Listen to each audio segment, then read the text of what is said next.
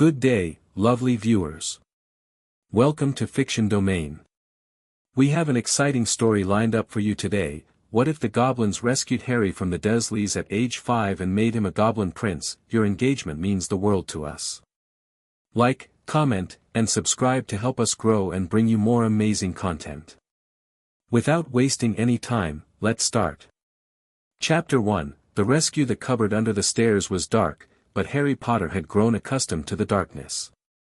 At 5 years old, he'd spent more time in this cramped space than most children his age had spent in timeout.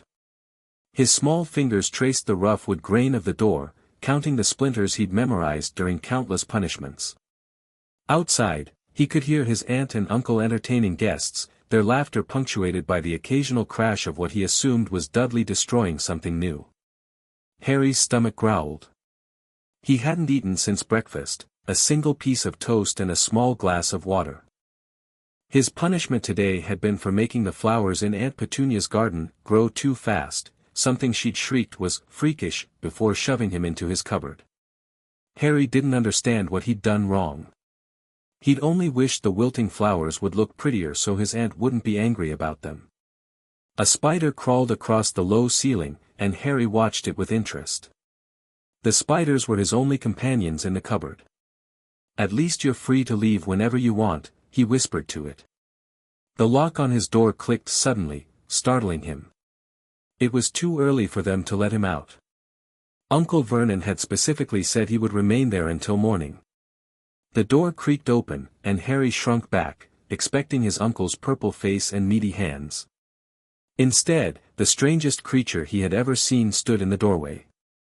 It was shorter than an adult but taller than Harry himself, with pointed ears, a hooked nose, and shrewd, intelligent dark eyes. Its skin was leathery and pale, and it wore what appeared to be a finely tailored suit of unusual cut. Most remarkably, its fingers were long and nimble, with neatly trimmed claws at the ends. "Harry Potter," the creature said in a low, gravelly voice. "We have been looking for you." Harry blinked rapidly, wondering if he had fallen asleep and was dreaming. Who are you?" The creature's lips curled into what might have been a smile, though on its severe face, it looked more like a grimace. "My name is Griphook. I am a goblin of Gringotts, and I have come to take you from this place." "A goblin?" Harry had never heard of such things, except in the fairy tales his teacher had sometimes read at school before Dudley would interrupt. "Yes. And there is much to explain, but not here." Griphook extended a clawed hand. "Will you come with me, Harry Potter?" Harry hesitated. Aunt Petunia had warned him never to talk to strangers, but she had also called him worthless on a daily basis. Uncle Vernon had threatened to beat him if he ever told anyone about his cupboard. But there was something in the goblin's eyes, a certainty, a promise of something better. "What about my aunt and uncle?" he asked, his voice barely above a whisper. "They sleep deeply now and will not remember your departure." Griphook's expression darkened. "They have not earned the right to keep you." Harry thought about his life at number 4, Privet Drive. The constant hunger, the hand-me-down clothes, Dudley's bullying, the cupboard, and the pervasive feeling that he was unwanted. What did he have to lose? He placed his small hand in Griphook's. "Okay." The goblin nodded, then helped Harry to his feet. For the first time, Harry noticed 2 other goblins standing in the hallway behind Griphook. They were similarly dressed but looked fiercer, with what appeared to be weapons concealed beneath their jackets. "These are Narbrock and Flintclaw," Griphook explained. "They will ensure our safe passage." Harry followed the goblins through the silent house. The living room looked strange. His aunt and uncle sat motionless on the sofa, eyes open but unfocused, as if frozen in time. Even Dudley was still, a cookie halfway to his mouth, crumbs sprinkled down his front. "What's wrong with them?" Harry asked. "Goblin magic," Griphook replied simply. "They will awaken once we are gone and believe you still sleep in your cupboard." The goblin practically spat the last word, his disgust evident. At the front door, Griphook paused and turned to Harry. "Is there anything you wish to bring with you?" Any treasures or possessions? Harry thought about the broken toy soldiers he'd salvaged from Dudley's trash, the odd sock he'd hidden away because it was the only one that didn't have holes, and the single crayon he kept for drawing pictures on scraps of paper. They seemed pitiful now, under the goblin's gaze. "No," he said finally. "There's nothing here for me." Something flickered in Griphook's eyes, understanding, perhaps, or anger on his behalf. "Then we leave this place behind." Outside, a strange cart waited at the curb, an elegant vehicle that looked like a cross between an old-fashioned carriage and something from one of Dudley's science fiction programs. It had no horses, yet when they approached, a door swung open of its own accord. "Your chariot, young Potter," Griphook said with a formal bow that made Harry giggle despite his fear. Harry climbed into the cart and found the interior much larger than it appeared from outside. Plush leather seats lined the walls, and soft golden light emanated from crystal lamps that needed no fire to burn. The door closed behind them, and Harry felt the cart begin to move, though there was no engine sound. "Where are we going?" he asked, pressing his face against the window to watch Privet Drive disappear behind them. "To Gringotts," Griphook answered, settling across from him. "The Wizard Bank in London. It is the entrance to the Goblin Nation beneath." "Wizard Bank?" Harry echoed, turning away from the window. "But I'm not a wizard." The three goblins exchanged meaningful glances. "Harry Potter," Griphook said carefully, "you are indeed a wizard. One of considerable importance, in fact. But you are also something more, something that few wizards know. You carry goblin blood in your veins." Harry's jaw dropped. "I'm part goblin." "Distantly, yes. Your mother, Lily Evans Potter, was descended from a goblin who chose to live among humans many generations ago. The magic diluted, but it remains, a spark our kind can recognize." "My mother," Harry whispered. It was the first time anyone had spoken her name to him with respect. Aunt Petunia only ever referred to her sister as, "that woman," or, "your mother," with a sneer. "She was like you." "Not like me, no. Her goblin ancestry was many generations removed. But it is there, in your blood. It is why we have come for you." Harry's mind was spinning. Wizard. Goblin blood. Mother. Each concept alone was overwhelming, and together they threatened to drown him in confusion. "But my parents died in a car crash," he said, clinging to the one fact he thought he knew. Griphook's face contorted with what might have been anger. "A car crash? Is that what those people told you?" He practically growled the word people. Narbrock, who had been silent until now, spoke in a deeper, rougher voice than Griphook's. "The wizard James Potter and the witch Lily Evans Potter were murdered, Harry Potter. By a dark wizard whose name most fear to speak. They died protecting you." The cart seemed to spin around Harry as the foundations of his understanding crumbled. "Murdered? By a dark wizard?" "Yes," Griphook confirmed. "You survived the killing curse he cast, the only being ever to do so. It rebounded upon him, destroying his body. That scar," he pointed to Harry's forehead, "is where the curse struck you." Harry's hand flew to his lightning bolt scar. All his life, he'd been told it came from the car crash that killed his parents. Another lie. "The wizards call you the boy who lived," Flintclaw added, speaking for the first time. "You are famous in their world." Famous? Harry couldn't process it. Famous? The boy who slept in a cupboard, wore his cousin's cast-offs, and was told daily he was a burden. There must be some mistake. "There is no mistake," Griphook said firmly. "But there has been a great injustice. You were placed with those muggles, non-magical folk, against the wishes in your parents' will." "My parents had a will?" Harry asked, his voice small. "Indeed. One lodged with Gringotts, as is proper. It specified you were never to go to Petunia Dursley. Yet Albus Dumbledore, the wizard who fancies himself the leader of magical Britain, placed you there anyway. Harry didn't know who Albus Dumbledore was, but he already disliked him. Why would he do that? He claims it was for your protection. Griphook's tone made it clear what he thought of that explanation. Blood wards, tied to your mother's sacrifice and her sister's blood. But such magic is weakened, not strengthened, when there is no love in the home. The cart began to slow, and Harry realized they had entered London.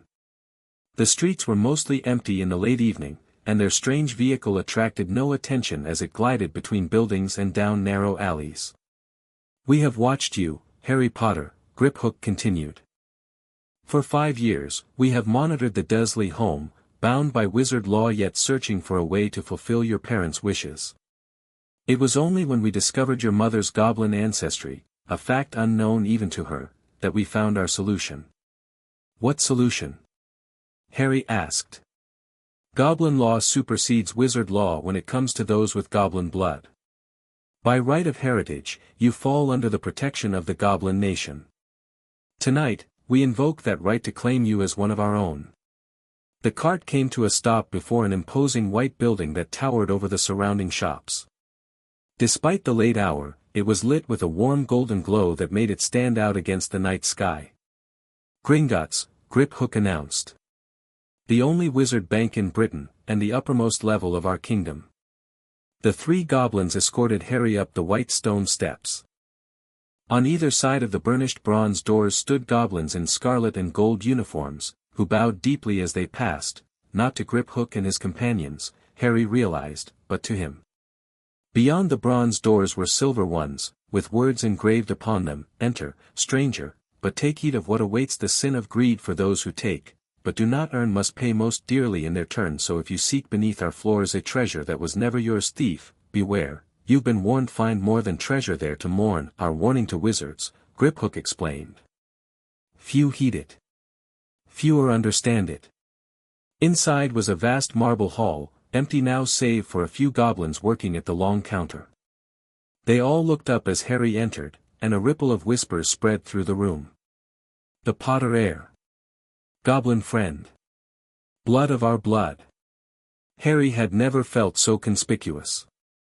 He huddled closer to Griphook, who placed a reassuring hand on his shoulder. "This way," the goblin directed, leading him not to the counter but to a small door almost hidden in the shadows at the far end of the hall. It opened at their approach, revealing a narrow stone passageway lit by flaming torches. "Now we descend to the true Gringotts," Griphook said. "The goblin realm below." The passage sloped steeply downward, opening onto a platform where a mine cart waited on rails that stretched into darkness. Harry climbed in with the goblins, and immediately the cart took off, plunging them into the depths at breathtaking speed. Harry had never experienced anything like it. The cart rocketed along the tracks, taking hairpin turns, steep drops, and dizzying climbs that made his stomach lurch. Despite his fear and confusion, he found himself grinning wildly at the sheer exhilaration of it.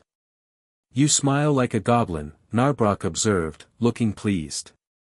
"Most wizards turn green during their first cart ride." "It's brilliant!" Harry exclaimed, just as they took another heart-stopping plunge.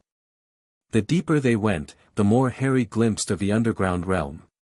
Vast caverns opened up on either side, revealing subterranean lakes, stalactites that glittered with embedded gems, and distant structures carved directly into the rock. After what seemed like hours but was likely only minutes, the cart began to slow. They had arrived at what appeared to be a solid rock wall, unmarked except for a small depression in its center. Griphook stepped out first, then helped Harry from the cart. "We are now beneath the wizard vaults, in the realm few non-goblins have ever seen." He approached the wall and placed his palm in the depression. The rock rippled like water, then parted to reveal a massive cavern beyond. Harry gasped. Before him spread an underground city unlike anything he could have imagined. Tiered buildings carved from stone rose from the cavern floor, connected by bridges and winding staircases. Crystal formations in the ceiling glowed with magical light, mimicking the day-night cycle of the world above. Channels of water flowed between the structures, with small boats navigating their currents. Goblins moved throughout the city, working, talking, living in a civilization hidden beneath London streets. "Welcome," Griphook said solemnly, "to Khazad-Dûr, the great delving, capital of the Goblin Nation." Harry took a tentative step forward, overwhelmed by the sight. "It's amazing. This has been our home since we were driven below ground by wizard persecution," Flintclaw explained. "What began as refuge became a kingdom. What wizards see of Gringotts is merely the antechamber to our world." "Why are you showing me this?" Harry asked, tearing his eyes away from the spectacular view. Griphook exchanged glances with the other goblins before answering. "Because, Harry Potter, this is to be your home now. If you accept it." "My home?" Harry repeated, hardly daring to believe it. "Yes. By goblin law, those with goblin blood who suffer abuse at the hands of others may claim sanctuary among us. You qualify doubly, both through heritage and as the heir to the Potter fortune, which makes you our most valued client." Harry looked back at the underground city, then at the 3 goblins who had rescued him from his cupboard. He thought of the Dursleys, who had never wanted him. Of the lies they'd told about his parents. Of hunger and fear and loneliness. "I accept," he said, his young voice firm despite his fear. "I want to stay here." Griphook's face broke into what might have been his first genuine smile. "Then let us proceed to the king. He awaits you." They led Harry across a wide bridge spanning a chasm so deep he couldn't see its bottom. Goblins stopped their activities to watch him pass, their expressions ranging from curiosity to suspicion to what might have been respect. At the center of the city stood the grandest structure, a fortress of dark stone inlaid with veins of gold and silver that caught the light. 2 massive doors of what appeared to be solid gold stood open, guarded by goblins in gleaming armor who stood at attention as Harry approached. Inside was a great hall supported by pillars carved to resemble stacks of gold coins. The floor was polished black marble that reflected the light from hundreds of crystal lamps. At the far end, upon a dais of white stone, sat a throne that appeared to be carved from a single enormous ruby. Upon this throne sat a goblin larger than the others, with a bearing so regal that Harry knew immediately this must be their king. He wore robes of midnight blue embroidered with gold thread, and atop his head sat a crown of platinum set with gems that glittered with their own inner fire. "His Majesty Ragnarok VI," Griphook announced, bowing deeply. "King under the stone, guardian of gold, keeper of contracts, and sovereign of the Goblin Nation." Harry, uncertain of protocol, attempted to copy Griphook's bow, nearly overbalancing in the process. A deep, rumbling chuckle echoed through the hall. "Rise, Harry Potter. You need not bow to me yet. We have matters to discuss first." Harry straightened and found the Goblin King's penetrating gaze fixed upon him. Unlike the other goblins, whose eyes were uniformly dark, Ragnarok's were a startling gold that seemed to glow from within. "Approach, child of 2 worlds." Harry walked forward on trembling legs until he stood before the dais. Up close, he could see that Ragnarok was not only larger than the other goblins but also older, with deep lines etched into his leathery face and streaks of silver in his otherwise black hair. "Do you know why you are here, Harry Potter?" the king asked, his voice surprisingly gentle despite its gravelly tone.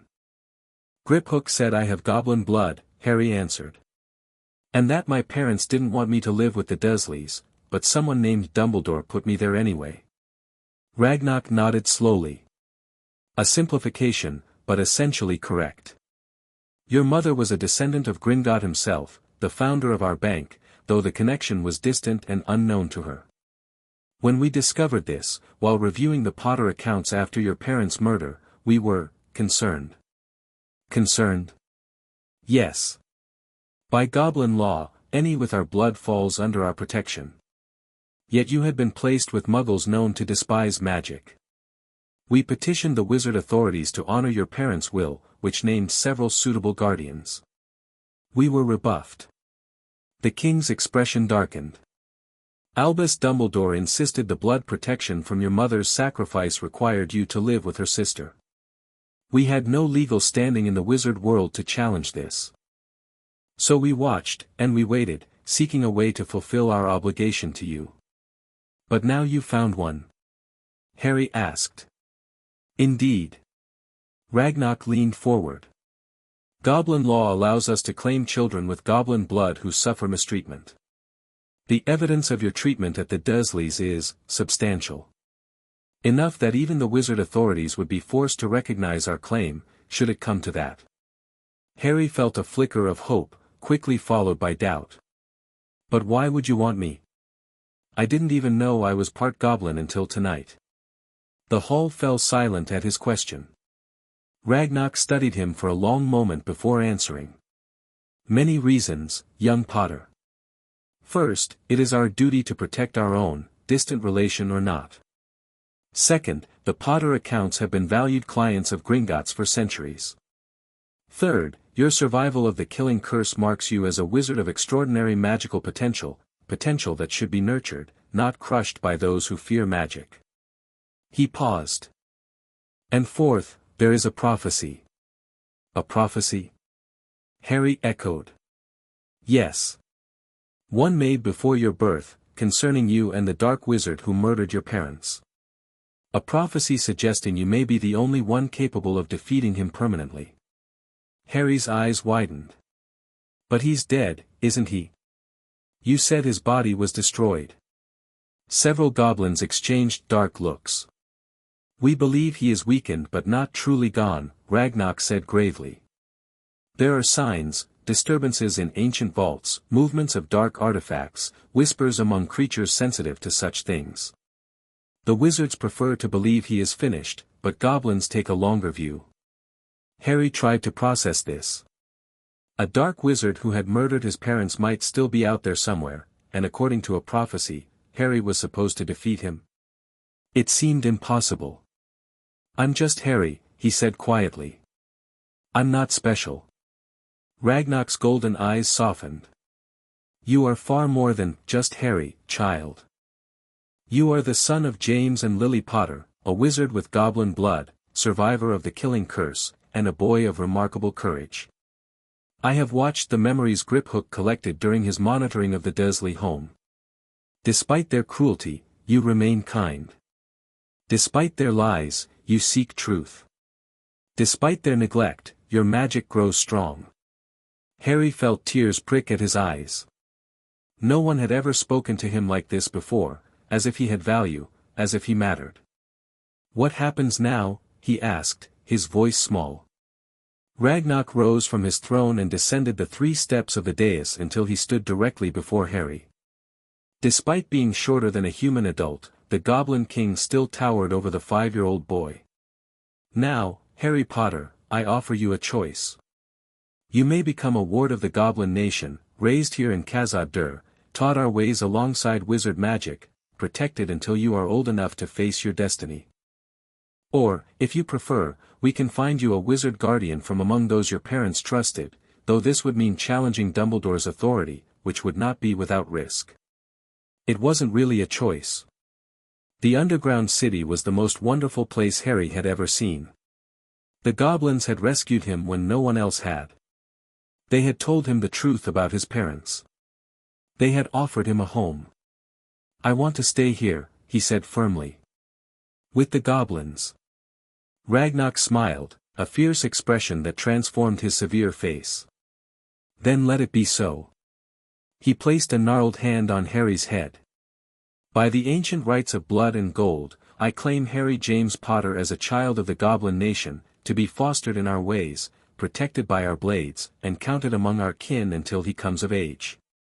A warm sensation spread from Ragnarok's hand through Harry's body, like liquid sunlight flowing through his veins. For a moment, the scar on his forehead burned cold, then subsided. It is done, Ragnarok announced. Welcome, Harry Potter, Prince of 2 Realms. A murmur ran through the assembled goblins. Prince? Harry hadn't expected that. I don't understand, he said. Prince? As the heir to both the Potter fortune, one of the largest in Gringotts, and a descendant of Gringott himself, you hold a position of great importance, Ragnarok explained. In Goblin culture, such standing merits the title of Prince. Not a prince by blood relation to me, but a prince by right of heritage and treasure. It is largely ceremonial, but it ensures you will be accorded the respect and protection due to one of your station. Harry's head was spinning again. From unwanted burden to goblin prince in a single night. It seemed impossible. Come, Ragnarok said, gesturing toward a smaller door behind the throne. There is much to arrange, and you have had a long night. You should rest. Harry followed the Goblin King, with Griphook close behind. As they passed through the door into a more private chamber, Harry heard Ragnarok give instructions to the other goblins in their native tongue, a harsh, clicking language that somehow managed to sound both threatening and musical. The chamber beyond was smaller but no less impressive than the throne room.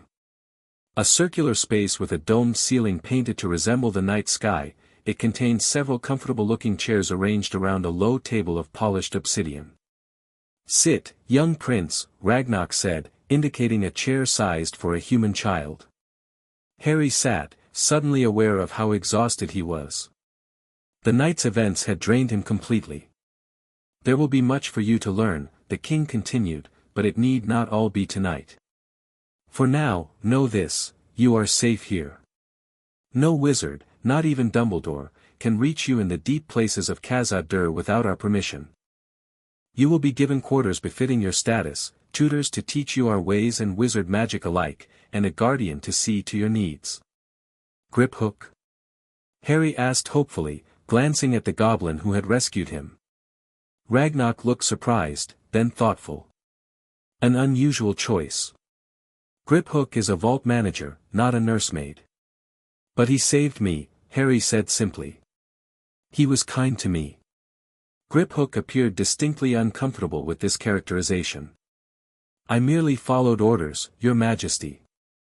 With exceptional initiative, Ragnarok noted. And the boy trusts you. That is not insignificant. He considered for a moment. Very well. Griphook will be your primary guardian, Harry Potter. I will assign others to assist with specific aspects of your education, but he will be responsible for your overall welfare. Griphook looked stunned. Your Majesty, I am not qualified, you are now, Ragnarok said firmly. Consider it a promotion. Harry beamed at Griphook, who seemed to be struggling between pride at the recognition and terror at the responsibility. Now, Ragnarok continued, there is the matter of the wizard world. By morning, they will know you are missing from the Dursley home. Dumbledore has monitoring charms there, though our countermeasures have prevented him from detecting the true nature of your treatment. When he discovers your absence, he will move heaven and earth to find you. Will he take me back there? Harry asked, fear clutching at his heart. No, Ragnarok said with such finality that Harry instantly believed him. We have legal standing now that the claiming ritual is complete. However, we must decide how to proceed. We could announce your presence here, challenging Dumbledore openly. Or we could keep your location secret, allowing the wizard world to believe you missing while we prepare you for your eventual return. Griphook cleared his throat.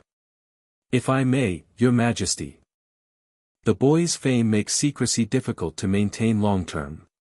However, an immediate revelation might prompt desperate measures from certain quarters. Ragnarok nodded thoughtfully. A middle path, then. We inform the Ministry of Magic that Harry Potter has been claimed by the Goblin Nation under the ancient right of blood reclamation, but we do not specify his location within our realm. We permit supervised visits from approved wizards, perhaps his parents' true friends, but maintain primary custody. And Dumbledore? Griphook asked. We extend him the courtesy of an explanation, as one power to another. He is, after all, not only headmaster of Hogwarts but also chief warlock of the Wizengamot and supreme mugwump of the International Confederation of Wizards. His influence is considerable, even if his judgment regarding Harry Potter has been questionable. Harry struggled to follow the political discussion, his 5-year-old mind overwhelmed by the unfamiliar terms and concepts. Sensing his confusion, Ragnarok softened his approach. What matters, young prince, is that you are safe here, and you will remain so. You will learn both goblin and wizard ways, preparing you to navigate both worlds when the time comes. And when you eventually attend Hogwarts at age 11, you will do so as a prince of the Goblin Nation, not as the neglected child from the cupboard under the stairs. I'll go to Hogwarts? Harry asked, brightening. The wizard school. Indeed. It is your birthright as a wizard, and your parents' legacy. But you will attend with knowledge few wizard-raised children possess, the secrets of goblin magic, metalwork, and finance. You will be uniquely positioned to bridge our worlds. A knock at the door interrupted them. At Ragnar's command, it opened to reveal a female goblin in robes of deep green. "Ah, Nardrik," Ragnar said. "Perfect timing. Harry Potter, this is Healer Nardrik. She will examine you and tend to any issues resulting from your time with the Muggles." Harry shrank back slightly. His experiences with school nurses had not been positive. They asked too many questions about his bruises and then nothing ever changed. "I'm fine," he said automatically. Ragnar's golden eyes narrowed. "No child who sleeps in a cupboard and bears the marks of malnutrition is fine, young prince. Healer Nardrik will not hurt you. Quite the opposite." Nardrik approached and bowed. "It is an honor to attend to the goblin friend. I promise my examination will be gentle, and any healing required will cause minimal discomfort." Her voice was softer than the male goblins, though still with that distinctive gravelly quality. Her eyes, unlike Ragnar's gold or the other's black, were a warm amber that reminded Harry of honey. "Okay," he agreed reluctantly. "Excellent," Ragnar said. "Grip Hook, accompany them to the healing chambers. Once Healer Nardrik has finished, show the young prince to the Emerald Suite in the eastern quarter. It has been prepared for his arrival." Grip Hook bowed. "As you command, your majesty." As Harry followed Grip Hook and Nardrik from the room, Ragnar called after him. "Rest well, Harry Potter. Tomorrow, your new life begins." The healing chambers were nothing like the sterile, frightening hospitals Harry had glimpsed on the rare occasions Dudley needed medical attention. Instead, they were warm, cave-like rooms lit by the same crystal lamps as the rest of the underground city. The walls were lined with shelves containing hundreds of bottles, jars, and boxes of various sizes, all meticulously labeled in the angular goblin script. Nardrik directed Harry to sit on a padded examination table while she waved her hands in complex patterns around him. Unlike wizard wands that Harry would later learn about, goblin magic came directly from their connection to earth and metal, channeled through their bodies and focused by specific gestures. She murmured, her amber eyes narrowing as golden light illuminated Harry's small form. Malnutrition, as expected. Several improperly healed bone fractures, right wrist, 2 ribs, left ankle. Growth stunting due to inadequate nutrition and confined living space. And she paused, her hands hovering near Harry's forehead, where his lightning scar stood out against his pale skin. "What is it?"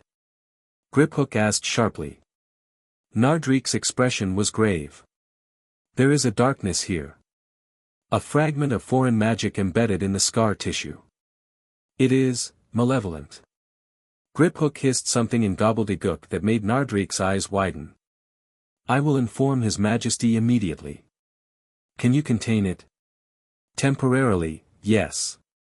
Full removal will require ritual work beyond my individual skills. But I can isolate it to prevent further influence." Harry looked between them, frightened. "What's wrong with me?" Nardrik's face softened. "Nothing is wrong with you, young prince. But it appears when the Dark Wizard's curse rebounded, a fragment of his magic became embedded in your scar.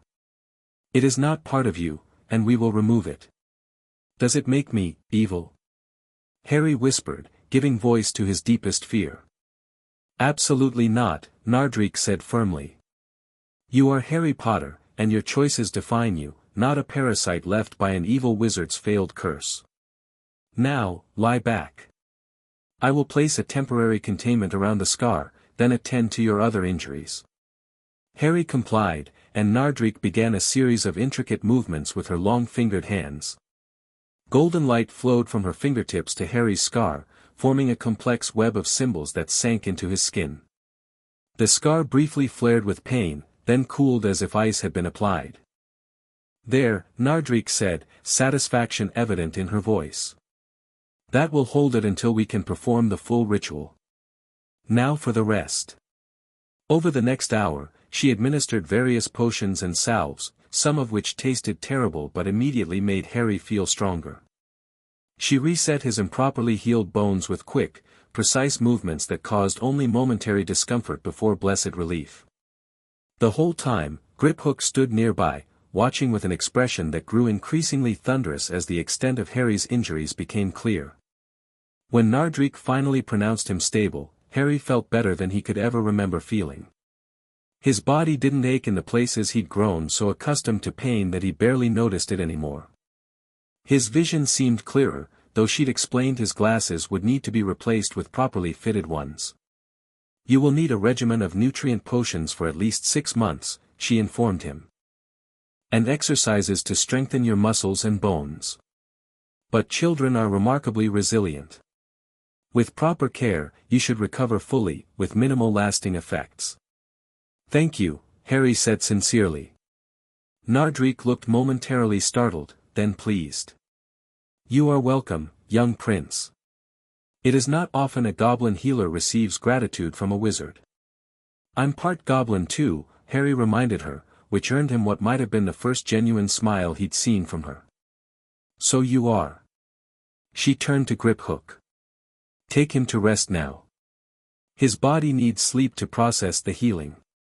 I will prepare his potion regimen and inform His Majesty about the issue with the scar." Griphook nodded and extended his hand to Harry. "Come, young prince. Your quarters await." Too tired to correct the prince title that still felt strange to his ears, Harry took the goblin's hand and followed him through a maze of corridors and bridges that connected different parts of the underground city. "How big is this place?" he asked, stifling a yawn. "Khazad-Dûr extends for miles beneath London," Griphook answered. "The deepest levels reach the very foundations of the earth, where the oldest and most powerful goblin magic resides. What you have seen is merely the upper residential and administrative district. And I'll learn about all of it in time. You have years of education ahead of you before you rejoin the wizard world." They crossed a narrow bridge spanning a chasm from which rose the sounds of hammering and the glow of forges far below. "The eastern quarter is primarily residential," Griphook explained as they entered a new section of the city. "It houses our noble families and distinguished visitors. The Emerald Suite is one of our finest accommodations for those of human size." They stopped before a door of dark wood inlaid with green stones that Harry assumed were emeralds. Griphook placed his palm against a metal plate beside the door, and it swung open silently. "These will be your quarters," he said, ushering Harry inside. "They have been prepared according to what we know of human comfort, but adjustments can be made to suit your preferences." Harry stepped into what was, by far, the most luxurious space he had ever seen. The main room was circular, with a high ceiling from which hung a chandelier of crystal and gold. The walls were lined with bookshelves and tapestries depicting what appeared to be scenes from goblin history. A fireplace burned cheerfully at one end, surrounded by comfortable-looking armchairs and a plush sofa. Doorways led off to other rooms, a bedroom, bathroom, and what might have been a study or play area. "This is all for me?" Harry asked, disbelieving. "Of course. You are a prince of the Goblin Nation now, however honorary the title may be." Harry wandered into the bedroom, where a four-poster bed awaited him, its curtains and bedding in deep green with gold accents. Beside it stood a wardrobe that, when opened, revealed clothes in his size, robes and tunics of goblin design alongside more conventional human attire. "How did you get clothes for me so quickly?" he asked, fingering a soft tunic of emerald green. "We have been preparing for your arrival for some time," Griphook admitted. "Ever since we discovered your mother's heritage and your situation with the Dursleys. King Ragnarok authorized the preparation of these quarters months ago, once we determined that removal was legally justifiable." Harry was touched by the thought and effort that had gone into preparing for him. No one had ever cared about his comfort before. "There is a bathroom through that door," Griphook continued, pointing. "You will find it equipped with all necessary facilities, adapted for human use. If you require anything else, simply speak your need aloud. The quarters are enchanted to relay requests to the appropriate staff." Harry nodded, trying to take it all in despite his exhaustion. "You should sleep now," Griphook said, noting Harry's drooping eyelids. "I will return in the morning to begin your orientation. There is much for you to learn." "Griphook?" Harry said as the goblin turned to leave. "Thank you for rescuing me." The goblin shifted uncomfortably. "I was performing my duty to the Goblin Nation." "Still. Thank you." After a moment's hesitation, Griphook inclined his head in acknowledgement. "You are welcome, Harry Potter. Rest well." Left alone in his new quarters, Harry explored a bit more despite his fatigue. The bathroom contained a sunken tub large enough to swim in, with multiple taps that he suspected might deliver different types of water or bath treatments. The third room proved to be a combination study and playroom, with a desk sized for a child, more bookshelves, and a chest containing what appeared to be toys and games of both goblin and human origin. It was overwhelming. After the cupboard under the stairs, having 3 large rooms to himself seemed impossibly luxurious. The bed alone was bigger than any he'd ever slept in. After washing up and changing into soft pajamas he found in a drawer, Harry climbed into the enormous bed. As he settled against the plush pillows, the lights dimmed of their own accord, leaving only the gentle glow of the fireplace visible through the partially open bedroom door. "I'm a wizard," he whispered to himself. "And part goblin. And a prince." It still didn't seem real. He half expected to wake up back in his cupboard, with Aunt Petunia rapping on the door and Dudley jumping on the stairs above to shower him with dust. But as sleep claimed him, Harry's last thought was that even if it was all a dream, it was the best dream he'd ever had. While Harry slept deeply in his new quarters, the Goblin King convened an emergency council in a chamber deep beneath the public levels of Gringotts. 12 of the most senior goblins gathered around a circular table of black stone, their faces grave in the light of the eternal flame that burned at the center. "Healer Nardreek's discovery is disturbing," Ragnarok said without preamble. "A soul fragment. Not merely a magical residue as we had assumed." Nagnok, the king's son and heir, leaned forward. "Are we certain? Such magic is almost unheard of." Nardreek's diagnosis was confirmed by 3 other healers, Griphook reported. "The scar contains a fragment of the dark wizard Voldemort's soul, attached to but separate from Harry Potter's own soul." Murmurs of disgust and concern rippled around the table. Soul magic was among the darkest arts, reviled even by goblins who had fewer moral qualms about certain magics than wizards did. "This explains much," said Goldfong, the ancient lorekeeper whose knowledge of dark magic was unparalleled among their kind. "The boy's survival of the killing curse, the destruction of the dark wizard's body, the lingering connection many have sensed. Voldemort created a Horcrux, though whether intentionally or accidentally remains to be seen." "A Horcrux." Ragnarok's golden eyes gleamed with dangerous light. "Then he is indeed not truly dead, as we suspected." "Worse," Goldfong continued. "If he created one Horcrux, he may have created others. The Potter boy may be merely one anchor among several tethering Voldemort to the mortal realm." The implications hung heavily in the chamber. If Voldemort had multiple Horcruxes, his eventual return was not merely possible but inevitable. "Can the fragment be removed without harming the boy?"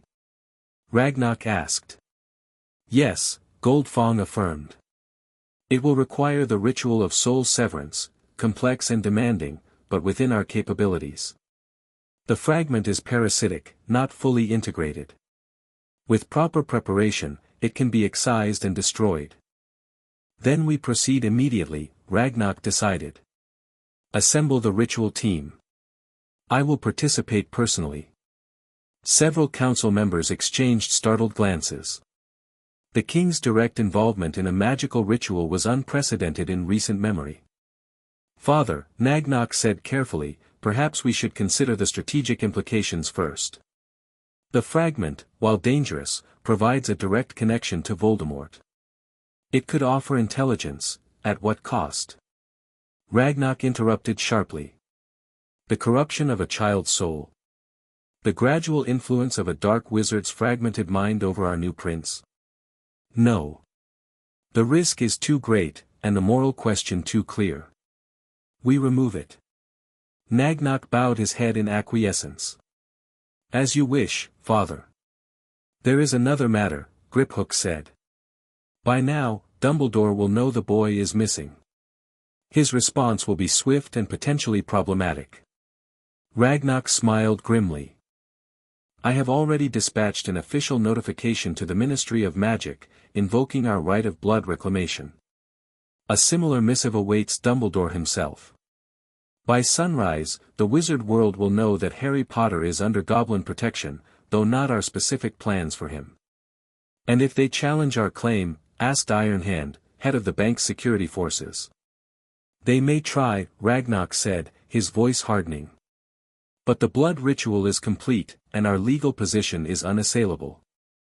Even if they were to attempt force, which I doubt even Dumbledore would sanction, they would find penetrating our defenses challenging."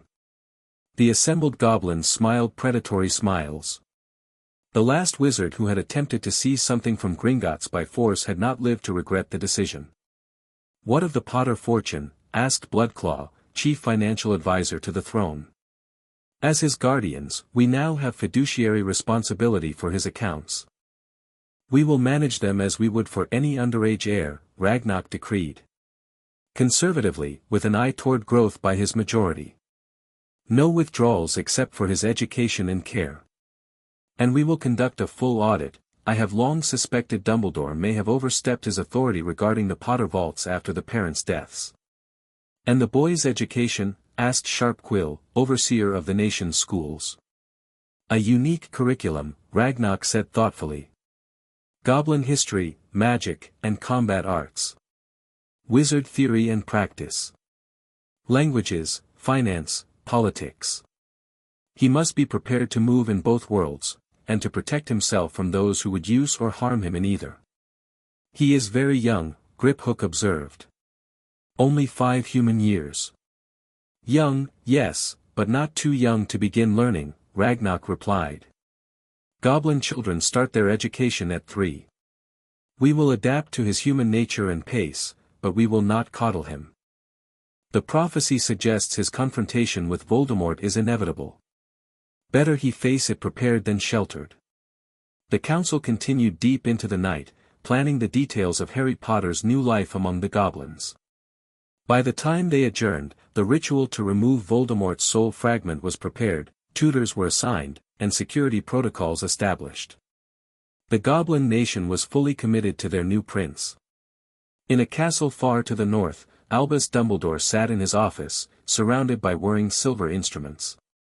One of these had fallen suddenly silent hours earlier, triggering alarms that had roused him from sleep. The blood wards at Privet Drive had fallen. Harry Potter was gone. His initial panic had given way to controlled urgency as he dispatched Order members to investigate. Minerva McGonagall had reported back first. The Dursleys were unharmed but confused, with no memory of anything unusual occurring. They claimed Harry was in his cupboard, but the small space was empty save for a few pitiful possessions. No signs of forced entry. No magical signatures other than the remnants of the blood wards. No ransom demands or threats. The boy who lived had simply vanished. Then, just before dawn, a regal eagle owl had arrived bearing the Gringotts seal. The parchment it delivered now lay open on Dumbledore's desk, its contents sending icy tendrils of dread through his veins. To Albus Percival Wulfric Brian Dumbledore, Chief Warlock of the Wizengamot, Supreme Mugwump of the International Confederation of Wizards, and Headmaster of Hogwarts School of Witchcraft and Wizardry, be it known that on this day, the Goblin Nation has exercised its ancient right of blood reclamation regarding one Harry James Potter, in whom Goblin heritage has been verified. Evidence of persistent mistreatment at the hands of his Muggle guardians, Petunia and Vernon Dursley, has been documented and will be presented to the Department of Magical Law Enforcement as required by treaty. Harry Potter now resides under the protection of the Goblin Nation as a recognized prince by right of heritage and treasure. This status is irrevocable under the Treaty of 1752, Article 7, Section 3, pertaining to the protection of mixed-blood children. Your authority as magical guardian, granted by the Wisengamot in contravention of Lily and James Potter's registered will, is hereby revoked. Limited, supervised contact between Harry Potter and approved wizard representatives may be arranged through proper diplomatic channels after a period of adjustment and healing. Ragnarok VI King under the Stone Sovereign of the Goblin Nation Dumbledore removed his half-moon spectacles and pinched the bridge of his nose. Goblin heritage? It seemed impossible. Yet Ragnarok would not make such a claim without ironclad proof. The risk to goblin-wizard relations would be too great. If it were true, his carefully constructed plans for Harry Potter's upbringing lay in ruins. The blood wards at Privet Drive, while perhaps not ideal for the boy's happiness, had been essential for his protection. Now he was in the hands of creatures whose loyalty was to gold and their own kind, not to the greater good of wizard kind. And yet, perhaps this was not an unmitigated disaster. The goblins were neutral in wizard conflicts. They had not supported Voldemort during the war, despite his overtures. They valued their treaties and, above all, profit. Harry Potter was an enormously wealthy young wizard. It was in their financial interest to keep him safe. But what of the prophecy? What of the plans Dumbledore had carefully laid for the boy's eventual confrontation with Voldemort? Would the goblins prepare him as Dumbledore would have? He sighed heavily and reached for parchment and quill. There would need to be negotiations. Concessions. Perhaps even apologies, though the very thought made him bristle. But if there was one thing Albus Dumbledore understood, it was the necessity of adapting when circumstances changed. Harry Potter would still attend Hogwarts when he turned 11. Of that, Dumbledore would make certain. Until then, he would monitor the situation as best he could and prepare for the boy's eventual return to the wizard world. After all, prophecies had a way of fulfilling themselves, regardless of the interference of old men or goblins. The following morning, Harry awoke to gentle chiming rather than his aunt's sharp rapping or shrill voice. For a moment, he lay confused in the enormous bed, uncertain where he was. Then the previous night's events came rushing back, and he sat up with a gasp. It hadn't been a dream. The emerald green room with its luxurious furnishings was real. He really had been rescued by goblins, brought to their underground kingdom, and made a prince. A soft knock came at the main door to his quarters. Scrambling out of bed, Harry called, "Coming," as he tried to smooth down his perpetually messy hair. He opened the door to find Griphook waiting, accompanied by another goblin who appeared younger and carried a stack of books and scrolls. "Good morning, young prince," Griphook said with a formal bow. "I trust you slept well." "Very well, thank you," Harry replied, still unused to such courtesy. "And please, just call me Harry." Griphook's lips twitched. "Protocol dictates formal address in public, but in private settings, I can accommodate your preference." "Harry." Harry smiled, relieved. "Thank you." "Who's this?" he asked, indicating the younger goblin. "This is Firetongue, junior scribe and language instructor. He will be one of your tutors." Firetongue bowed deeply. "It is an honor to serve the goblin friend prince. I bring your morning schedule and initial study materials." Harry stepped back to allow them entry, suddenly conscious of still being in his pajamas. "Should I get dressed first?" "Indeed," Griphook agreed. "You will find appropriate attire in your wardrobe.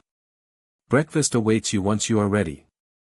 Harry hurried back to the bedroom and opened the wardrobe, momentarily overwhelmed by choices after a lifetime of Dudley's cast-offs. Eventually, he selected a simple green tunic and black trousers that seemed similar to what he'd seen younger goblins wearing, though tailored for his human proportions. When he emerged, he found the main room had been transformed. A small dining table now held an array of breakfast foods, some familiar, others utterly foreign.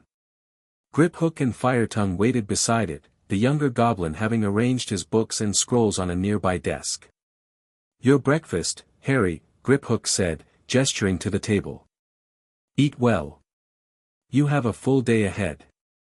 Harry approached cautiously, still half expecting to be told it wasn't for him.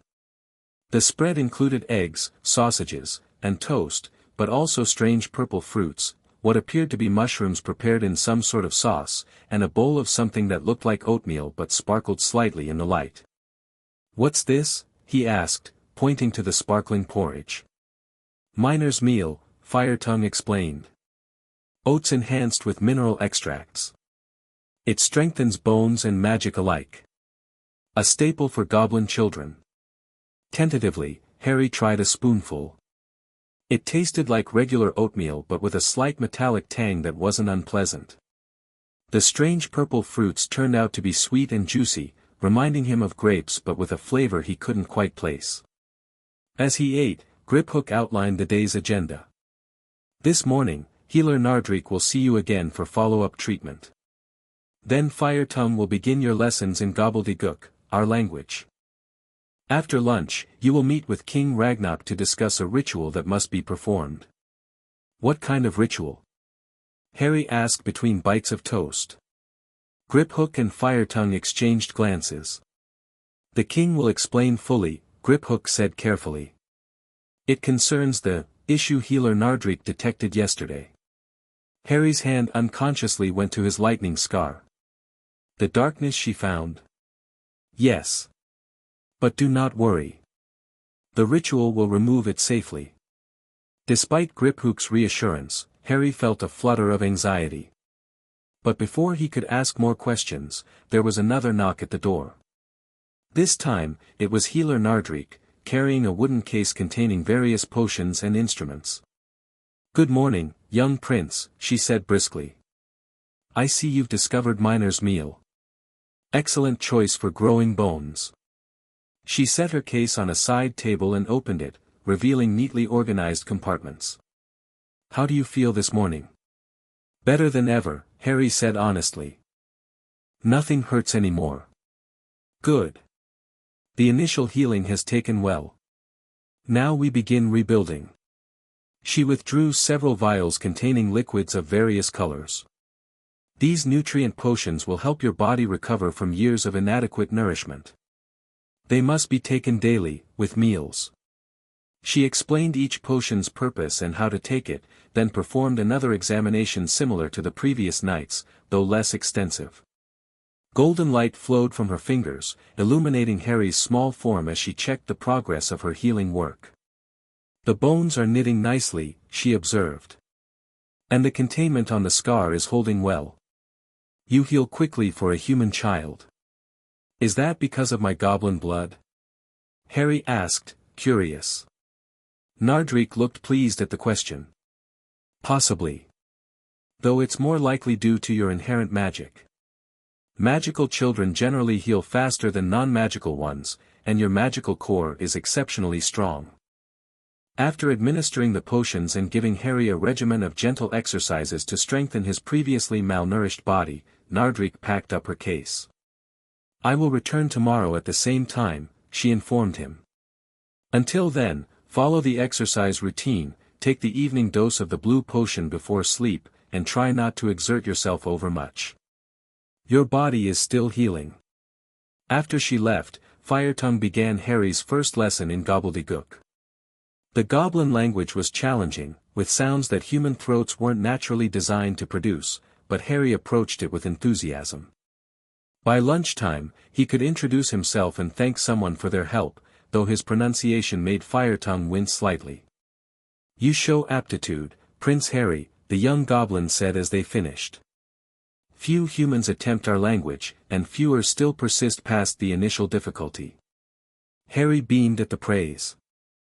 Learning had always come easily to him when he was allowed to try, though at the Dursleys, doing better than Dudley in school had meant punishment. After lunch, a hearty stew accompanied by more of the strange fruits and a sweet pastry filled with something like honey, Griphook returned to escort Harry to his meeting with King Ragnarok. "The king will explain the ritual fully," Griphook said as they walked through the underground city. "But I want you to understand that while it may seem frightening, it is necessary for your well-being and safety." Harry nodded solemnly. "I trust you, Griphook. And King Ragnarok too." The goblin looked momentarily flustered by this simple declaration of trust, then composed himself. "Yes, well. The king has your best interests at heart. Remember that." They arrived at a different section of the palace than Harry had seen before. The architecture here was older, more primal somehow, with walls of unadorned stone carved with symbols that seemed to shift when viewed from different angles. The air felt thick with magic, making Harry's skin tingle. Ragnarok awaited them in a circular chamber deep within this ancient section. He wore robes of midnight blue embroidered with silver runes, and his golden eyes gleamed in the light of 7 crystal lamps arranged around a central stone platform. "Harry Potter," the Goblin King greeted him. "I trust you have settled in well." "Yes, Your Majesty," Harry replied, remembering the formal address Griphook had explained was proper in public settings. "Everyone has been very kind." Ragnarok's severe features softened slightly. "Good. Kindness is not something goblins are known for among wizards, but we value it within our own society." He gestured to the platform. "Do you know why you are here today?" "Something about the darkness in my scar," Harry said, his hand rising unconsciously to his forehead. "Yes." Ragnarok's expression grew grave. "When Voldemort attempted to kill you, something unexpected occurred. A fragment of his soul broke off and attached itself to you, embedded in your scar." Harry felt a wave of revulsion. "Part of his soul is inside me?" "Yes, but not for much longer," Ragnarok assured him. "The ritual we will perform today will remove it safely, without harming you. It is goblin magic of the oldest kind, magic of earth and stone and metal, which binds and separates as needed." "Will it hurt?" Harry asked, hating how small his voice sounded. "There will be discomfort," Ragnarok admitted. "But Healer Nardrik will be present to ensure you feel as little pain as possible. And the alternative, leaving Voldemort's soul fragment within you, would cause far greater suffering in time." Harry swallowed hard, then nodded. "I understand. What do I need to do?" Ragnarok appeared pleased by his courage. "Simply lie on the platform and remain as still as possible. I and 6 other goblin elders will perform the ritual. It will last approximately 1 hour." One by one, 6 elderly goblins entered the chamber, each carrying a different metallic object: a silver knife, a gold bowl, a bronze bell, an iron rod, a copper disc, a platinum chain. They arranged themselves around the platform, nodding respectfully to Harry. Griphook helped Harry onto the stone platform, which was surprisingly warm to the touch. As he lay back, Healer Nardrik approached and placed a small, smooth stone in each of his hands. "Squeeze these if the pain becomes too great," she instructed. "They will channel some of it away." The 7 goblins took their positions around the platform. Ragnarok at Harry's head, the others evenly spaced around his body. They began to chant in gobbledygook, their voices blending into a rhythmic, almost musical sound despite the harsh consonants of their language. The crystal lamps flared brighter, then changed color from white to gold to deepest red. Harry felt the stone beneath him begin to vibrate, resonating with the chanting. The air grew heavier, charged with magic that made his hair stand on end. Ragnarok raised the silver knife and, after a nod from Nardrik, carefully drew its tip along the lightning scar on Harry's forehead. It stung, but less than Harry expected. 7 drops of blood fell into the gold bowl held beneath, hissing on contact. The chanting intensified. The goblin with the bronze bell began to ring it in a complex pattern that somehow matched the rhythm of the chant. The iron rod was touched to Harry's scar, sending a jolt of cold through his body. The copper disc was placed on his chest, directly over his heart, where it grew warm and seemed to pulse with his heartbeat. Then the pain began. It started as a burning sensation in his scar, like the worst headache he'd ever experienced. Harry squeezed the stones in his hands, gritting his teeth against the urge to cry out. The burning spread, flowing like poison through his veins toward his heart, where the copper disc seemed to draw it. He heard a high, inhuman scream of rage and pain that seemed to come from everywhere and nowhere. The scar on his forehead felt as if it were being torn open, not by the knife but from within, as something fought to remain embedded in his flesh. Harry's back arched involuntarily as the pain peaked. The stones in his hands cracked from the pressure of his grip. Through watering eyes, he saw a black, oily substance being drawn out of his scar, hovering in the air above him like a malevolent cloud. Ragnarok's chanting rose to a crescendo as he wrapped the platinum chain around the hovering darkness. The chain glowed white-hot, constricting around the writhing shadow until it was compressed into a small, dense ball. With a final, piercing note from the bronze bell, the goblin with the gold bowl thrust it beneath the chain's shadow, which fell into it with a sound like a distant scream. The pain vanished so suddenly that Harry gasped. The weight that had pressed on him, a weight he hadn't even realized he'd been carrying, was gone. His mind felt clearer, his thoughts more his own, his magic more accessible. "It is done," Ragnarok announced, his voice weary but triumphant. "The soul fragment is contained and will be destroyed in the deepest forges." Harry sat up slowly, helped by healer Nardrik, who immediately began examining his scar. "The connection is severed completely," she confirmed. "No trace remains." "How do you feel, Harry Potter?" Ragnarok asked, studying him intently. Harry considered the question. "Lighter," he said finally. Like I've been carrying a heavy backpack for so long I forgot it was there, and now it's gone." Ragnarok nodded in understanding. "The fragment has been influencing you subtly since it attached, though not controlling you. Its removal will allow your own magic to flourish unimpeded." He placed a gnarled hand on Harry's shoulder. "You have shown great courage today, young prince. Rest now. Tomorrow, your true education begins." As Griphook helped him from the platform, Harry noticed the other goblins regarding him with what appeared to be newfound respect. He had passed some sort of test in their eyes, enduring a painful ritual without complaint, facing the darkness within him with courage. For the first time since his rescue from Privet Drive, Harry began to believe he might truly belong in this strange underground world. News of Harry Potter's disappearance from the Dursley home spread through the wizarding world like fiendfire.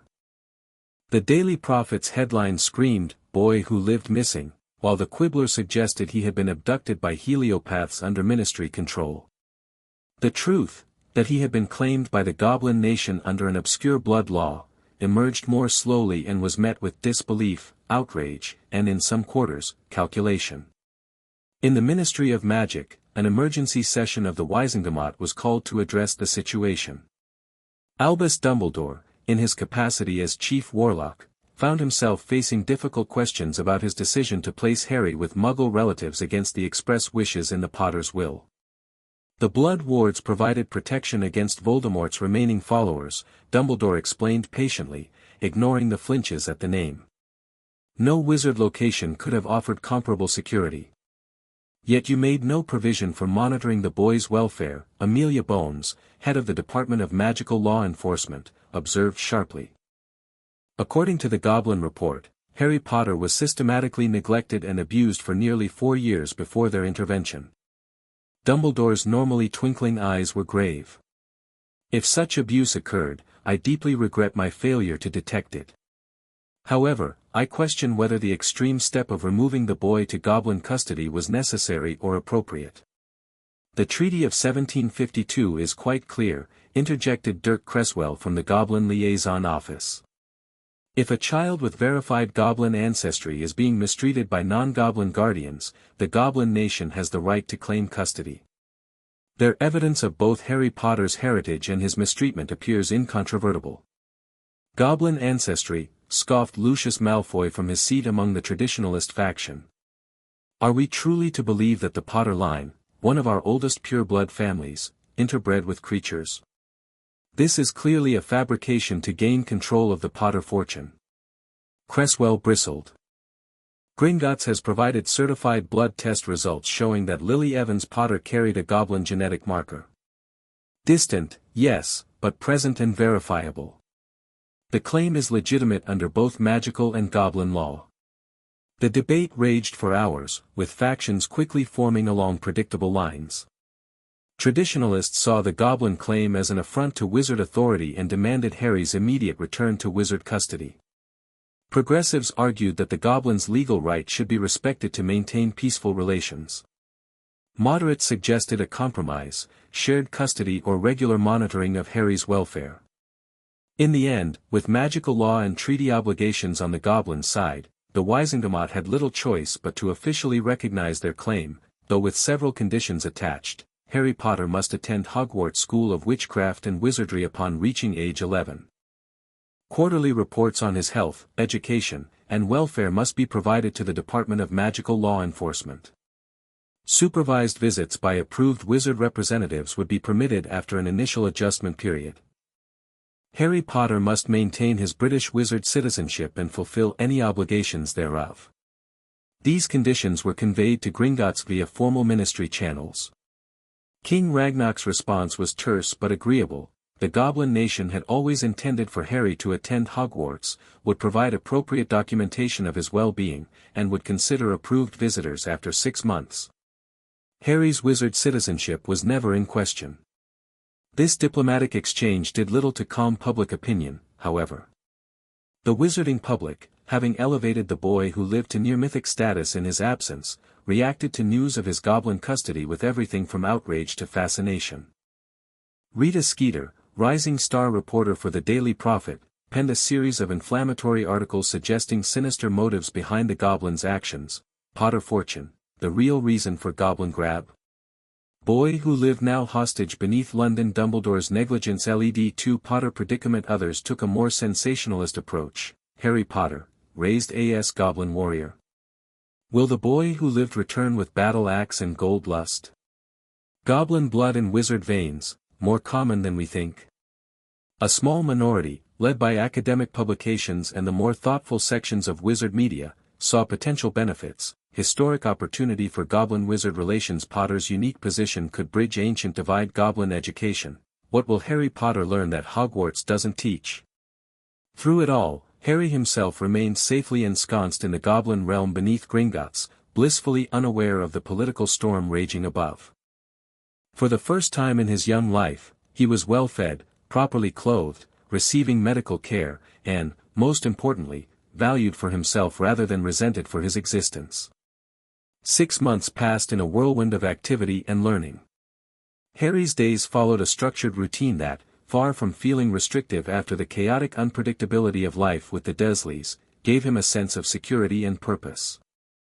Each morning began with exercises designed by healer Nardrik to strengthen his previously neglected body. Under her careful supervision, Harry grew stronger and taller, though he remained small for his age due to the years of malnutrition that even goblin healing could not fully reverse. Mornings were devoted to academic studies. Gobbledygook with Firetongue, who beamed with pride as Harry mastered the difficult consonant combinations, wizard history with Scrollbinder, an elderly goblin whose dry recitation of dates and battles was enlivened by his scathing commentary on wizard foolishness, and mathematics with Goldshard, who taught using practical examples of treasure management that made the abstract concepts concrete for Harry's young mind. Afternoons brought more active lessons, basic combat training with Steelblade, a gruff veteran who started Harry with wooden practice weapons sized for his small hands, magical theory with Spellkeeper, who explained the fundamental differences between goblin and wizard magic, and metalwork with Hookfang, the master smith who introduced Harry to the goblin art of infusing magic into crafted objects. Wizards rely on wands, Hookfang explained on Harry's first day in the forge, his scarred hands deftly shaping a small piece of silver. External foci for their magic. We goblins channel our magic through our bodies, into the earth and metal we work. It is more direct, more honest. Will I be able to do both? Harry asked, watching in fascination as the silver seemed to flow like water under Hookfang's fingers. Perhaps, the smith replied thoughtfully. Your blood carries both traditions. It will be interesting to see how they manifest as your magic matures. Throughout these months, Griphook remained Harry's primary guardian and advocate. Though initially stiff and formal in his interactions, the goblin gradually warmed to his charge, displaying a gruff affection that revealed itself in small ways: an extra dessert smuggled from the kitchens, patience with Harry's endless questions, fierce protection when other goblins questioned the human child's place among them. Not all goblins welcomed Harry's presence. Some viewed him with suspicion, a wizard interloper regardless of his distant goblin heritage. Others resented the special treatment and resources devoted to him. A few openly questioned King Ragnarok's decision to grant him princely status. Chief among these skeptics was Nagnok, the king's son and heir. Though never openly hostile, the young goblin made his disapproval clear through subtle snubs and dismissive remarks whenever their paths crossed. Harry, accustomed to far worse treatment from the Dursleys, largely ignored these slights, focusing instead on those who showed him kindness. One evening, nearly 7 months after his arrival, Harry was returning to his quarters from the forge when he heard raised voices around the corner. Curious, he paused to listen. Preferential treatment for a wizard child while goblin children labor in the lower forges. It was Nagnok's voice, tight with anger. The human boy has goblin blood, came Griphook's measured response. And strategic value beyond measure. The king's decision was sound. Sound? You've gone soft, Griphook. Don't think others haven't noticed how you coddle him like a nursemaid with her first charge. I fulfill my duty as guardian, Griphook replied stiffly. Nothing more. Nagnok's laugh was harsh. Is that why you requested permission to take him to the surface markets next week? A duty, is it? Harry's heart leapt. The surface markets. He hadn't been above ground since his arrival, though Griphook had mentioned the possibility of a supervised excursion once he had adjusted. The boy has progressed well in his studies and follows all protocols, Griphook said. Fresh air and sunlight are beneficial for human development. So now you're an expert on humans? Nagnok sneered. Be careful, Griphook. Your position depends on the king's favor, which can be as changeable as wizard currency. Footsteps approached, and Harry quickly ducked into an alcove, pressing himself against the cold stone as Nagnok stalked past, his face set in lines of displeasure. Once the prince had gone, Harry continued to his quarters, mulling over what he'd heard. Was Griphook really risking his position by being kind to him? The thought troubled Harry deeply. He had grown fond of the taciturn goblin who, despite his formal manner, had shown more genuine care for Harry's well-being than any adult in his short life. When Griphook arrived the next morning for their usual meeting to review Harry's schedule, Harry couldn't contain his concern. Is Nagnok angry with you because of me? He blurted out before Griphook had even fully entered the room. The goblin's eyes narrowed. You were eavesdropping. Harry flushed. Not on purpose. I was coming back from the forge and heard voices. I'm sorry. Griphook sighed, closing the door behind him. Prince Nagnok has concerns about your presence here. They are not entirely without merit, from a certain perspective. Because I'm human? Harry asked, his voice small. Because you are different, Griphook corrected. Because resources devoted to you might otherwise serve goblin children. Because your presence complicates our relations with the wizard world. These are valid political considerations. Then maybe I shouldn't go to the surface markets, Harry said reluctantly. I don't want to cause trouble for you. Something softened in Griphook's severe face. Your consideration does you credit, Harry Potter. But the excursion has been approved by the king himself. It serves multiple purposes, allowing you to become familiar with the wizard shopping district before your eventual attendance at Hogwarts, testing our security protocols for your public appearances, and yes, providing you with the sunlight human children require for proper development. Harry brightened. So we're really going? Next week, Griphook confirmed. Provided you maintain your current progress in your studies and continue to follow all safety protocols. Harry's excitement carried him through the days that followed. The prospect of seeing the sky again, of breathing fresh air, of perhaps encountering other human children, filled him with nervous anticipation. The night before the planned excursion, Harry was summoned to an unexpected meeting with King Ragnarok.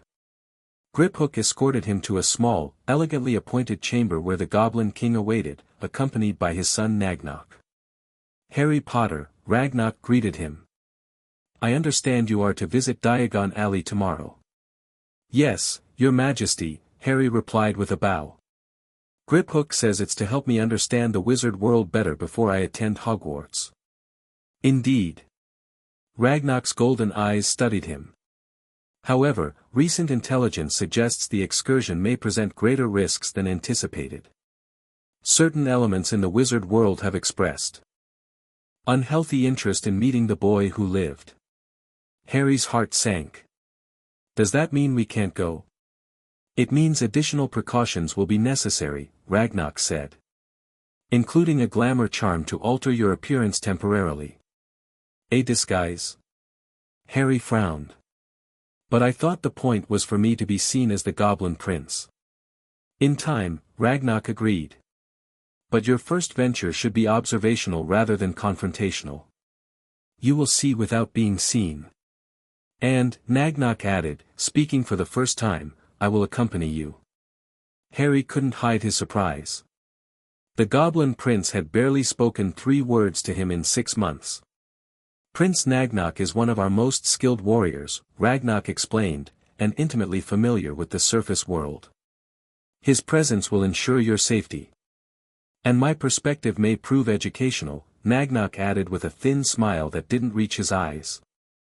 "Particularly regarding how wizards truly view our kind when they believe no goblins of importance are watching." Harry glanced at Griphook, whose expression revealed nothing of his thoughts on this arrangement. "Thank you, Prince Nagnok," Harry said formally. "I would welcome your guidance." Something like surprise flickered in the Goblin Prince's eyes at Harry's diplomatic response. "We shall see if you still welcome it after witnessing wizard prejudice firsthand, young human." "Enough, Nagnok," Ragnarok said sharply. "Harry Potter is a prince of our nation now, whatever his birth. You will accord him the respect that position demands." Nagnok inclined his head in acknowledgement, though Harry noticed his jaw tightened. "Of course, father. I spoke only in concern for his preparation for the realities of the surface world." "I'm not afraid of what wizards might think," Harry said quietly. "The Dursleys already showed me how cruel people can be. I'd rather know the truth than be protected from it." This simple statement earned him a measuring look from Ragnarok and a flicker of what might have been reluctant respect from Nagnok.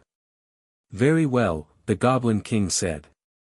"You will depart at mid-morning tomorrow, when Diagon Alley is busy enough to provide anonymity but not so crowded as to create security concerns.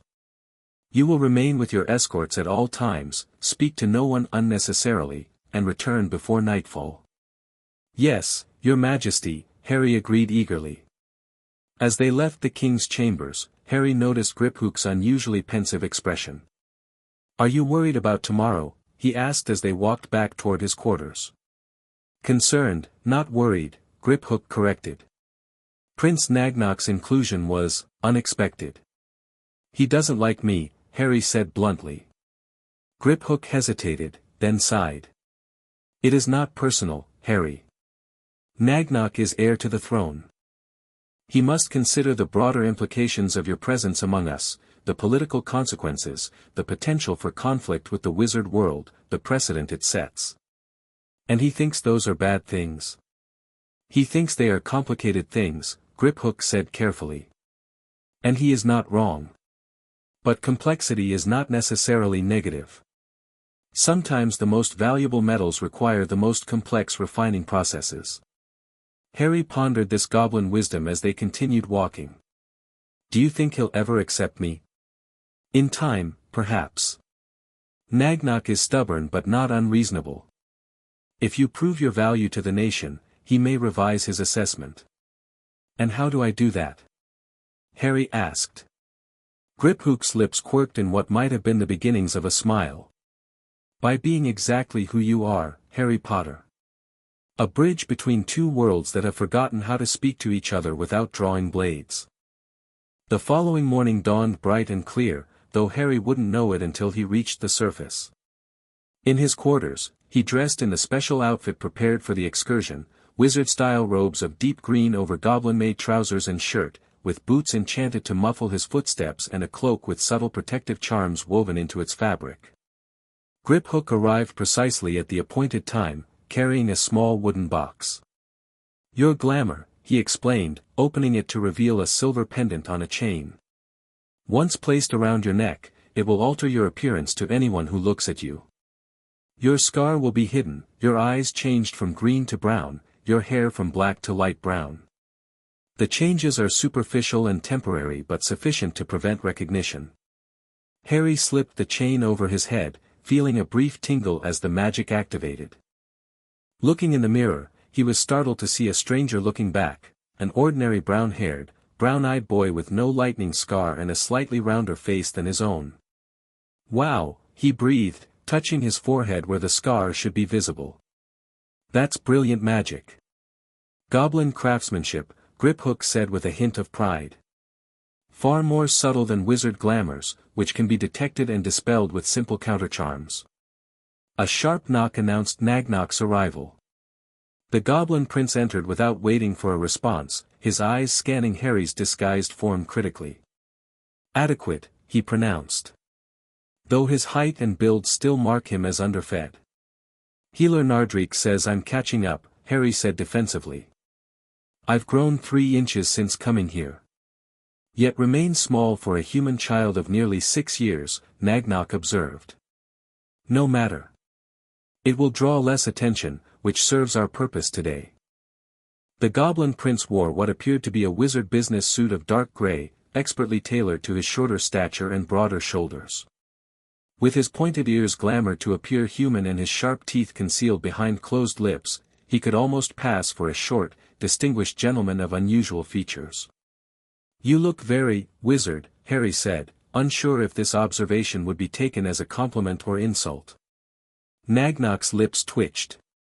A necessary disguise when conducting business in certain circles. Wizards are more forthcoming when they believe they speak to one of their own kind. The journey to the surface began with the now familiar cart ride through the deeper tunnels, but instead of continuing downward toward Khazad-Dûr, they ascended toward the public face of Gringotts. Harry felt a flutter of nervous excitement as the cart slowed near the upper vaults. "Remember your instructions," Griphook said as they disembarked.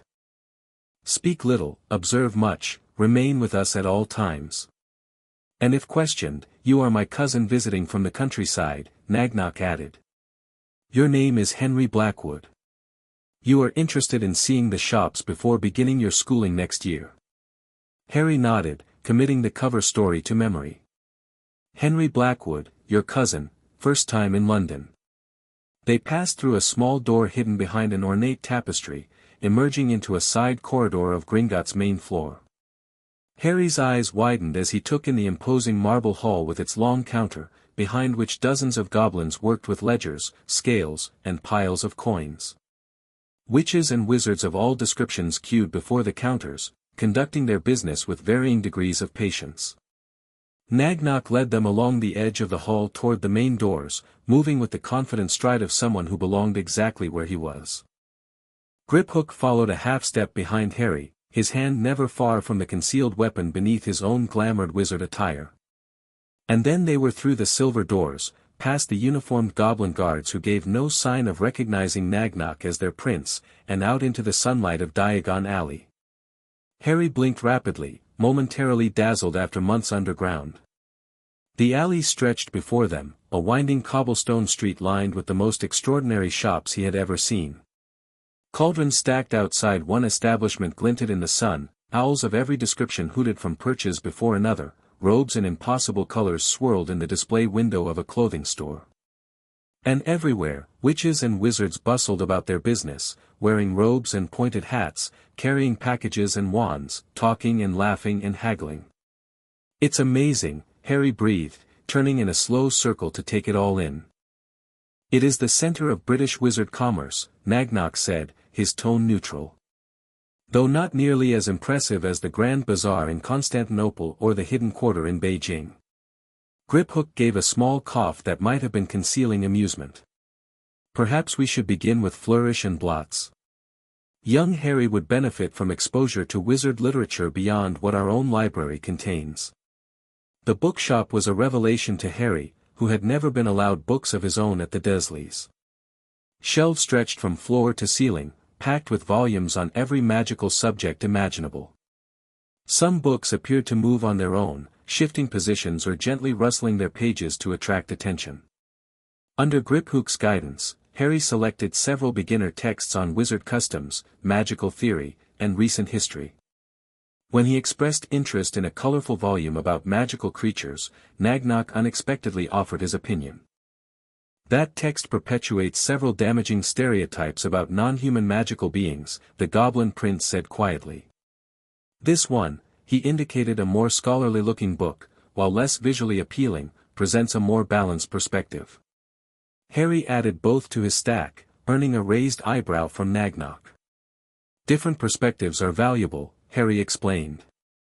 That's what Scrollbinder says in history lessons. Something that might have been approval flickered in Nagnok's dark eyes. As they continued through the alley, visiting shops selling everything from potion ingredients to astronomical instruments, Harry became increasingly aware of the way wizards interacted with the few visible goblins they encountered. Most barely acknowledged them, treating them as fixtures rather than people. Some displayed obvious disdain, speaking over them or making disparaging remarks just loud enough to be overheard. Outside Quality Quidditch Supplies, where Harry had paused to admire a gleaming broomstick in the window, a well-dressed wizard bumped into Griphook and continued walking without apology. Moments later, the same wizard bowed slightly to Nagnok, assuming him to be a human of importance due to his fine clothes and commanding presence. You see, Nagnok murmured to Harry. This is the reality of the world above. Harry frowned, a sense of injustice stirring in his chest. It's wrong. It is what it is, Nagnok replied. Centuries of prejudice do not disappear overnight, nor with wishful thinking. As they paused for lunch at a small cafe with outdoor seating, Harry's attention was caught by a newspaper left on a neighboring table. The headline read, Potter Custody Dispute Continues, Malfoy Proposes Bill to Limit Non-Human Guardianship Rights. Noticing his interest, Nagnok subtly shifted positions to block the view of anyone watching while Griphook deftly acquired the discarded paper. Once they were walking again, Griphook passed it to Harry, who read with growing distress. The article detailed ongoing political efforts to challenge the Goblins' custody of him, led by someone named Lucius Malfoy who was described as a prominent Wisengamot member and philanthropist. The proposed legislation would retroactively invalidate goblin guardianship of any wizard child, regardless of blood ties. Is this serious? Harry asked, looking up at his companions. Could they take me away? No, Griphook said firmly. The treaty protections are binding. This is political posturing, nothing more. Though not without consequence, Nagnok added. It inflames anti-goblin sentiment and could complicate other aspects of our relations with the ministry. Harry felt a surge of guilt. Because of me. Not because of you, Griphook corrected. Because of entrenched prejudice that views you as wizard property rather than an individual with rights and heritage of your own. Their final stop was Florian Fortescue's ice cream parlor, where Harry experienced his first ever ice cream, a magical confection that changed flavors with each bite and briefly turned his tongue different colors. As they sat at a small table outside the parlor, Harry enjoying his treat while Nagnok and Griphook maintained vigilant watch, a family passed by that made Harry pause mid-bite. A plump, kind-faced witch-herding 4 red-headed boys of varying ages, all talking animatedly about what appeared to be a prank involving their older brother's prefect badge. Turned it into a spider right in his hand, one of the identical twins was saying, gesturing dramatically. You should have heard him scream. Fred, George, that's enough, the witch scolded, though Harry thought he detected a hint of suppressed amusement beneath her stern tone. Poor Ron is still having nightmares, and Percy may never forgive you. The smallest boy, who looked to be around Harry's age, glared at his brothers. It's not funny. You know I hate spiders. Something about their easy familial banter, the obvious affection underlying their teasing, made Harry's chest ache with longing. This, he realized, was what a real family looked like, not the cold formality of the Dursleys, where Dudley was spoiled but never truly loved, nor even the respectful care he received from the Goblins. The Weasleys, Nagnok said quietly, following Harry's gaze. An old wizard family, though fallen on hard times. Blood traitors, according to certain circles, due to their pro-Muggle sympathies. They look happy, Harry observed. Material wealth and happiness are not always correlated, Griphook noted.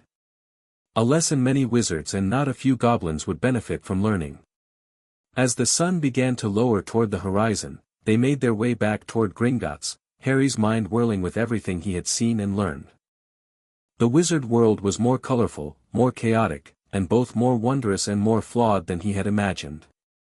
Just as they approached the bank steps, a tall figure in midnight blue robes emerged through the silver doors. Harry felt Griphook and Nagnok tense on either side of him as the elderly wizard with flowing silver hair and beard paused, his twinkling blue eyes scanning the crowd before settling, with uncanny precision, directly on Harry. Albus Dumbledore, Nagnok breathed, the name barely audible. The wizard's gaze lingered on Harry for what felt like an eternity, a curious expression crossing his lined face. Then he smiled slightly, inclined his head in what might have been acknowledgement, and continued down the steps, moving away through the thinning crowd of afternoon shoppers. Did he recognize me? Harry whispered once they were safely inside the bank. Through the glamour. Perhaps, Nagnok said grimly. Dumbledore's magical perception is exceptional, even for a wizard of his power. Or perhaps he simply noticed our interest in keeping you inconspicuous, Griphook suggested. Either way, it changes nothing. You remain under goblin protection, recognized by magical law. But as they descended in a cart back toward Khazad-Dûr, Harry couldn't shake the feeling that the brief encounter had changed something, even if he couldn't articulate what. The wizard world was now real to him in a way it hadn't been before, not just stories and lessons, but a tangible place with its own dangers and wonders. And somewhere in that world was Albus Dumbledore, the wizard who had placed him with the Dursleys against his parents' wishes. The wizard who, according to everything he had been told, had allowed him to suffer for 4 years before the goblins intervened. Harry wasn't sure how he felt about that, or about the possibility of eventually attending Hogwarts where Dumbledore was headmaster. But as the cart plunged deeper beneath London, carrying him back to the safety of his goblin home, he decided those were questions for another day. For now, he had books to read, lessons to learn, and years of preparation ahead before he would have to face the wizard world as Harry Potter, the boy who lived and prince of the Goblin Nation. Chapter 2, Prince of Two Worlds. The clash of metal against metal echoed through the training hall as Harry Potter, 2 weeks shy of his 11th birthday, parried the goblin warrior's strike. Sweat beaded on his forehead as he spun away from the follow-up attack, his own practice blade flickering out in a counterattack that his opponent barely managed to block. Good, barked Steelblade, circling the combatants with critical eyes. Your footwork improves, young prince. But you telegraph your intentions with your eyes. Harry adjusted his grip and tried again, focusing on keeping his gaze neutral as he feinted left before striking right. This time, his blade slipped past his opponent's guard, stopping just short of the goblin's leather armor. Match to Prince Harry, Steelblade announced. Black Fist, you allowed yourself to be deceived by a human half your age. 3 extra hours on the fundamentals tomorrow. Black Fist, a young goblin warrior only recently assigned to the Royal Guard, bowed respectfully to Harry. Well fought, Prince. Harry returned the bow, deeper than protocol strictly required. Thank you for the match. Your defense is formidable. 6 years had transformed the malnourished 5-year-old from Privet Drive into a lithe, confident young warrior mage. Though still smaller than most human boys his age, a lasting legacy of the Dursleys' neglect, Harry's body had been honed through goblin training into a tool of precision and speed. His black hair, grown long in the goblin fashion, was pulled back in a simple braid that reached between his shoulder blades. The lightning scar on his forehead, no longer containing Voldemort's soul fragment, had faded to a thin silver line barely visible unless one knew to look for it. "That concludes today's combat training," Steelblade announced. "Prince Harry, do not forget your session with Master Hookfang this afternoon." Harry nodded, returning his practice blade to the weapons rack. "I remember. We're continuing work on my ceremonial dagger." As the other trainees filed out, Steelblade approached Harry, his scarred face set in its usual stern expression. "A moment, young prince." "Yes, Master Steelblade." The old warrior studied him with critical eyes. "Your technique progresses well, but I sense distraction in your mind these past weeks. It will get you killed in a real battle." Harry hesitated. Steelblade had never been one for discussing emotions or personal matters, focusing exclusively on the art of combat. "I apologize. I'll concentrate better tomorrow." The goblin warrior's eyes narrowed. "That is not an answer. What troubles you?" Surprised by the direct question, Harry considered his response carefully. "My Hogwarts letter will arrive soon. Everything will change." Understanding flickered in Steelblade's dark eyes. "Ah. You fear returning to the wizard world." "Not fear, exactly," Harry corrected. "But, everything is different now. I'm not the same person who left the Dursleys 6 years ago. I'm not sure who I'm supposed to be when I go back." Steelblade grunted, then did something unexpected. He sat down on one of the stone benches along the wall and gestured for Harry to join him. In 6 years of training, Harry had never seen the warrior sit during a training session. "You think you must choose," Steelblade said once Harry was seated. "Goblin or wizard? Prince of Khazad-Dûr or boy who lived? This is flawed thinking." "But, the strongest blade," Steelblade interrupted, "is not pure iron or pure silver, but an alloy. Different metals combined create strength where there was weakness, flexibility where there was brittleness." Harry blinked at the metaphor. "You're saying I don't have to choose?" "I am saying that what the wizards will see as division, you should recognize as advantage. You are both. You will always be both." The old warrior's voice grew uncharacteristically reflective. "I was alive during the last wizard war. I saw what their Dark Lord did to any who were not pure by his definition. Such thinking is the true weakness." Harry nodded slowly. "Unity in diversity. Like the Goblin Compact that united the 7 clans." "Precisely." Steelblade stood abruptly, his moment of philosophical insight apparently concluded. "Now go clean yourself up before you stink up Master Hookfang's forge. And tomorrow, I expect your mind fully present during training, or you'll be running the deep stairs until your legs give out." Harry grinned at the familiar threat. "Yes, Master Steelblade." As he headed toward his quarters to bathe and change before his metalworking session, Harry reflected on how much had changed since that first night in the Goblin realm. What had once been strange and foreign was now as familiar as breathing. The labyrinthine passages of Khazad-Dûr, which had initially bewildered him, he now navigated with unconscious ease. The harsh consonants of gobbledygook, once impossible to pronounce, now flowed from his tongue as naturally as English. And the goblins themselves, who had seemed so alien with their sharp teeth and sharper manners, had become family in all but blood. Well, most of them, Harry amended mentally as he spotted a familiar figure approaching from the opposite direction. Even after 6 years, Prince Nagnok remained something of an enigma. "Prince Harry," Nagnok greeted him with a formal nod. "I trust your training went well." "Well enough, Prince Nagnok," Harry replied with equal formality. "Steelblade says my footwork is improving." Something that might have been amusement flickered in the Goblin Prince's dark eyes. High praise indeed, coming from him. "He told me my footwork was marginally less embarrassing after 5 years of training." Harry laughed despite himself. These rare moments of camaraderie with Nagnok had become more frequent in recent years, though they still maintained a careful distance that neither seemed willing to bridge completely. "Father requests your presence at dinner tonight," Nagnok continued, his tone shifting back to business. "We have matters to discuss regarding your upcoming transition to Hogwarts." "Of course," Harry agreed. "After my session with Master Hookfang." Nagnok nodded and continued on his way without further conversation. Harry watched him go, wondering for the 1000th time what the Goblin Prince truly thought of him. Their relationship had evolved from outright hostility to a wary respect over the years, particularly after an incident when Harry was 8. One theory is perhaps the most significant difference between Goblin and Wizard magic, Scrollbinder lectured, pacing before a blackboard covered in complex diagrams. Wizards channel their magic through external foci, primarily wands, while we goblins internalize our magic, expressing it directly through our connection to earth and metal.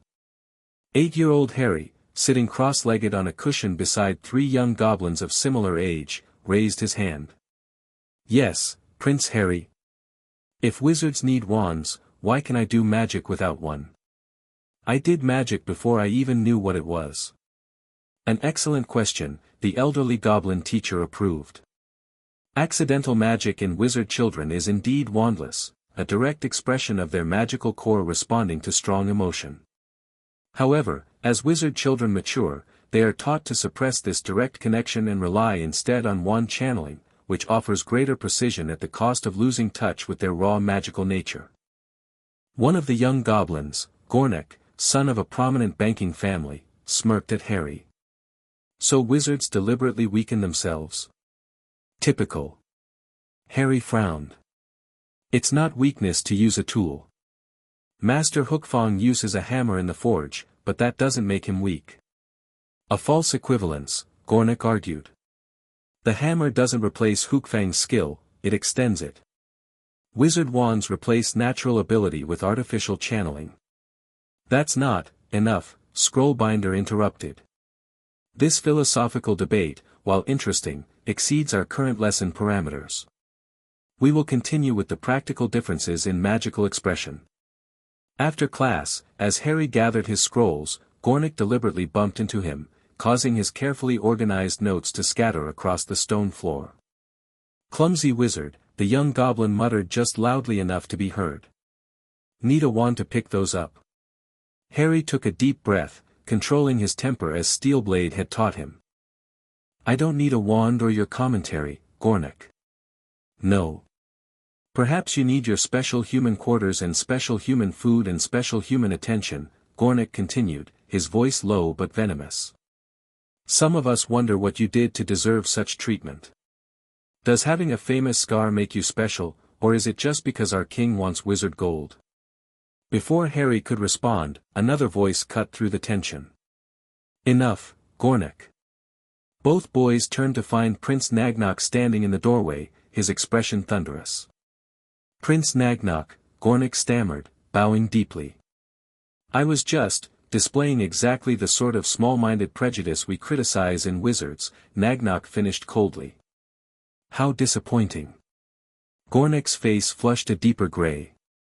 "I meant no disrespect to you, my prince. But you meant it toward Prince Harry, who also holds rank in this realm." Nagnok's eyes narrowed. "Do you question my father's judgment in granting him that status?" "And no, your highness."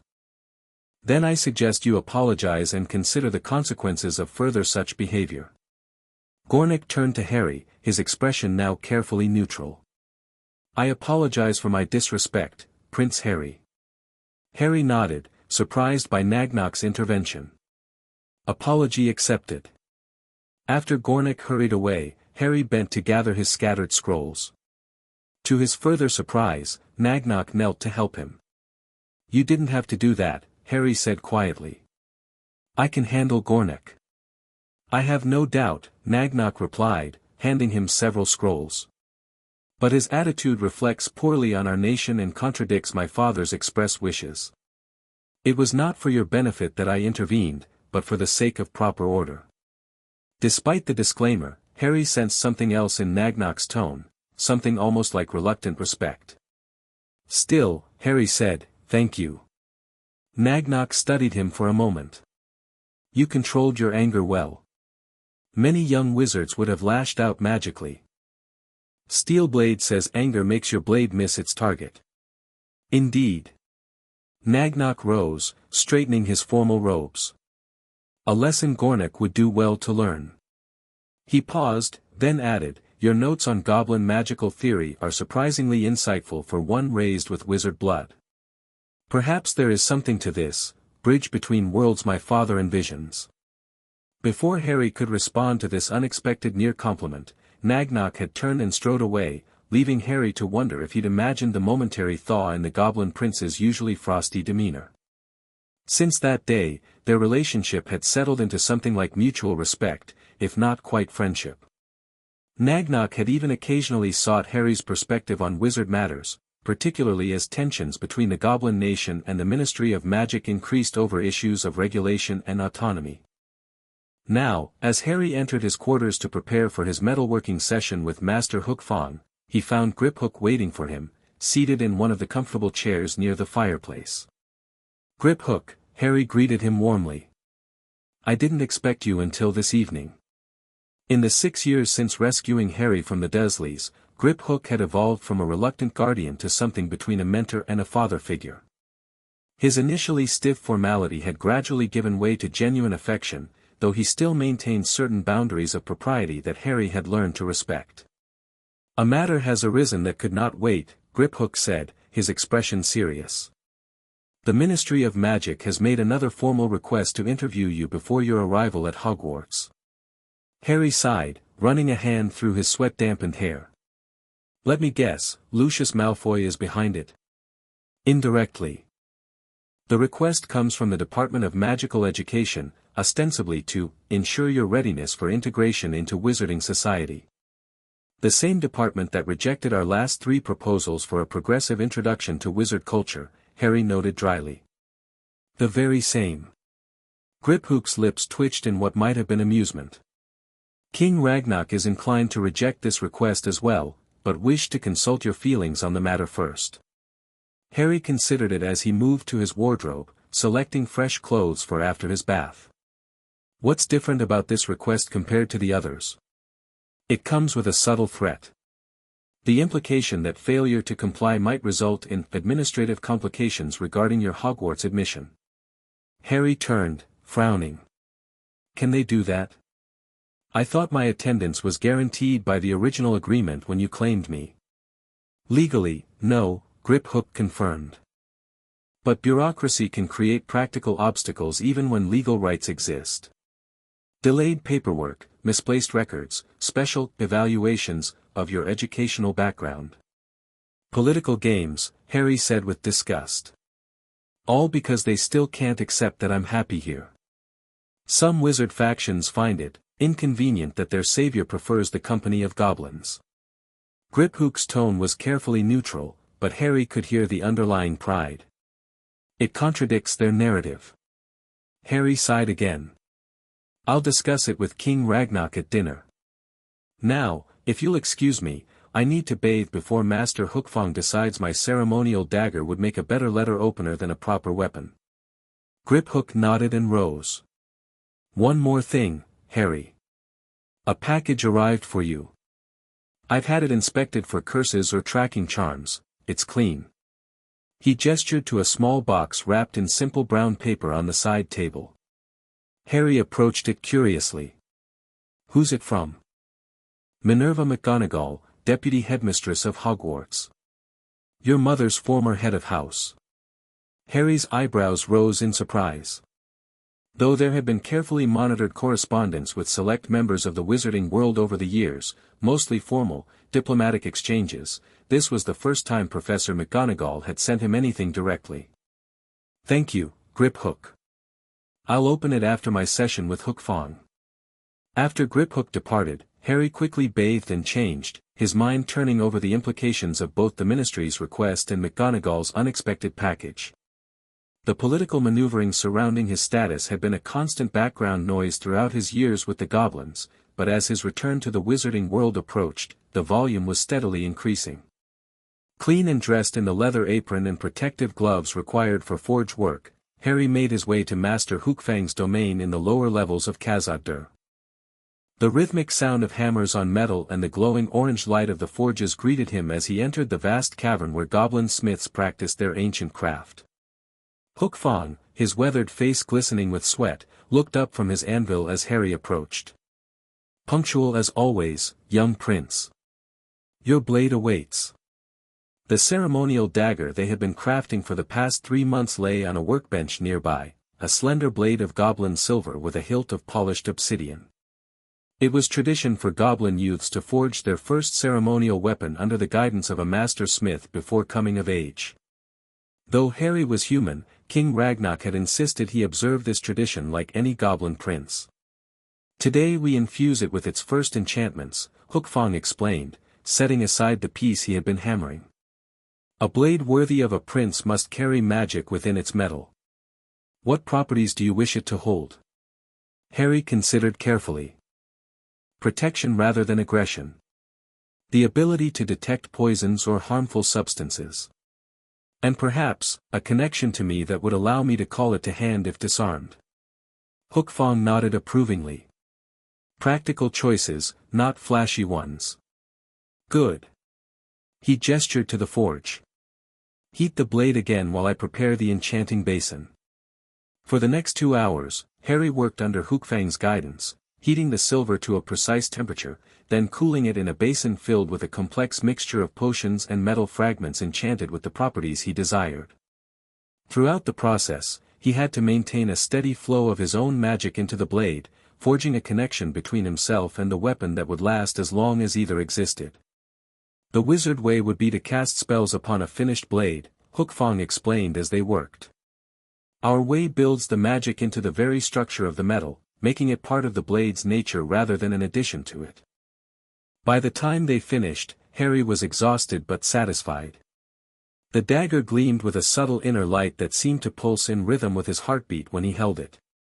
"Well done," Hookfang grunted, which from him was high praise indeed. "It will need to rest in a crystalline matrix for 3 days to stabilize the enchantments. Then we will add the final runes and edge enchantments." "Thank you, Master Hookfang," Harry said, carefully placing the dagger in the crystal-lined box the smith provided. "It's an honor to learn your craft." Hookfang studied him with eyes that had seen centuries of students come and go. "You have talent for metalwork, young prince. Perhaps because you understand what it means to be reshaped by fire." The unexpected insight from the usually taciturn smith left Harry momentarily speechless. Before he could formulate a response, Hookfang had turned back to his anvil, effectively dismissing him. As Harry made his way back to his quarters to prepare for dinner with the royal family, he reflected on Hookfang's words. Reshaped by fire. Yes, that was accurate. The frightened boy from the cupboard had been forged into something new in the goblin realm, neither fully wizard nor goblin, but something unique. The question remained whether the wizarding world would see value in this alloy or attempt to hammer him back into a more recognizable shape. Back in his rooms, showered and dressed in formal goblin attire of deep green and black with subtle gold embroidery, Harry remembered McGonagall's package. He unwrapped it carefully to find a small wooden box and an accompanying letter. "Dear Mr. Potter, as your 11th birthday approaches, so too does your return to the wizarding world that has missed you these past 6 years. While I understand your unique situation and upbringing among the Goblin Nation, I thought you might appreciate this small connection to your parents before you begin your journey at Hogwarts. The enclosed locket belonged to your mother during her time as a student. It contains a photograph of her with your father in their 7th year, when they were head boy and head girl. Lily was an exceptional witch and one of my favorite students.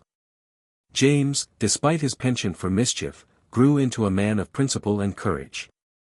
I look forward to welcoming you to Hogwarts, where I hope you will find a second home, as your parents did before you.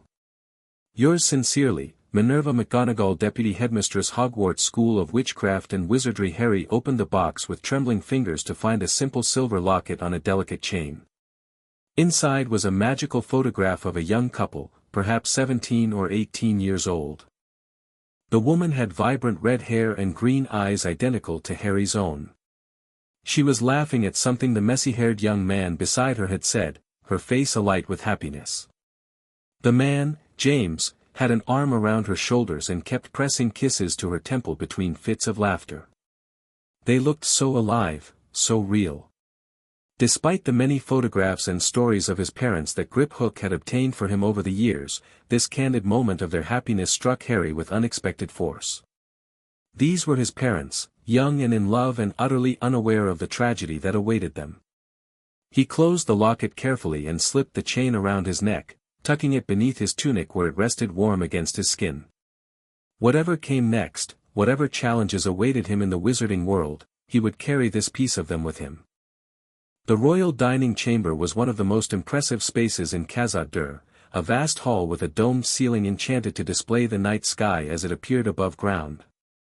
Unlike wizard enchantments which merely showed a static image, the goblin ceiling accurately reflected real-time astronomical positions, useful for certain types of ritual magic that depended on celestial alignments. The dining table itself was carved from a single massive piece of obsidian, polished to a mirror shine and inlaid with precious metals and intricate patterns that told the history of the Goblin Nation. Chairs of dark wood upholstered in rich fabrics surrounded it, including one sized specifically for Harry.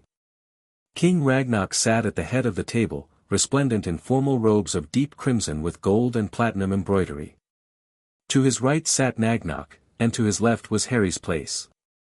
Several other high-ranking goblins were present, including Griphook, Goldfong the lore-keeper, and Silverreach, the king's chief diplomat who handled most interactions with the Ministry of Magic. Harry Potter, Ragnarok greeted him as he entered and bowed. "Join us." Harry took his seat, noting the subtle tension in the room. This was not merely a family dinner, then, but a council meeting of sorts. "We were just discussing the latest communication from Minister Fudge," Ragnarok explained. Once servants had filled Harry's goblet with spring water infused with mineral essences, the goblin equivalent of fine wine, though without the intoxicating effects.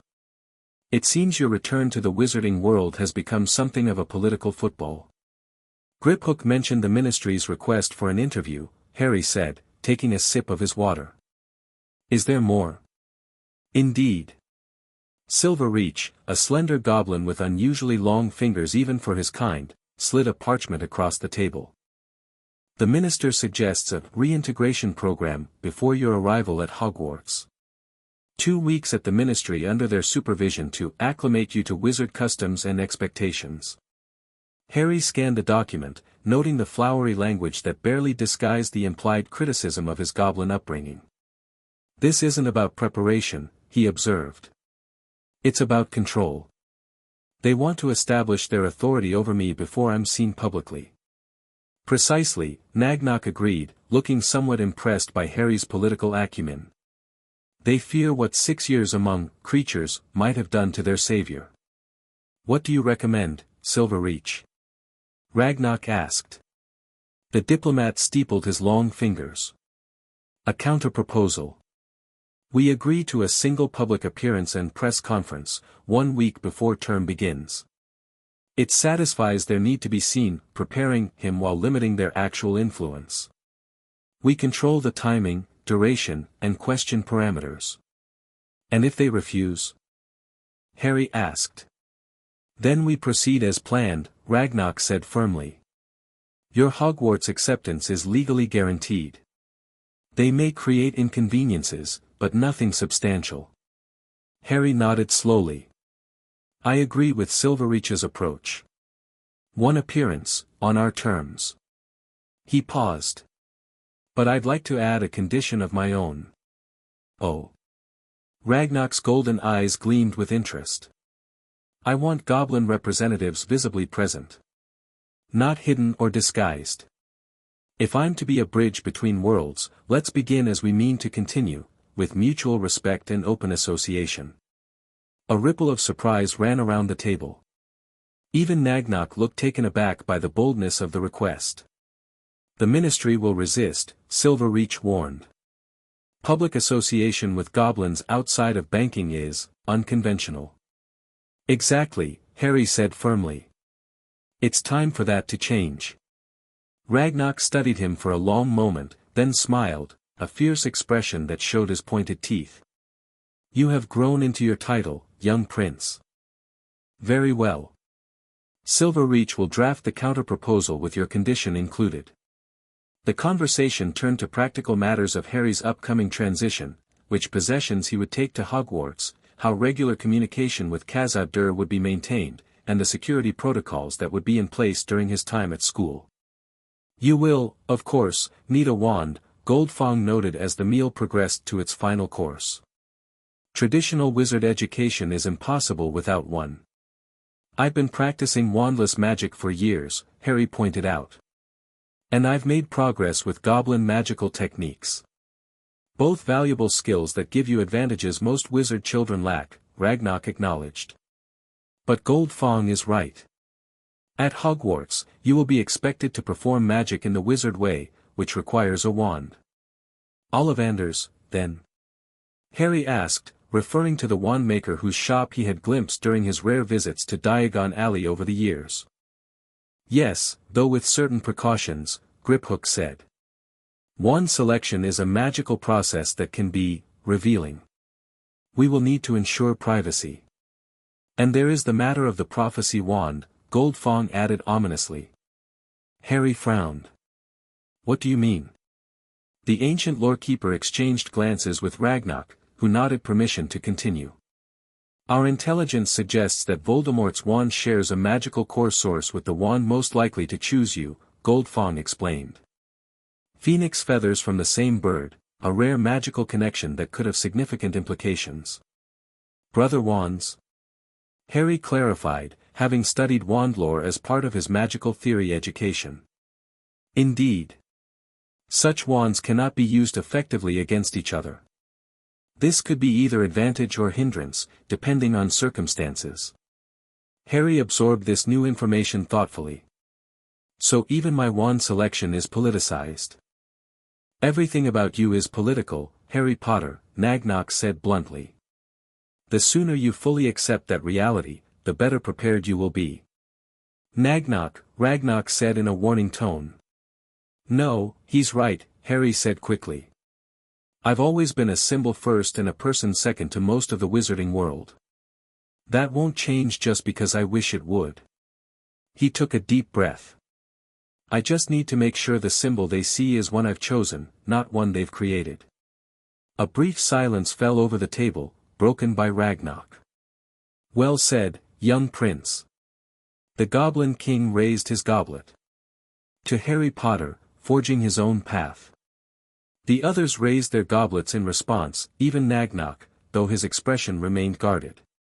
As they drank, Harry felt a curious mixture of pride and apprehension. His whole life had prepared him for his return to the wizarding world, yet he still felt unprepared in ways he couldn't quite articulate. After dinner concluded, Ragnock asked Harry to remain behind as the others filed out. Once they were alone, the king's formal manner softened slightly. You received Professor McGonagall's gift, he asked. Harry's hand went automatically to the locket beneath his tunic. Yes. How did you know about it? I approved its delivery, naturally. All communications to you pass through our security protocols. Ragnock's golden eyes studied him. Her gesture was unexpected, but not unwelcome. Minerva McGonagall has shown more respect for our custody than most wizards of influence. She seems kind, Harry said. In her letters, at least. She is fair, Ragnock corrected. Not always the same thing as kind, but perhaps more valuable. She will be an important ally at Hogwarts. He paused. There is something else we must discuss, Harry Potter. Something of great importance as your time among us draws to a temporary close. Harry straightened in his chair. What is it, Your Majesty? Your inheritance. Not merely the Potter fortune, which has grown considerably under our management, but certain political positions and responsibilities that come with it. I don't understand. Ragnock leaned forward. The Potter family holds hereditary seats on the Wizengamot, the wizard governing body. As the last Potter, those seats are yours by right, though you cannot claim them until you come of age at 17. Until then, they can be held by a proxy of your choosing. Harry nodded slowly.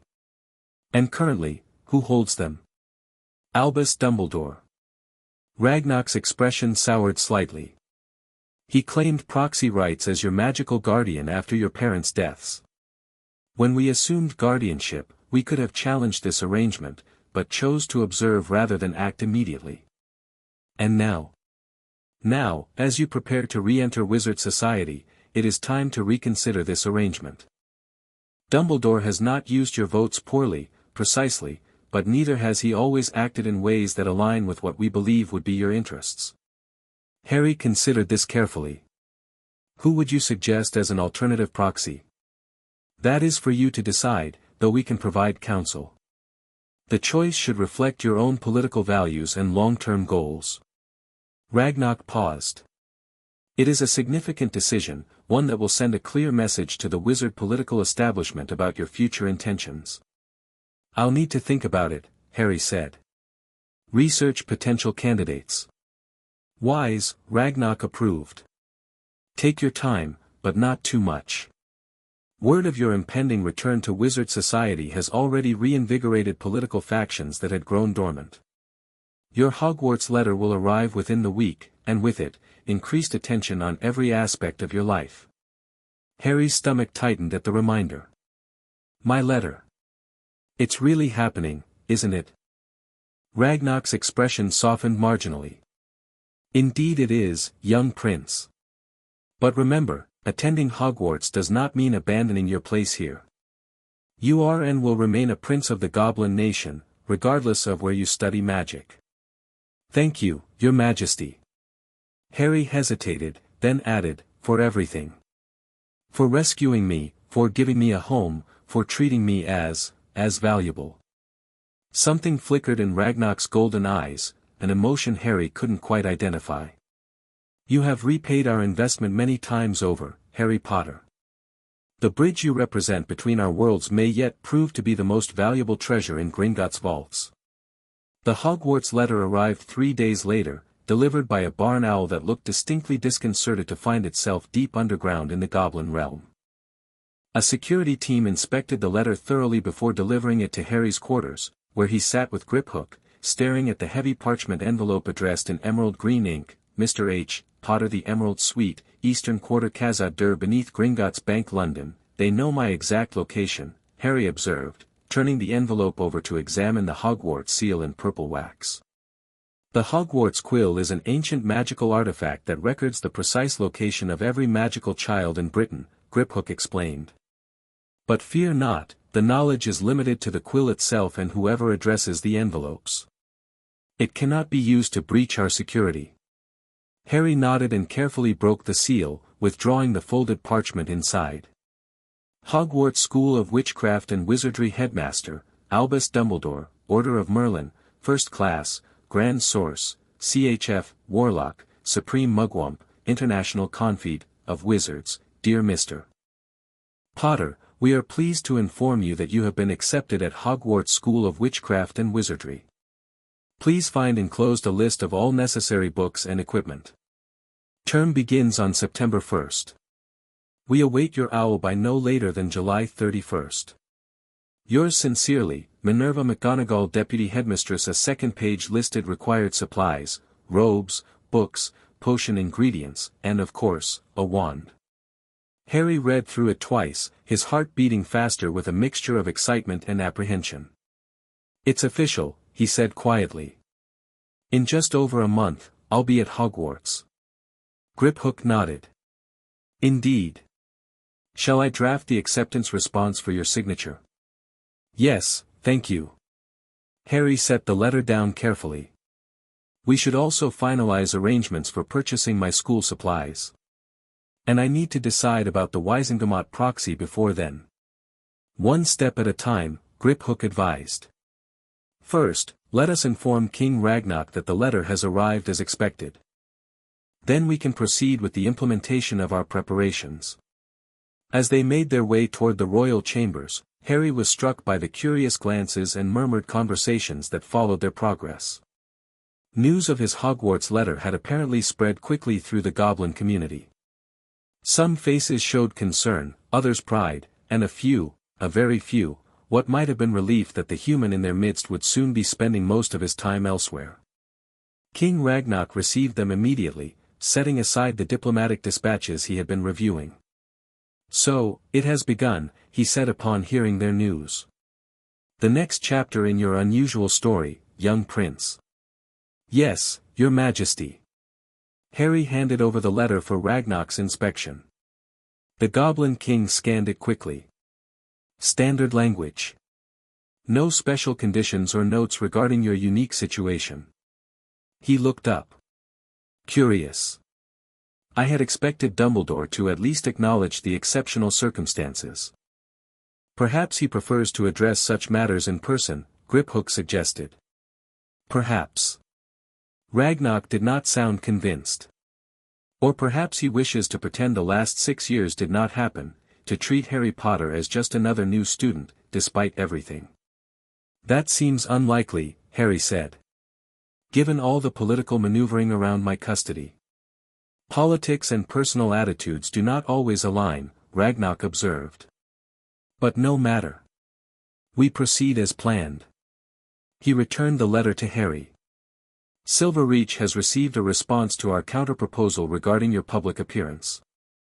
The Ministry has agreed to our terms, including Goblin presence, though they insist on hosting the event at the Ministry rather than at Gringotts. Neutral ground might be better anyway, Harry acknowledged. Less likely to inflame tensions on either side. Ragnarok's lips twitched. You speak like a diplomat, young prince. Silverreach will be pleased. He's invested considerable effort in your political education. Some lessons stick better than others, Harry admitted with a slight smile. I still can't keep all the wizard family alliances straight.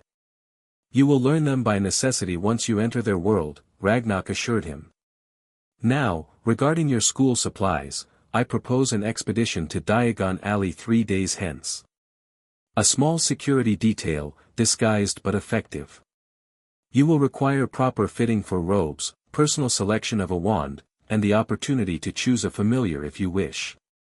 A familiar? Harry asked, surprised. I hadn't considered that. The letter permits an owl, cat, or toad, Griphook noted. Though Hogwarts has historically allowed exceptions for other magical creatures when circumstances warrant. An owl would be most practical, Ragnarok advised. It would provide you with communication capabilities independent of our established channels, a redundancy that might prove valuable. Harry nodded thoughtfully. I'll consider it. He hesitated, then added, about the Wizengamot proxy. You have reached a decision? Ragnarok asked, his golden eyes sharpening with interest. I'm considering Amelia Bones, Harry said. From what I've read, she's fair-minded, politically moderate but principled, and respected across factions. She also has no direct loyalty to either Dumbledore or his opponents. Ragnarok exchanged a glance with Griphook. An interesting choice. Director Bones heads the Department of Magical Law Enforcement, a powerful position in its own right. Adding your proxy votes to her influence would create a significant political bloc. Would she accept? Harry asked. We've never met. I believe she would consider it carefully, Ragnarok said.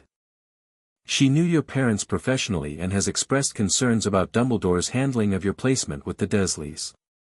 However, accepting your proxy might create conflicts of interest with her ministry position. I'd like to meet with her before making a final decision, Harry decided. Perhaps during our Diagon Alley expedition, if it can be arranged discreetly. I will see to it, Griphook promised. As they finalized details for the shopping expedition, Harry felt a curious mixture of emotions washing over him. The Hogwarts letter made everything suddenly, undeniably real. After 6 years in the sheltered environment of the Goblin realm, he was about to step back into the wizard world that had both revered him as a savior and abandoned him to abuse. The world that had taken his parents from him but also represented his birthright as a wizard. That night, alone in his quarters, Harry found himself unable to sleep. He paced the familiar rooms that had been his home since age 5, touching objects that held memories of his life among the goblins. The first practice dagger Steelblade had awarded him when he mastered basic forms, the intricate metal puzzle box Hookfang had crafted for his 8th birthday, the goblin history tome with his own childish notes in the margins. Would he feel as at home in the Hogwarts dormitories? Would he find friends among wizard children who had grown up on sanitized stories of his legend? Would his goblin upbringing mark him as irrevocably different? He crossed to the window, not a true window, as they were far underground, but a magical aperture that showed the night sky above London, enchanted to reflect the actual view in real time. Stars glittered against the velvet darkness, partially obscured by the ambient light of the city. Somewhere up there was Hogwarts, and the wider wizard world waiting to reclaim their boy who lived. But they wouldn't find the child they expected. Instead, they would meet Harry Potter, Prince of the Goblin Nation, who walked between worlds and owed his allegiance to both. "I am both," he whispered to the stars, recalling Steelblade's words. "The strongest blade is an alloy." With that thought firmly in mind, he finally returned to bed and fell into dreamless sleep. Diagon Alley buzzed with the usual summer activity as families shopped for school supplies, but there was an additional current of energy running through the crowds this year. Rumors had spread that Harry Potter, the boy who lived, raised by goblins for the past 6 years, would soon be making his first public appearance before starting at Hogwarts. Every unfamiliar young boy with dark hair drew second glances from hopeful onlookers. None of them paid particular attention to the party that emerged from Gringotts mid-morning, a distinguished-looking wizard in expensive robes accompanied by what appeared to be his son, a slim boy with light brown hair and unremarkable features, plus 2 goblin bank officials and what most assumed was a private security wizard walking a respectful distance behind. In reality, Harry Potter walked Diagon Alley in plain sight, protected by the same type of goblin glamour charm he had used on his first visit years before. Griphook and Silverreach, representing Gringotts officially, wore no disguises, while Nagnock and Steelblade were glamoured to appear as a wizard nobleman and his bodyguard respectively. "Where to first?" Harry asked quietly. Despite the disguise, he felt exposed, conscious of the attention he would receive if the glamour were somehow dispelled. "Madame Malkin's for robes," Griphook decided. "Then Flourish and Blots for your textbooks. We'll leave the wand for last, as it requires the most privacy." The robe fitting proceeded without incident. Madame Malkin, a squat witch with a professional demeanor, showed no particular interest in yet another first year being fitted for Hogwarts robes, though she did raise an eyebrow at the goblin entourage. "Quality fabrics, I assume?" she asked Nagnock, clearly assuming him to be the paying guardian. "The finest you offer," Nagnock replied in the cultured wizard accent he had perfected for his rare surface business dealings. "And additional winter wear suitable for Scottish Highlands." "Very good, sir." She turned to Harry. "Stand up on the stool, dear, and I'll take your measurements." As enchanted measuring tapes flitted around him, Harry noticed another boy being fitted nearby, a pale, pointed-faced child with white blonde hair and an expression of bored superiority. "Hogwarts too?" the boy asked, looking Harry over with minimal interest. "Yes," Harry replied neutrally, remembering Silverreach's coaching on minimal engagement. "My father's next door buying my books and mother's up the street looking at wands," the boy said in a drawling voice. "Then I'm going to drag them off to look at racing brooms. I don't see why first years can't have their own. I think I'll bully father into getting me one and I'll smuggle it in somehow." Harry said nothing, but something in his expression must have conveyed his distaste, because the pale boy frowned slightly. "Do you play Quidditch at all?" he pressed. "Not much opportunity," Harry responded truthfully. "I do. Father says it's a crime if I'm not picked to play for my house, and I must say, I agree."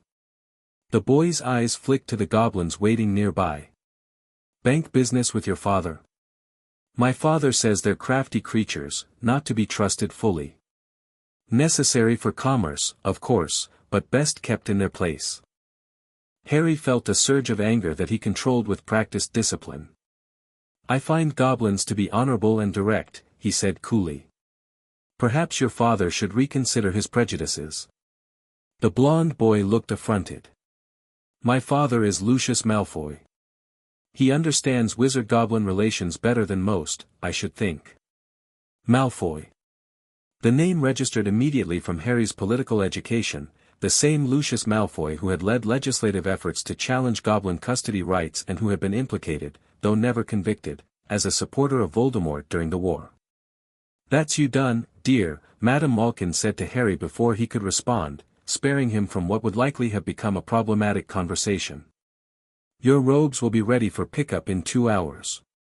Rejoining his companions, Harry murmured, that was Draco Malfoy.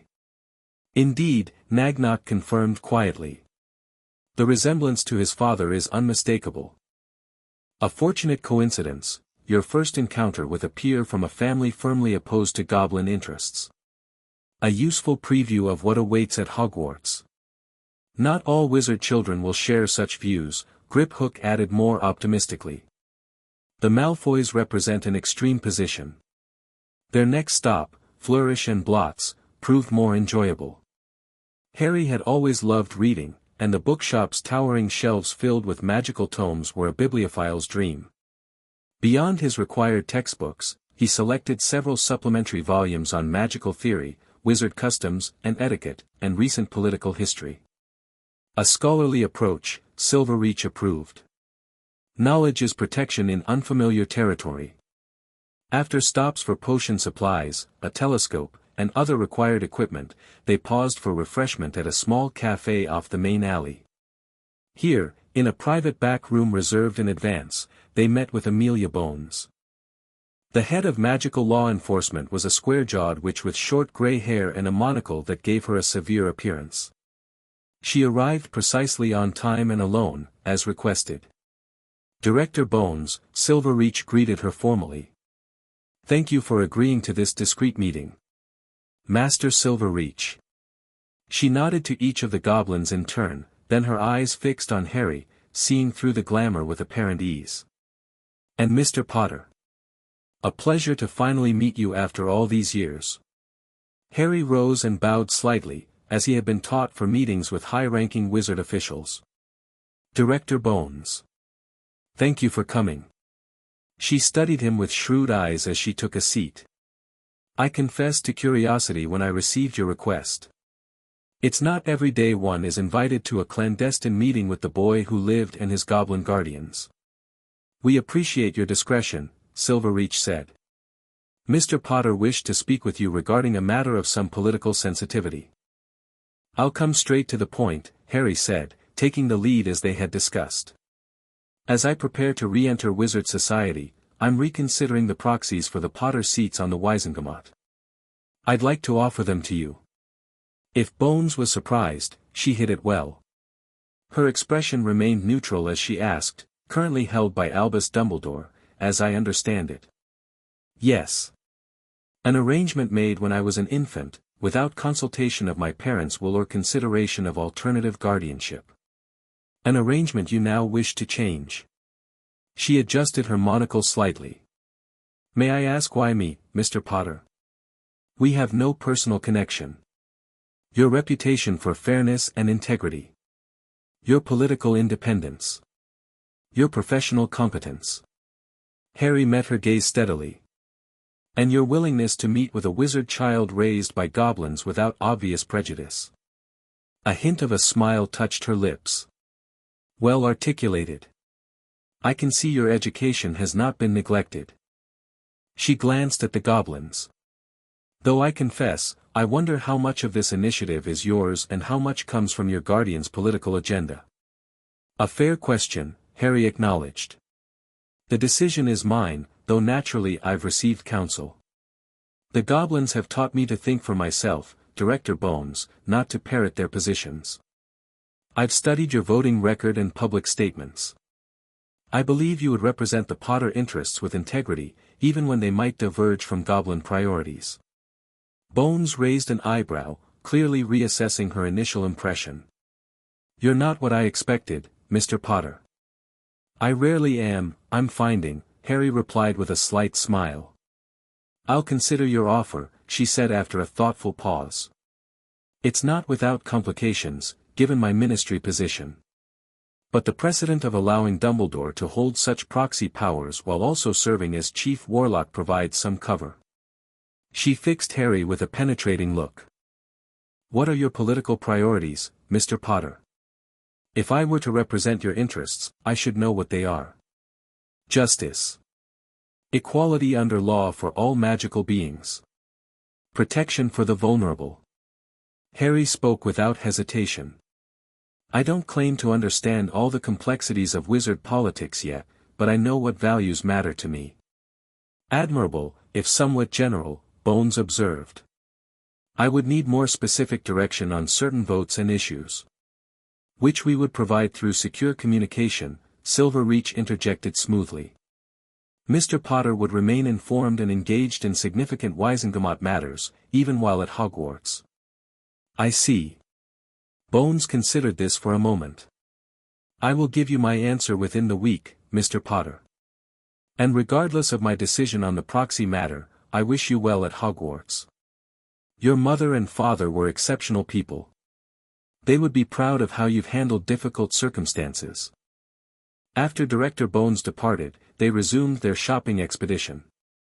The final and most significant stop was Ollivander's, the wandmaker's shop. As planned, they arrived just before closing time, when the alley had thinned of shoppers. Wait outside, Harry instructed his goblin guardians, knowing that what came next was, by wizard tradition, a private matter between wandmaker and wizard. I'll be fine. The shop was dimly lit and dusty, with thousands of narrow boxes stacked from floor to ceiling. A silence hung in the air that seemed to vibrate with magical potential. Harry approached the counter, removing his glamour charm once the door had closed behind him. I wondered when I would be seeing you, Mr. Potter. The soft voice came from behind him, making Harry turn sharply, his hand instinctively moving toward the concealed dagger at his waist, a habit from years of Steelblade's training. An old man stood there, his wide, pale eyes shining like moons through the gloom of the shop. You have your mother's eyes, Ollivander observed. But there is something else about you, something unexpected. His gaze seemed to look through Harry rather than at him. 6 years among the goblin folk have left their mark, I see. Not in your appearance, but in your magic. Fascinating. Harry wasn't surprised by Ollivander's knowledge of his circumstances, the wandmaker's reputation for uncanny awareness was well established. I'm here for my wand, sir. Of course, of course. Ollivander moved around the counter with surprising agility for one who appeared so ancient. Though perhaps it would be more accurate to say the wand is here for you. The wand chooses the wizard, Mr. Potter, always remember that. What followed was a lengthy process of trial and error. Wand after wand was placed in Harry's hand, only to be snatched away almost immediately as Ollivander muttered, no, no, definitely not, or, close, but not quite right. With each wand, Harry felt different sensations, some pleasant, some disturbing, none quite right. The pile of rejected wands grew steadily larger. Tricky customer, Ollivander said, looking more excited rather than frustrated. Not to worry, we'll find your perfect match. I wonder. He disappeared into the back of the shop, returning with a dusty box that he handled with particular reverence. Perhaps this one. He opened the box to reveal a wand of warm, honey-colored wood. Holly and phoenix feather, 11 inches, nice and supple. The moment Harry's fingers closed around it, he knew this was different from all the others. A sudden warmth spread through his hand and up his arm. When he raised the wand, it released a stream of red and gold sparks that illuminated the shop like fireworks. Curious, Ollivander murmured, watching the display with an inscrutable expression. Very curious. What's curious, sir? Harry asked, though he suspected he already knew the answer. I remember every wand I've ever sold, Mr. Potter. Every single wand. It so happens that the phoenix whose tail feather is in your wand gave another feather, just one other. It is curious that you should be destined for this wand when its brother, why, its brother gave you that scar. Harry nodded, unsurprised thanks to Goldfang's warning. Voldemort's wand. Ollivander flinched at the name but continued. Yes, 13.5 inches. A powerful wand, very powerful, and in the wrong hands. Well, if I had known what that wand was going out into the world to do. He shook his head. But I think we must expect great things from you, Mr. Potter. After all, he who must not be named did great things, terrible, yes, but great. I hope to do great things of a different nature, Mr. Ollivander, Harry said quietly. Indeed, indeed. The wand-maker studied him with those unsettling silver eyes. Your upbringing among the goblins, most unusual. They have their own magic, you know. Very different from ours. I wonder. Yes. I wonder if you might be one of the rare few capable of mastering both traditions. A bridge between worlds. Ollivander carefully placed the wand back in its box and wrapped it in brown paper. 7 galleons for the wand, Mr. Potter. As Harry paid and prepared to leave, Ollivander added, I would be most interested to hear how this wand serves you in the years to come. Particularly in conjunction with any goblin magical techniques you may have acquired. I'll keep that in mind, sir, Harry promised, replacing his glamour charm before stepping back into the alley where his guardians waited. It is done. Griphook asked as they rejoined him. Harry nodded, patting the package containing his new wand. Holly and Phoenix Feather. Brother to Voldemort's, as Goldfong predicted. Did Ollivander mention the connection? Nagnock asked sharply. Yes, though he seemed more academically interested than concerned. Wand-makers occupy a curious position in wizard society, Silverreach observed. Neither fully aligned with the ministry nor independent of its influence. We should assume Dumbledore will be informed of your wand selection promptly. Their final stop was Elop's Owl Emporium, where Harry selected a beautiful snowy owl that had caught his eye immediately upon entering. There was an intelligence in her amber eyes that reminded him of Healer Nardrik. A fine choice, the proprietor approved. Snowy owls are among the most loyal and intelligent of familiars. This one's young but already showing exceptional aptitude for long-distance deliveries. I'll call her Hedwig, Harry decided, recalling the name from a history of magic text. A powerful witch who understood the importance of bridging different worlds. As they made their way back to Gringotts with their purchases, Harry felt a curious sense of completion. The tangible symbols of his wizard heritage, robes, books, wand, and now a familiar, made his imminent return to that world more real than ever before. Yet he remained deeply conscious of the goblin guardians surrounding him, of the 6 years that had shaped him into someone far different from the wizard child he might otherwise have been. The coming weeks would test his ability to navigate between these worlds, to honor both aspects of his identity without sacrificing either. That evening, back in his quarters beneath Gringotts, Harry sat with his new wand, turning it slowly in his fingers and feeling the magic resonate within it. Hedwig watched from a perch that had been hastily installed near the window-like aperture, her snowy feathers gleaming in the lamplight. We're both going to be strangers in a strange land, he told her softly. But we'll manage it together. In response, she gave a soft, reassuring hoot and fluffed her feathers importantly, as if to say that she, at least, had no doubts about their ability to handle whatever came next. Harry smiled and returned to examining his wand. Brother to Voldemort's. A connection he hadn't sought but would need to understand. Just one more complication in the already complex tapestry of his life. The strongest blade is an alloy, he reminded himself, Steelblade's words becoming something of a personal mantra. Different metals combined create strength where there was weakness. Wizard and Goblin. The Boy Who Lived and the Prince of Khazad-Dûr. Harry Potter, preparing to step back into the world that had both revered and abandoned him, carrying with him the lessons, values, and magic of the Goblin Nation that had become his true home. Whatever came next, he would face it as both. The day of Harry Potter's official reintroduction to the wizarding world arrived with media frenzy and political maneuvering behind the scenes. The ministry had designated a formal reception hall for the event, decorated with carefully neutral symbols of magical cooperation, no specific Hogwarts house colors or ministry department insignia that might suggest political alignment. A podium stood at one end of the hall, flanked by the flags of the British Ministry of Magic and, in a concession that had required considerable negotiation, the ancient standard of the Goblin Nation. Rows of chairs faced the podium, already filling with reporters, ministry officials, and various dignitaries jockeying for position.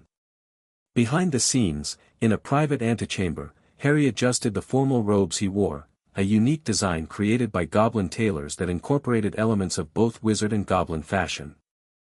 Deep emerald green with subtle gold and silver embroidery depicting interconnected symbols of both cultures, they projected exactly the image Harry and his advisors had carefully constructed, a bridge between worlds, belonging fully to neither yet honoring both.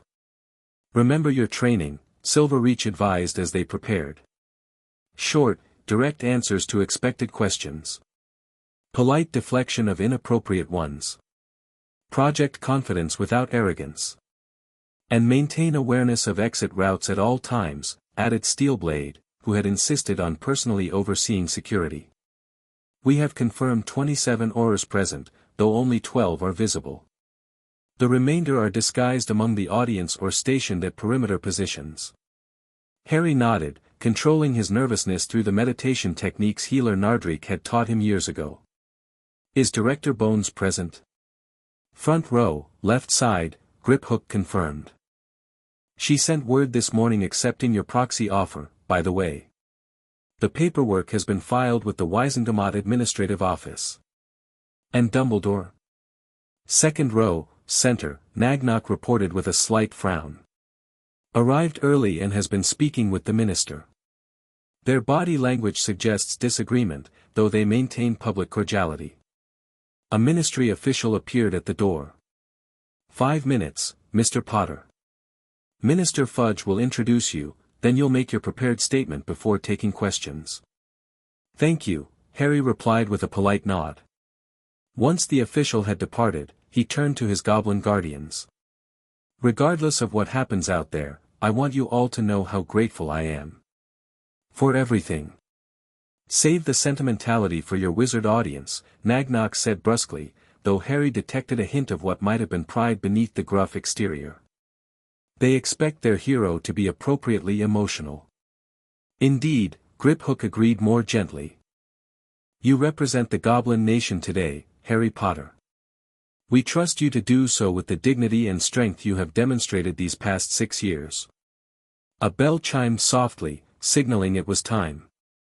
Harry took a deep breath, centered himself, and moved toward the door, his goblin guardians falling into position around him, Griphook and Silverreach flanking him as official representatives, Steelblade and another security goblin following behind, with Nagnok, present unofficially at King Ragnarok's insistence, bringing up the rear. The moment Harry emerged into the hall, a hush fell over the assembled crowd, followed immediately by a rising murmur of voices and the magical flashing of camera bulbs. He kept his expression composed, moving with the measured dignity he had learned in the Goblin Court, aware of every eye tracking his progress toward the podium. Minister Fudge, a portly man in a pinstriped cloak with a lime green bowler hat, stepped forward to shake Harry's hand, beaming for the cameras. "Mr. Potter.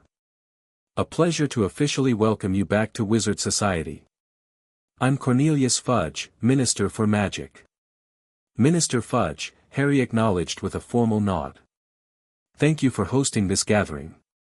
His eyes swept the audience as Fudge made his way to the podium for the introduction. He spotted Amelia Bones immediately, her expression neutral but attentive. Beside her sat a young girl with red-brown hair who bore a family resemblance, likely her niece Susan, Harry guessed, whom he knew she had raised after her brother's death during the war. In the second row, Albus Dumbledore was unmistakable, tall and thin, with flowing silver hair and beard, half-moon spectacles perched on his crooked nose. The headmaster's blue eyes seemed to twinkle even at this distance, fixed on Harry with an intensity that was somehow both warm and assessing. Several reporters jostled for better positions, including a blonde woman with jeweled spectacles whom Harry recognized from Silverreach's briefing as Rita Skeeter, the notoriously sensationalist correspondent for the Daily Prophet. "Great pleasure to introduce Mr. Harry Potter," Fudge was saying, his voice magically amplified. "Who, as we all know, has spent the past 6 years under the unusual guardianship of the Goblin Nation following certain circumstances with his previous placement."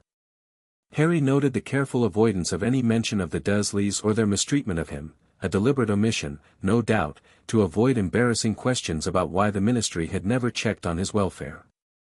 "Mr. Potter will now say a few words before attending Hogwarts School of Witchcraft and Wizardry next month, where I'm sure he will receive the finest magical education Britain has to offer." Fudge concluded with a politician's practiced enthusiasm, gesturing Harry to the podium. As Harry stepped forward, he felt a curious sense of calm settle over him. This was what he had been preparing for over 6 years, not just this specific event, but the larger challenge of reclaiming his place in the wizard world on his own terms. "Thank you, Minister Fudge," he began, his voice clear and steady. "And thank you to everyone who has come today.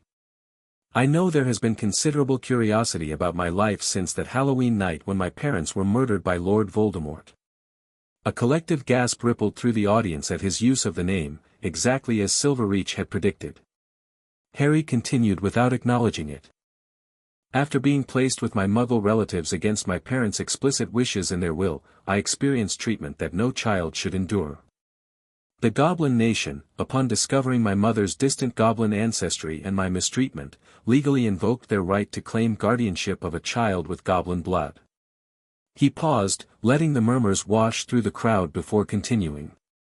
"For the past 6 years, I have been raised in Khazad-Dûr, the goblin realm beneath Gringotts Bank, as a ward of King Ragnarok VI and a recognized prince of their nation. I have received extensive education in both goblin and wizard traditions, preparing me to eventually take my place in both worlds." Harry gestured to his goblin guardian standing nearby.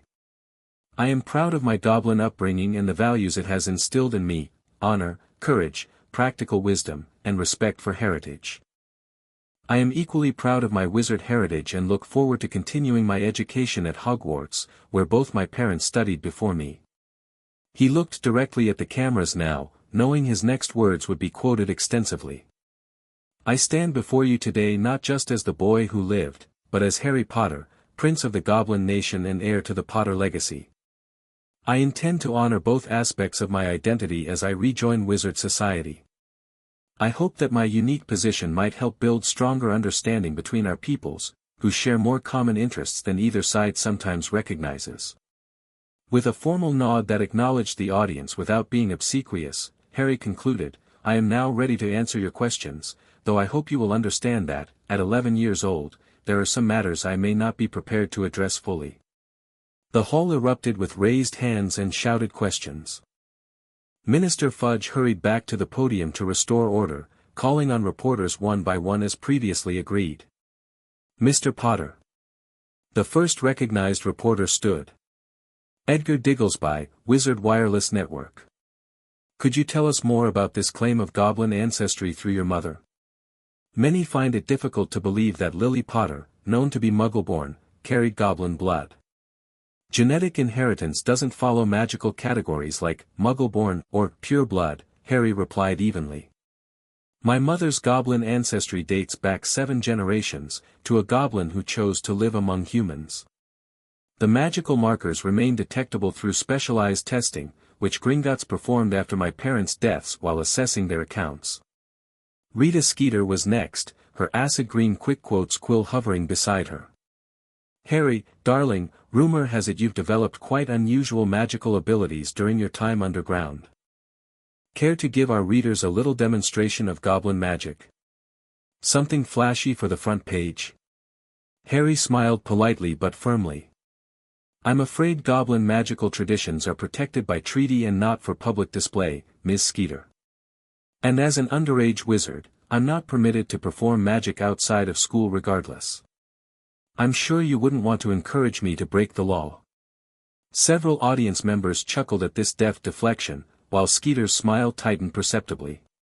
Mr. Potter, called a serious-looking wizard from the practical potioneer, how do you respond to concerns that your goblin upbringing might have left gaps in your wizard education that could put you at a disadvantage at Hogwarts?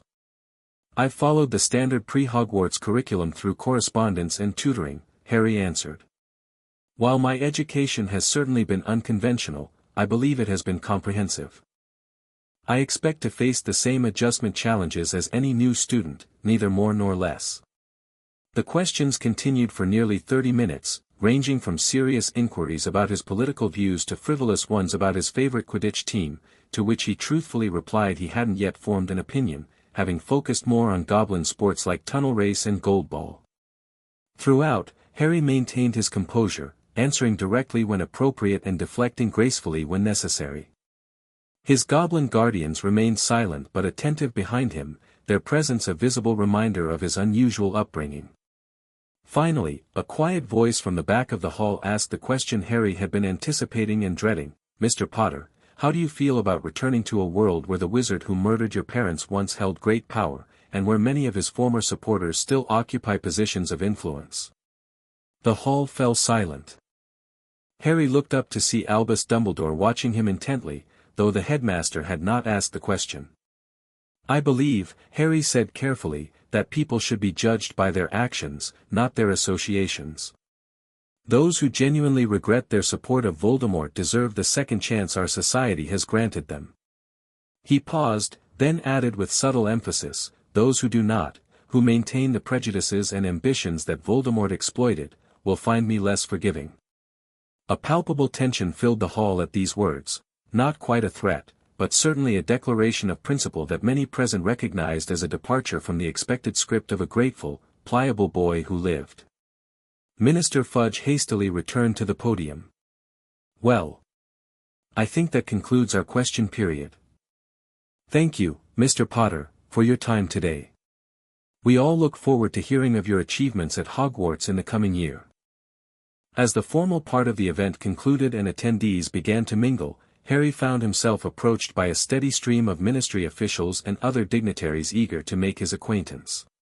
He handled each introduction with the diplomatic grace Silverreach had drilled into him, maintaining the delicate balance between courtesy and caution. Amelia Bones was among the first to reach him. Well handled, Mr. Potter, she said, shaking his hand firmly. You've given them exactly enough to satisfy immediate curiosity without revealing anything of substance.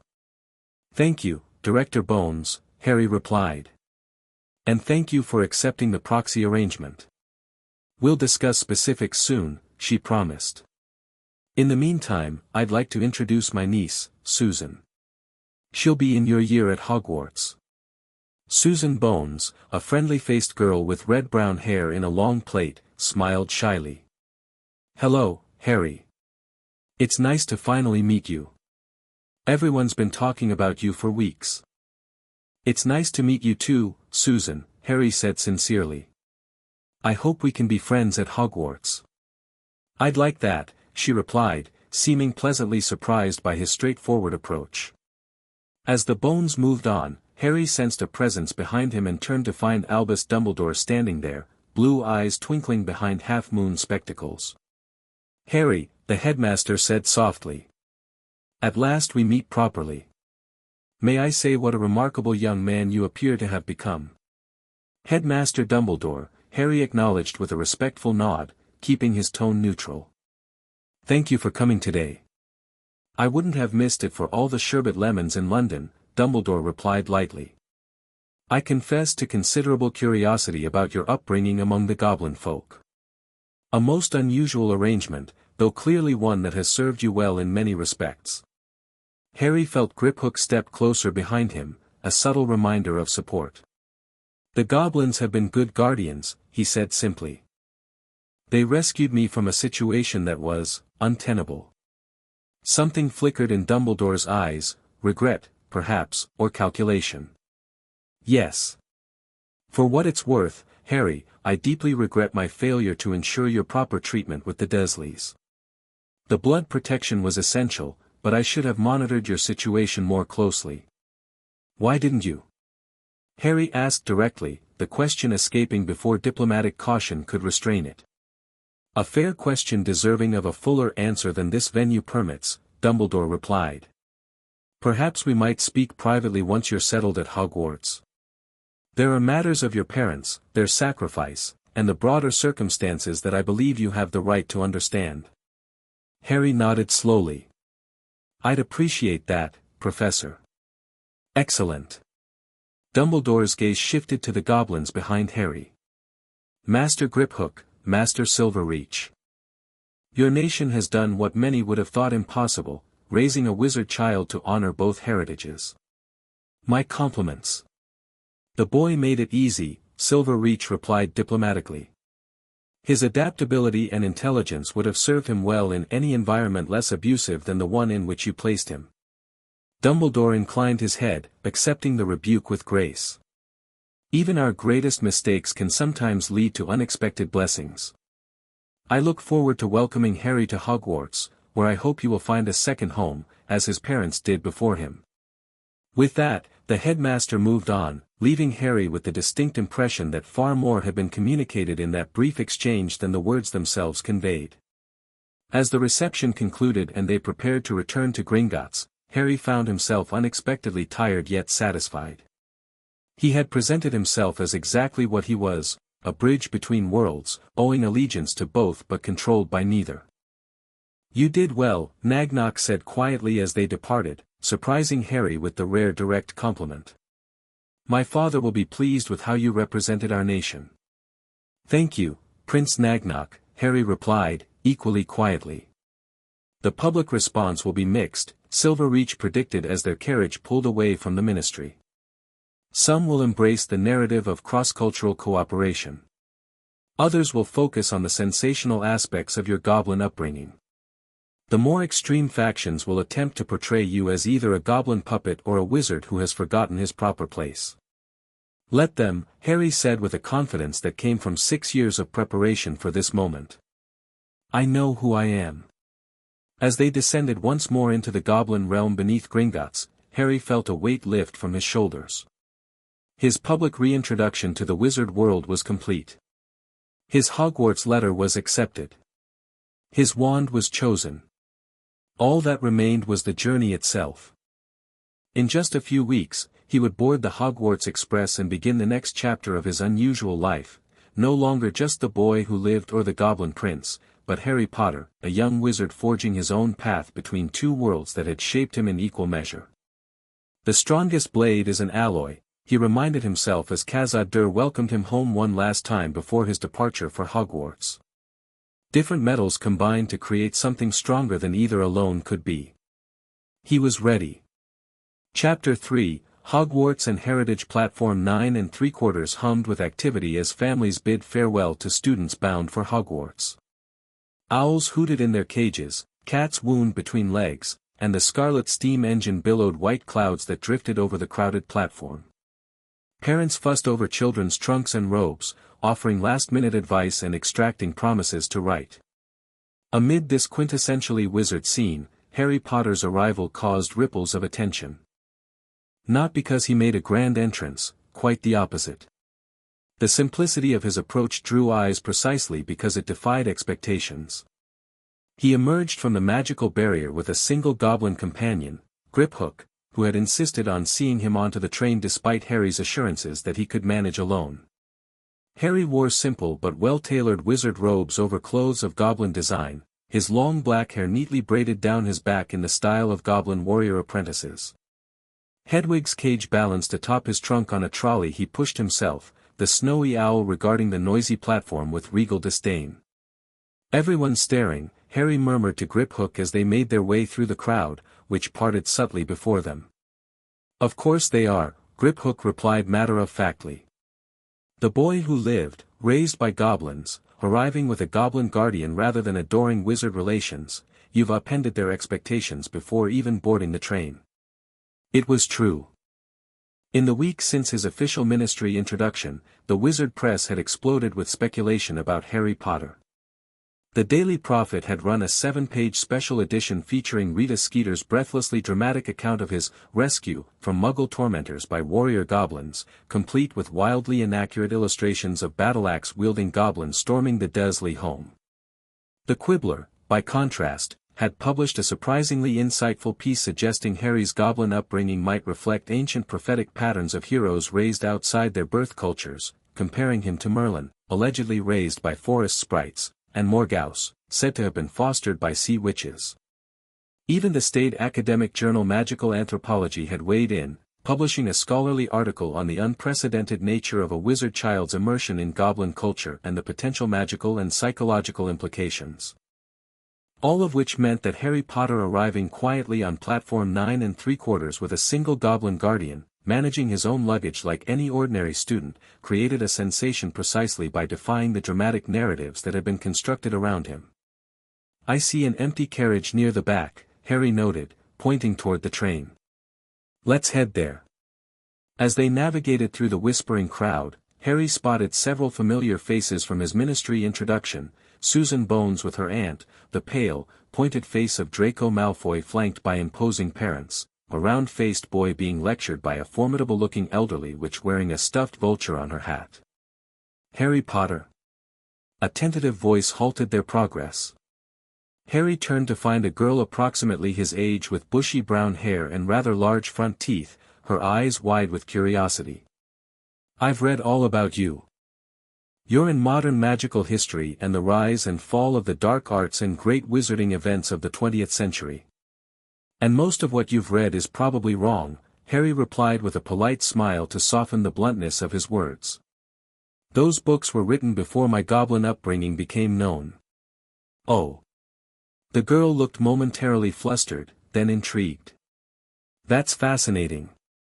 There's so little reliable literature on goblin culture available to the general wizard public. Is it true you speak gobbledygook? And have you actually been trained in goblin metallurgy? I read in Magical Anthropology that goblin magical techniques differ fundamentally from wizard methods, utilizing earth magic principles rather than the Latin-derived incantation model that, Hermione." A woman who was clearly the girl's mother placed a gentle hand on her shoulder. "I'm sure Harry doesn't want to be interviewed on the platform." She gave Harry an apologetic smile. "I'm sorry. She's been excited about meeting wizard children her own age. We're muggles, you see, and this is all quite new to us." "It's fine," Harry assured her, finding the girl's enthusiastic curiosity refreshing after the fearful whispers or overly familiar approaches he'd endured since his public reappearance.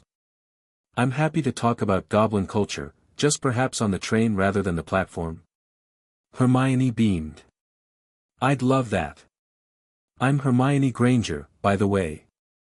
"I'll help you get your trunk aboard," Harry offered, noticing her father struggling with the heavy luggage nearby. "Oh. That's very kind, but, I insist," Harry said, already moving to assist. Living among goblins had given him strength disproportionate to his still slight frame, and practical cooperation was valued highly in goblin culture, a stark contrast to the affected helplessness or delegation often displayed by wizard nobility. With trunks loaded and Hedwig's cage secured, the moment of parting arrived. Harry turned to Griphook, suddenly conscious that this was the first time since his rescue at age 5 that they would be truly separated. "Remember your training," Griphook said gruffly, his usual formal demeanor slipping slightly. "Maintain vigilance without paranoia. Trust selectively. Your heritage is an advantage, not a burden, neither hide it nor flaunt it unnecessarily." "I know," Harry replied. "And I'll write regularly, as promised." Griphook hesitated, then did something unprecedented in their years together. He placed both hands on Harry's shoulders in the formal goblin gesture traditionally reserved for a mentor's recognition of a worthy apprentice. "You honor the nation, Harry Potter," he said in gobbledygook. "May your enemy's gold fill your vaults." Harry responded in the same language, completing the ritual phrase, "And may your blade stay sharp in darkness." A flash of what might have been pride crossed Griphook's severe features before his professional mask returned. With a final nod, he stepped back, watching as Harry boarded the train.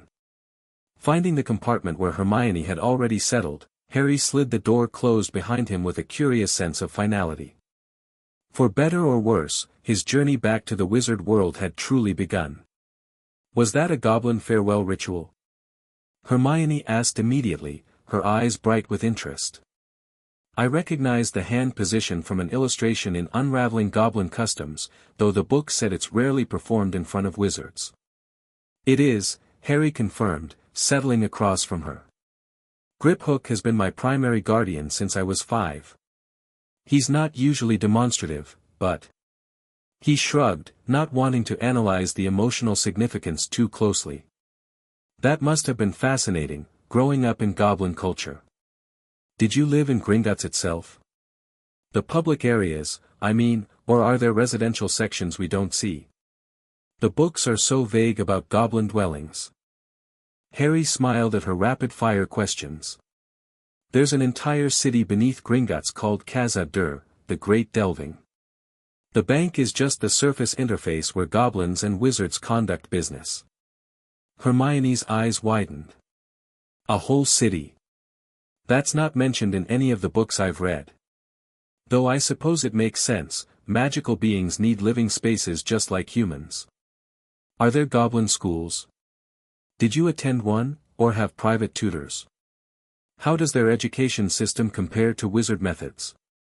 Before Harry could answer, the compartment door slid open to reveal a tall, gangly boy with bright red hair and a freckled face.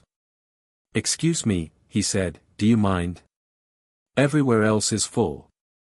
"Not at all," Harry replied, gesturing to the empty seats. "Thanks." The boy stowed his battered trunk and took a seat beside Hermione, glancing curiously at Harry. "I'm Ron, by the way." "Ron Weasley." "Hermione Granger," Hermione offered promptly. "Harry Potter," Harry said, watching with resigned amusement as Ron's eyes widened and flickered to his forehead.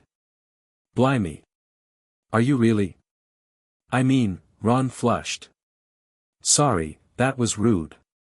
It's just, well, you're famous, aren't you? And the Daily Prophet's been writing all sorts of things about you living with goblins and being some kind of goblin prince." "The Prophet exaggerates," Harry said mildly. "But yes, I was raised in the goblin realm beneath Gringotts after they rescued me from unsuitable muggle guardians when I was 5. "Wicked," Ron breathed, his earlier embarrassment forgotten in the face of his fascination. "So can you speak their language?" "Dad says hardly any wizards can master gobbledygook." "Yes, though it took years of practice. The sounds don't come naturally to human vocal cords." Ron looked impressed. "That's brilliant. My brother Bill works for Gringotts as a cursebreaker, says knowing even a few words of gobbledygook earns you loads more respect from them." As the train pulled out of the station, their conversation flowed more naturally. Ron explained his large family. He was the 6th Weasley brother to attend Hogwarts, with a younger sister set to start the following year. Hermione detailed her surprise at discovering she was a witch after years of unexplained incidents, and her subsequent determination to learn everything possible about the magical world before arriving at Hogwarts. "My parents are dentists, muggle teeth healers," she explained. "They were quite shocked by the whole thing, but very supportive. They bought me extra books so I could catch up, since I hadn't grown up knowing about magic." "Most wizard-raised children don't know that much either," Ron assured her. "I mean, we see magic at home, but we're not allowed wands until Hogwarts, so it's mostly just watching our parents." "What about you, Harry?" Hermione asked. "Did you learn wizard magic while living with goblins, or focus on their magical traditions?" "Both, in different ways," Harry explained. "Goblin magic is wandless and focuses on earth elements, metallurgy, and innate connections. It's more about channeling existing energies than imposing will through specific spells. I learned their techniques as much as a human can, but I also studied wizard theory to prepare for Hogwarts." "Can you show us some?" Ron asked eagerly. "Goblin magic isn't for display," Harry said, unconsciously echoing the response he'd given Rita Skeeter. "It's considered private, something between the practitioner and the elements being worked with." Seeing Ron's disappointment, he added, "But I'm looking forward to learning proper wizard spellcasting alongside everyone else. I've only had theoretical training so far." This was not strictly true. He had practiced with his wand extensively since purchasing it, working through the first-year curriculum under Griphook and Firetongue's supervision. But Harry had learned from Silver Reach the value of strategic understatement. Better to exceed expectations than to create them. Their conversation was interrupted by the arrival of a dimpled witch pushing a trolley laden with wizard sweets and snacks. Ron mumbled something about bringing sandwiches, his ears reddening, but Harry, familiar with both Goblin cultural emphasis on generous hospitality and the Weasleys' known financial constraints, immediately purchased a large selection of everything. "We should share," he said matter-of-factly, spreading the bounty on the empty seat. "I've read about most of these but never tried them." Hermione looked hesitant. "My parents are dentists, they wouldn't be happy about all this sugar." "One day of indulgence before school begins properly," Harry suggested with a smile. "Consider it cultural research, wizard confectionery traditions." This framing appealed to Hermione's academic nature, and soon all three were sampling chocolate frogs, Bertie Bott's every flavor beans, and pumpkin pasties while Ron explained the finer points of wizard sweets to his new acquaintances. As the countryside sped past, their compartment door slid open again to reveal the round-faced boy Harry had noticed on the platform, looking tearful. "Sorry," he said, "but have you seen a toad? I've lost mine. He keeps getting away from me." "No, sorry," Ron replied, but Hermione immediately stood up. "I'll help you look," she offered. "We should be changing into our robes soon anyway. I can search the girls' compartments while you check the boys'." "Thanks," the boy said gratefully. "I'm Neville Longbottom, by the way. Hermione Granger. And this is Ron Weasley and Harry Potter." Neville's eyes widened at Harry's name, but unlike most reactions, his expression held something beyond simple recognition, a complex mixture of awe and what might have been fear. Hello," he stammered. "My grands told me about, that is, it's nice to meet you." "You too, Neville," Harry replied warmly. "If your toad enjoys damp places, try checking near the bathroom facilities. Toads naturally seek moisture." Neville looked surprised at this practical advice. "That makes sense. Thanks." After Hermione and Neville departed, Ron turned to Harry.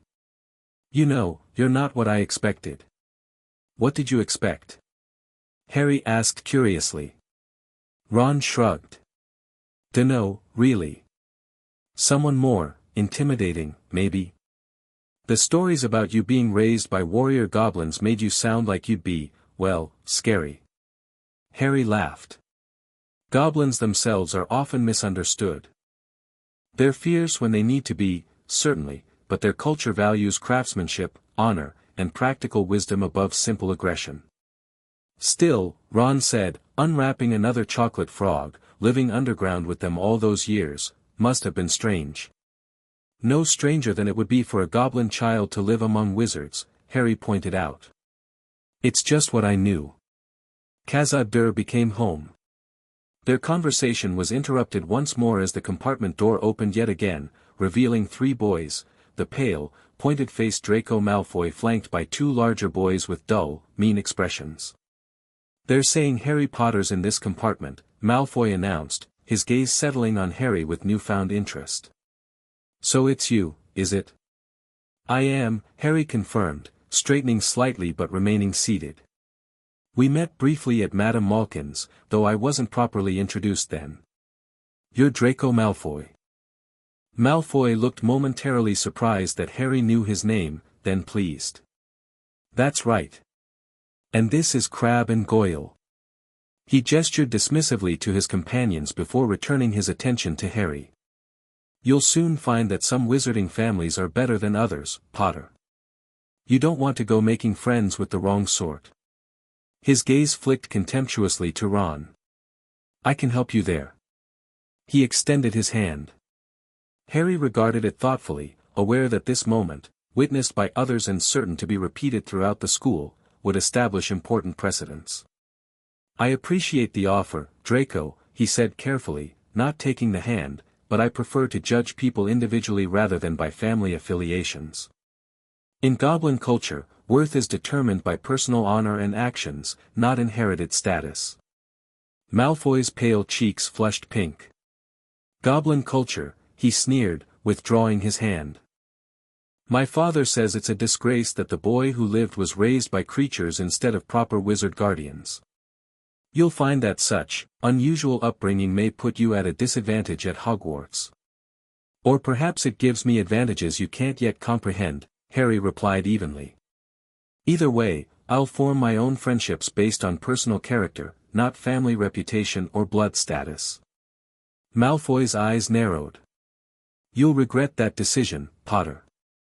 The goblins may have filled your head with their ideas, but you're in the wizard world now. Different rules apply. Rules can change, Harry observed mildly. Perhaps it's time they did. The pale boy's face contorted with anger. My father isn't here, Harry finished for him. And I'm not particularly interested in what Lucius Malfoy thinks of me or my upbringing, given his own questionable choices during the last Wizard War. A tense silence followed this direct reference to Malfoy Sr.'s alleged Death Eater past. Crabbe and Goyle shifted threateningly, but before the situation could escalate further, Hermione returned. What's going on? She asked, looking between the boys with suspicion. Nothing important, Harry said, not breaking eye contact with Malfoy. Draco was just leaving after introducing himself. For a moment, it seemed Malfoy might challenge this dismissal, but something in Harry's steady gaze, perhaps a glimpse of the goblin-trained warrior beneath the polite exterior, made him reconsider. We'll continue this discussion another time, Potter, he said coldly. When you've had more opportunity to reconsider your associations. With a final contemptuous glance at Ron and Hermione, he departed, Crabbe and Goyle lumbering after him. Bloody hell, Ron breathed once they'd gone. You stood up to Malfoy. His whole family's been in Slytherin for generations, his father's practically got the Minister for Magic in his pocket. Political influence doesn't make someone right, Harry said simply. And I've had years of training in not being intimidated by those who think their status grants them automatic power over others. Hermione looked thoughtful. That confrontation was about more than just making friends, wasn't it? It felt political somehow. Harry nodded, impressed by her perception. Everything about me is political, whether I want it to be or not. Malfoy's father has actively lobbied against goblin rights and specifically against my goblin guardianship. His son was testing waters, seeing if I might be separated from that influence now that I'm entering Hogwarts. And you shut that down immediately, Hermione noted with approval. Very effectively, too. Bloody brilliant, Ron agreed, his expression showing newfound respect. Most people wouldn't dare mention his father's Death Eater past so directly. Living with goblins teaches directness, Harry said with a slight smile. They consider excessive diplomacy to be a form of deception. As the train continued northward, the trio changed into their school robes. Darkness fell outside the windows, and anticipation built as an announcement informed them they would be reaching Hogwarts shortly. When they finally disembarked at Hogsmeade Station, Harry heard a familiar phrase that nevertheless sent a thrill through him, the call that signified the beginning of every wizard child's Hogwarts journey. Furs years. Furs years over here. The enormous man holding the lantern could only be Rubeus Hagrid, whom Harry knew from his political briefings was keeper of keys and grounds at Hogwarts, and reportedly fiercely loyal to Dumbledore. The half-giant led them down a steep, narrow path toward a fleet of small boats at the edge of a vast black lake. No more than 4 to a boat. Hagrid called. Harry, Ron, Hermione, and Neville, who had eventually found his toad, climbed into one together. Everyone in? Hagrid checked. Right then, forward. The little fleet of boats moved off simultaneously across the smooth, glass-like water. As they rounded a bend in the shoreline, Hogwarts came into view for the first time, a vast castle perched atop a mountain, its windows sparkling in the starry sky, turrets and towers silhouetted against the moon. A collective, "Oh," rose from the first years, and Harry felt it too, a sense of wonder and homecoming that resonated deep within him. For all his goblin upbringing, this place represented his wizard heritage, where his parents had studied, fallen in love, and begun the journey that, however tragically cut short, had ultimately resulted in his existence. The boats carried them through a curtain of ivy concealing an opening in the cliff face, along a dark tunnel that seemed to take them right underneath the castle, until they reached an underground harbor where they clambered out onto rocks and pebbles. Hagrid led them up a passageway in the rock, emerging finally onto smooth, damp grass in the shadow of the castle. They walked up a flight of stone steps and crowded around the huge oak front door. "Everyone here." Hagrid raised a gigantic fist and knocked 3 times. The door swung open to reveal Professor McGonagall, tall and black-haired, wearing emerald green robes and a very stern expression that reminded Harry somewhat of Griphook at his most formal. "The Fur's years, Professor McGonagall," Hagrid announced. "Thank you, Hagrid. I will take them from here." She pulled the door wide, revealing the entrance hall, a space so vast that Harry thought the entire Dursley house could have fit inside it with room to spare. Stone walls were lit with flaming torches, a magnificent marble staircase facing them led to the upper floors, and the distant hum of hundreds of voices came from a doorway to the right. McGonagall led them across the flagged stone floor and into a small, empty chamber off the hall. As she explained the house system and the imminent sorting ceremony, Harry found himself studying her with interest. His correspondence with the deputy headmistress over the years had been formal but not unfriendly. The locket containing his parents' photograph, which he wore beneath his robes, had been her gift. Yet her demeanor now gave nothing away, treating him exactly the same as every other first-year student. He appreciated that. After McGonagall departed to prepare for their entrance, nervous chatter broke out among the first years. Theories about the sorting ranged from Ron's brother's tale of wrestling a troll to Hermione's frantic whispered review of spells she'd learned that might be tested. "It's just a hat," Harry said quietly to his new friends. Ron looked startled. "A hat?" "The sorting hat," Harry elaborated. "It was created by the 4 founders to select students for their houses after they were gone. It sees into your mind and evaluates your character, then places you where it thinks you'll best develop your potential." "How do you know that?" Hermione asked, impressed. Harry shrugged. "Hogwarts, a history. Plus some additional historical texts in the Goblin archives that mention it." This revelation calmed many of the first years who overheard, though some still looked apprehensive about the prospect of having their minds examined by a magical artifact. When McGonagall returned to lead them into the great hall, Harry found himself momentarily overwhelmed by the sheer magical spectacle, thousands of candles floating in mid-air, for long tables where the rest of the students sat watching them, golden plates and goblets gleaming in the candlelight, and above it all, a velvety black ceiling dotted with stars. "It's bewitched to look like the sky outside," Hermione whispered. "I read about it in Hogwarts, a history." Harry nodded, though he was more impressed by the execution than the concept. The goblin ceiling in Ragnarok's dining chamber had similar enchantments, but with the additional function of accurately tracking astronomical positions for ritual purposes. McGonagall silently placed a 4-legged stool in front of the first years. On top of it, she put a pointed wizard's hat, patched, frayed, and extremely dirty. For a moment, there was complete silence. Then the hat twitched, a rip near the brim opened wide like a mouth, and the sorting hat began to sing. Its song described the 4 houses and their values: brave Gryffindor, clever Ravenclaw, loyal Hufflepuff, and cunning Slytherin. When it finished, the whole hall burst into applause before falling silent in anticipation of the sorting. Professor McGonagall stepped forward with a long roll of parchment. "When I call your name, you will put on the hat and sit on the stool to be sorted." As the sorting progressed alphabetically, Harry observed with interest. Hannah Abbott and Susan Bones became Hufflepuffs. Terry Boot, Mandy Brocklehurst, and Michael Corner went to Ravenclaw. Millicent Bulstrode became a Slytherin. The pattern continued, with Hermione being sorted into Gryffindor after nearly a full minute beneath the hat, a hatstall, Harry recalled the term from his reading. Neville Longbottom also went to Gryffindor after an even longer deliberation. Draco Malfoy's sorting was the opposite extreme. The hat had barely touched his head when it declared Slytherin.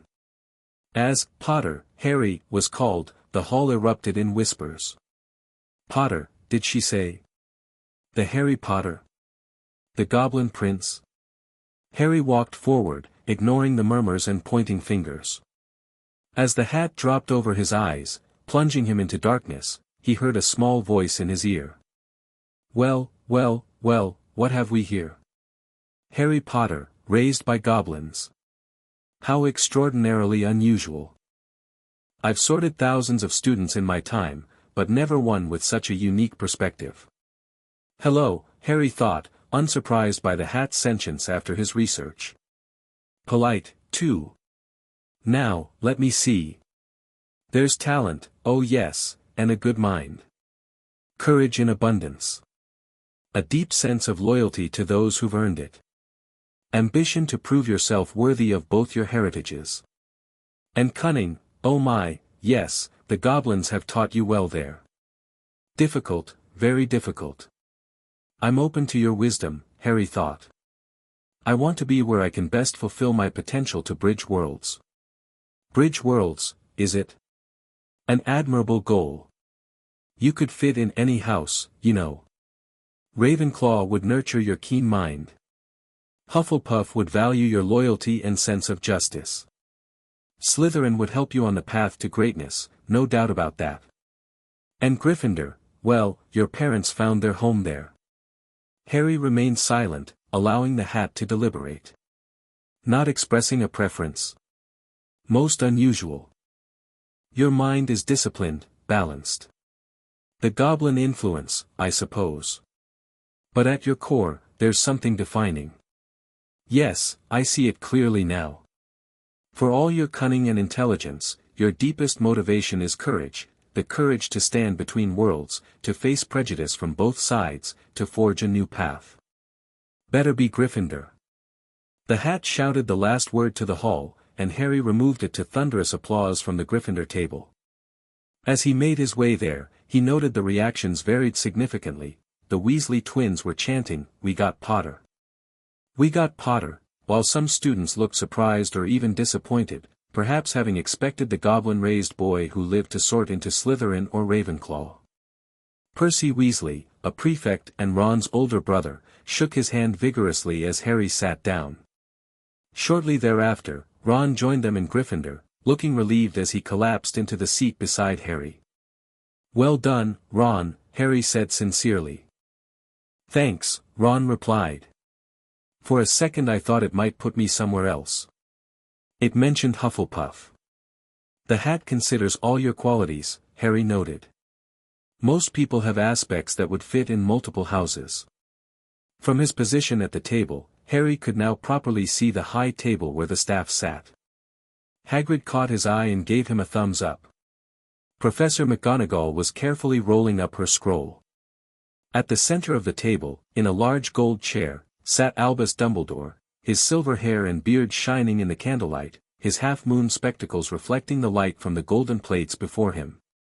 Harry's gaze moved along the table, recognizing other professors from his political briefings, tiny Professor Flitwick, plump Professor Sprout, and at the end, a hook-nosed man with greasy black hair and sallow skin. Professor Snape, Potions Master and former Death Eater who had supposedly reformed and gained Dumbledore's complete trust. As Harry studied him, Snape looked directly at him, their eyes meeting across the hall. A sharp, hot pain shot across the scar on Harry's forehead. Ouch! Harry clapped a hand to his head, the pain disappearing as quickly as it had come. "What is it?" Percy asked. "Nothing," Harry said quickly. "Just a momentary headache." But it hadn't felt like an ordinary headache. And the timing, just as Snape's eyes had met his, seemed too coincidental. Harry filed the information away for later consideration as Dumbledore rose to his feet, beaming at the students with his arms opened wide in welcome. "Welcome," he called. "Welcome to a new year at Hogwarts. Before we begin our banquet, I would like to say a few words, nitwit. Blubber. Oddment. Tweak. Thank you." He sat back down to applause and cheers. Harry raised an eyebrow, bemused. Is he, a bit mad? He asked Percy quietly. Mad? He's a genius. Percy replied. Best wizard in the world. But yes, a bit mad. Potatoes, Harry. Harry looked down to find the golden dishes before him suddenly piled with food: roast beef, roast chicken, pork and lamb chops, sausages, bacon, steak, boiled potatoes, roast potatoes, chips, Yorkshire pudding, peas, carrots, gravy, and inexplicably, peppermint humbugs. The Dursleys had never exactly starved Harry, but he'd never been allowed to eat as much as he wanted either. The Goblins, by contrast, had ensured he received a nutritionally balanced diet to help him recover from early malnutrition, but their cuisine tended toward practical rather than indulgent. This magnificent spread represented a new experience. That does look good, said a ghost in a ruff sadly, watching as Harry cut into a juicy steak. Can't you? Harry began. I haven't eaten for nearly 500 years, the ghost replied. Don't need to, of course, but one does miss it. I don't think I've introduced myself. Sir Nicholas de Mimsy Porpington at your service. Resident ghost of Gryffindor Tower. I know who you are. Ron said suddenly. My brothers told me about you, you're nearly headless Nick. I would prefer Sir Nicholas de Mimsy, the ghost began stiffly, but Seamus Finnegan, a sandy-haired boy nearby, interrupted. Nearly headless? How can you be nearly headless? Like this, Sir Nicholas said irritably. He seized his left ear and pulled. His whole head swung off his neck and fell onto his shoulder as if it was on a hinge. Someone had obviously tried to behead him, but not done it properly. Looking pleased at the stunned expressions, nearly headless Nick flipped his head back onto his neck, straightened his ruff, and continued, So, new Gryffindors. I hope you're going to help us win the house championship this year. Gryffindor has never gone so long without winning. Slytherin has got the cup 6 years in a row. The Bloody Baron's becoming almost unbearable, he's the Slytherin ghost. Harry glanced over at the Slytherin table and saw a horrible ghost with blank staring eyes, a gaunt face, and robes stained with silver blood. How did he get covered in blood? Seamus asked with great interest. I've never asked, said nearly headless Nick delicately. When the main courses disappeared and desserts took their place, the conversation turned to families. I'm half and half, Seamus was explaining. Me dad's a muggle. Man didn't tell him she was a witch till after they were married. Bit of a nasty shock for him. The others laughed, and Neville recounted how his family had feared he might be a squib until his great-uncle Algy accidentally dropped him out a window and he bounced safely down the garden. What about you, Harry? Dean Thomas asked. What was it like growing up with goblins? The Daily Prophet made it sound like you were raised as some kind of warrior prince. All nearby conversation stopped as students leaned in to hear his answer. The Prophet exaggerates, Harry said, echoing his earlier comment to Ron. I received combat training, yes, but also education in history, mathematics, languages, magical theory, metalwork, and finance. The goblins valued my development as a complete person, not just a warrior. But is it true you're actually considered a goblin prince? Lavender Brown asked, her eyes wide. With a title and everything? Harry nodded. I hold the title of Prince of the Goblin Nation, though it's largely ceremonial. I'm not in the direct line of succession. It's based on my status as heir to the Potter accounts, which are significant clients of Gringotts, and my distant goblin ancestry through my mother. You're part goblin? Seamus blurted, looking shocked. Very distantly, Harry clarified. 7 generations back on my mother's side. Barely detectable, but enough to qualify for goblin protection laws when they discovered I was being mistreated by my muggle relatives. This prompted a flurry of new questions, but Percy Weasley intervened. That's quite enough interrogation for one evening, I think. Harry deserves to enjoy his first Hogwarts feast without being treated like a curiosity exhibit. Harry gave Percy a grateful nod as conversation reluctantly turned to other topics. As he sampled treacle tart, his favorite of the many desserts offered, he glanced up at the high table again. Hagrid was drinking deeply from his goblet. Professor McGonagall was talking to Professor Dumbledore. Professor Snape was conversing with a nervous-looking young man wearing an absurd purple turban. It happened again. Snape looked past the turbaned professor straight into Harry's eyes, and the pain in Harry's scar flared sharply once more. "Who's the professor talking to Professor Snape?" he asked Percy, keeping his voice casual. "That's Professor Quirrell. Teaches defense against the dark arts. No wonder he looks nervous, Snape's known to want his job. Knows an awful lot about the dark arts, Snape." Harry watched Quirrell carefully. Something about the interaction between him and Snape seemed off, though he couldn't pinpoint why. The pain in his scar was concerning too. It had been completely dormant since the goblin ritual to remove Voldemort's soul fragment when he was 5. Could there be some connection? At last, the desserts disappeared, and Professor Dumbledore got to his feet again. The hall fell silent. "Just a few more words now that we are all fed and watered. I have a few start-of-term notices to give you. First years should note that the forest on the grounds is forbidden to all pupils. And a few of our older students would do well to remember that as well." Dumbledore's twinkling eyes flashed in the direction of the Weasley twins, who grinned unrepentantly. "I have also been asked by Mr. Filch, the caretaker, to remind you all that no magic should be used between classes in the corridors. Quidditch trials will be held in the second week of the term. Anyone interested in playing for their house teams should contact Madam Hooch. And finally, I must tell you that this year, the third-floor corridor on the right-hand side is out of bounds to everyone who does not wish to die a very painful death." A few students laughed, but Harry didn't. Such a specific and dramatic warning, delivered so casually, struck him as significant. In the Goblin realm, dangerous areas were clearly marked and explained, not turned into mysterious warnings that might provoke curiosity rather than caution. "He's not serious, is he?" Hermione whispered to Percy. "Must be," Percy replied, frowning. "It's odd, because he usually gives us a reason why we're not allowed to go somewhere. The forest's full of dangerous beasts, everyone knows that. I do think he might have told us prefects, at least. And now, before we go to bed, let us sing the school song." Dumbledore cried, giving his wand a little flick. A long golden ribbon flew out of it, which rose high above the tables and twisted itself into words.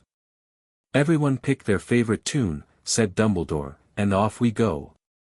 The resulting cacophony as the school bellowed the lyrics to different melodies was unlike anything in Goblin musical tradition, which prized harmony and rhythmic precision. Harry found himself laughing despite his bemusement, particularly when the Weasley twins finished last with a very slow funeral march. After Dumbledore conducted their final notes with his wand, he wiped his eyes. "Ah, music. A magic beyond all we do here. And now, bedtime. Off you trot." The Gryffindor first years followed Percy through the chattering crowds, out of the great hall, and up the marble staircase.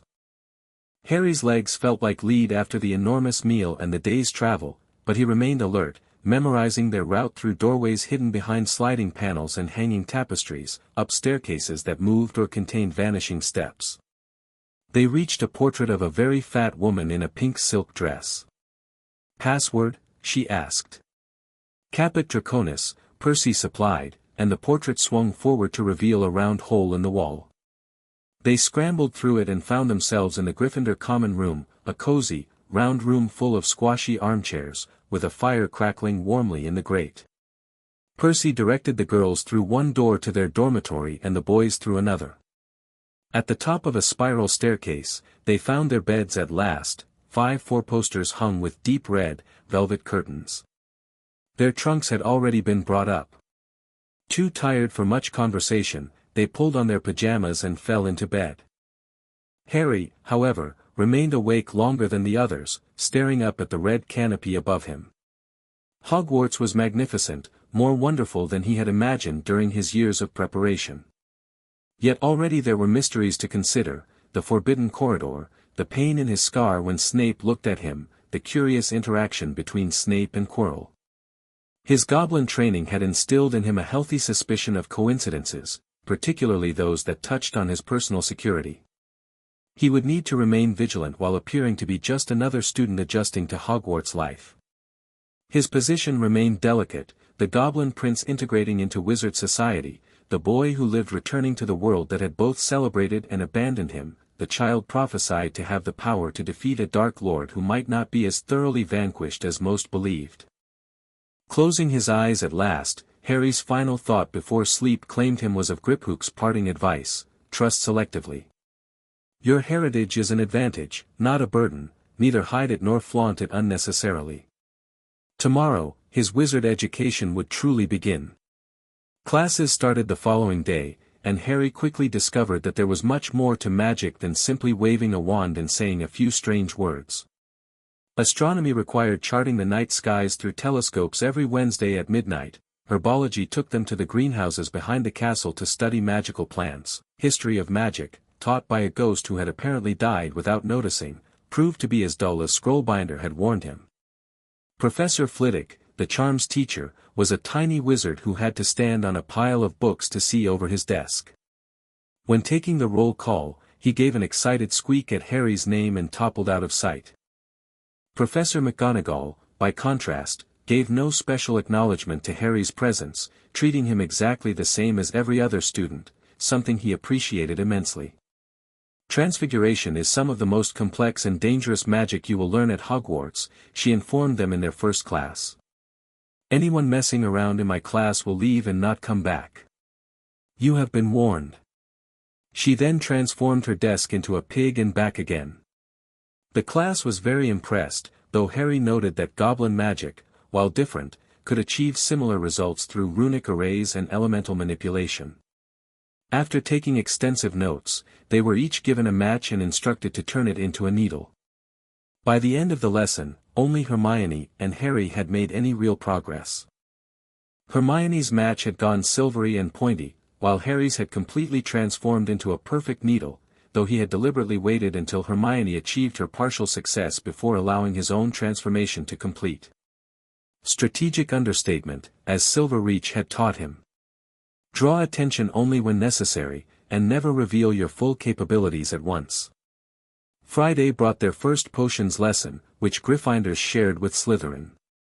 Harry had been particularly looking forward to this subject. Goblin metalworking and alchemical practices had given him a solid foundation in the precise art of combining ingredients for magical effect.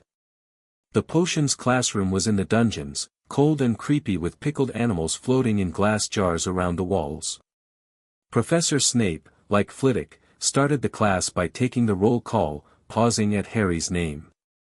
"Ah, yes," he said softly, "Harry Potter. Our new celebrity." Draco Malfoy and his friends Crabbe and Goyle sniggered behind their hands. Snape finished calling the names and looked up at the class, his eyes as black and cold as the tunnels in the deepest reaches of Khazad-Dûr. "You are here to learn the subtle science and exact art of potion making," he began, speaking barely above a whisper, but they caught every word. "As there is little foolish wand-waving here, many of you will hardly believe this is magic. I don't expect you will really understand the beauty of the softly simmering cauldron with its shimmering fumes, the delicate power of liquids that creep through human veins, bewitching the mind, and snaring the senses. I can teach you how to bottle fame, brew glory, even stopper death, if you aren't as big a bunch of dunderheads as I usually have to teach." Silence followed this speech. Hermione was on the edge of her seat, looking desperate to prove she wasn't a dunderhead. Harry maintained a neutral expression, though he found Snape's theatrical introduction intriguing. Beneath the intimidation tactics lay genuine passion for the subject. "Potter," Snape said suddenly. "What would I get if I added powdered root of asphodel to an infusion of wormwood?"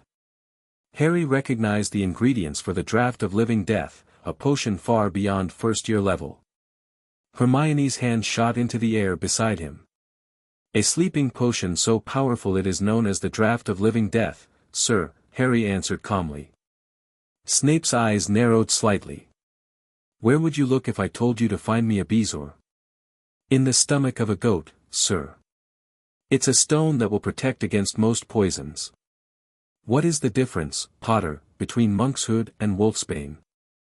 They're the same plant, sir, also known as aconite. Snape stared at him, his expression unreadable. The rest of the class watched in silence, many looking impressed or surprised by Harry's knowledge. It seems fame isn't everything, Snape said finally, though perhaps living among creatures obsessed with poisons and antidotes has its academic advantages. For your information, Potter, the goblins' reputation for poisoning their enemies makes their knowledge of bezoars particularly comprehensive. The subtle slur against goblin culture didn't escape Harry's notice, but he kept his expression neutral. Engaging in a confrontation with a professor on the first day would serve no purpose. For everyone's information, Snape continued, looking around at the rest of the class, asphodel and wormwood do indeed make a sleeping potion so powerful it is known as the draught of living death. A bezoar is a stone taken from the stomach of a goat and will save you from most poisons. As for monkshood and wolfsbane, they are the same plant, which also goes by the name of aconite. Well, why aren't you all copying that down? There was a sudden rummaging for quills and parchment. Over the noise, Snape added, and a point to Gryffindor for Potter's correct answers. Don't expect such generosity in future. The grudging award of a single point made it clear that Snape had expected, perhaps hoped, to embarrass Harry with questions beyond the typical first-year curriculum. His disappointment was evident. Things didn't improve as the potions lesson continued. Snape put them all into pairs and set them to mixing a simple potion to cure boils. He swept around in his long black cloak, criticizing almost everyone except Malfoy, whom he seemed to favor. When Neville somehow managed to melt Seamus's cauldron into a twisted blob, drenching himself in their potion and breaking out in angry red boils, Snape was merciless. "Idiot boy," he snarled. "I suppose you added the porcupine quills before taking the cauldron off the fire?" As Neville whimpered in pain, Snape rounded on Harry and Ron, who had been working nearby. "You, Potter, why didn't you tell him not to add the quills? Thought he'd make you look good if he got it wrong, did you? That's another point you've lost for Gryffindor." This was so unfair that Harry opened his mouth to argue, but Ron kicked him behind their cauldron. "Don't push it," he muttered. "I've heard Snape can turn very nasty." Harry nodded slightly, recognizing the wisdom in Ron's advice. Their potion, meanwhile, was developing perfectly. Harry's experience with goblin alchemical processes had given him excellent instincts for ingredient preparation and timing. When Snape reluctantly examined their completed potion at the end of class, his lip curled in what might have been disappointment at finding no flaws to criticize. "Adequate," he pronounced coldly before moving on. "Adequate?" Ron whispered indignantly as they left the dungeon. It was perfect. Even Hermione's wasn't as good, and hers was brilliant. "Snape clearly has some issue with me," Harry observed quietly. "Personal or political, I'm not sure yet." "He seems to hate all Gryffindors," Hermione added, joining them in the corridor, "but you especially. Was it something about the goblins? That comment about poisons was rather nasty." "Perhaps," Harry said thoughtfully. "Or perhaps it's something to do with my parents. I'll need to learn more before drawing conclusions." "How are you so calm about it?" Ron demanded. "He was horrible to you for no reason." Harry shrugged. "Goblin politics taught me not to react emotionally to provocations. It's what some people want, to make you lose control.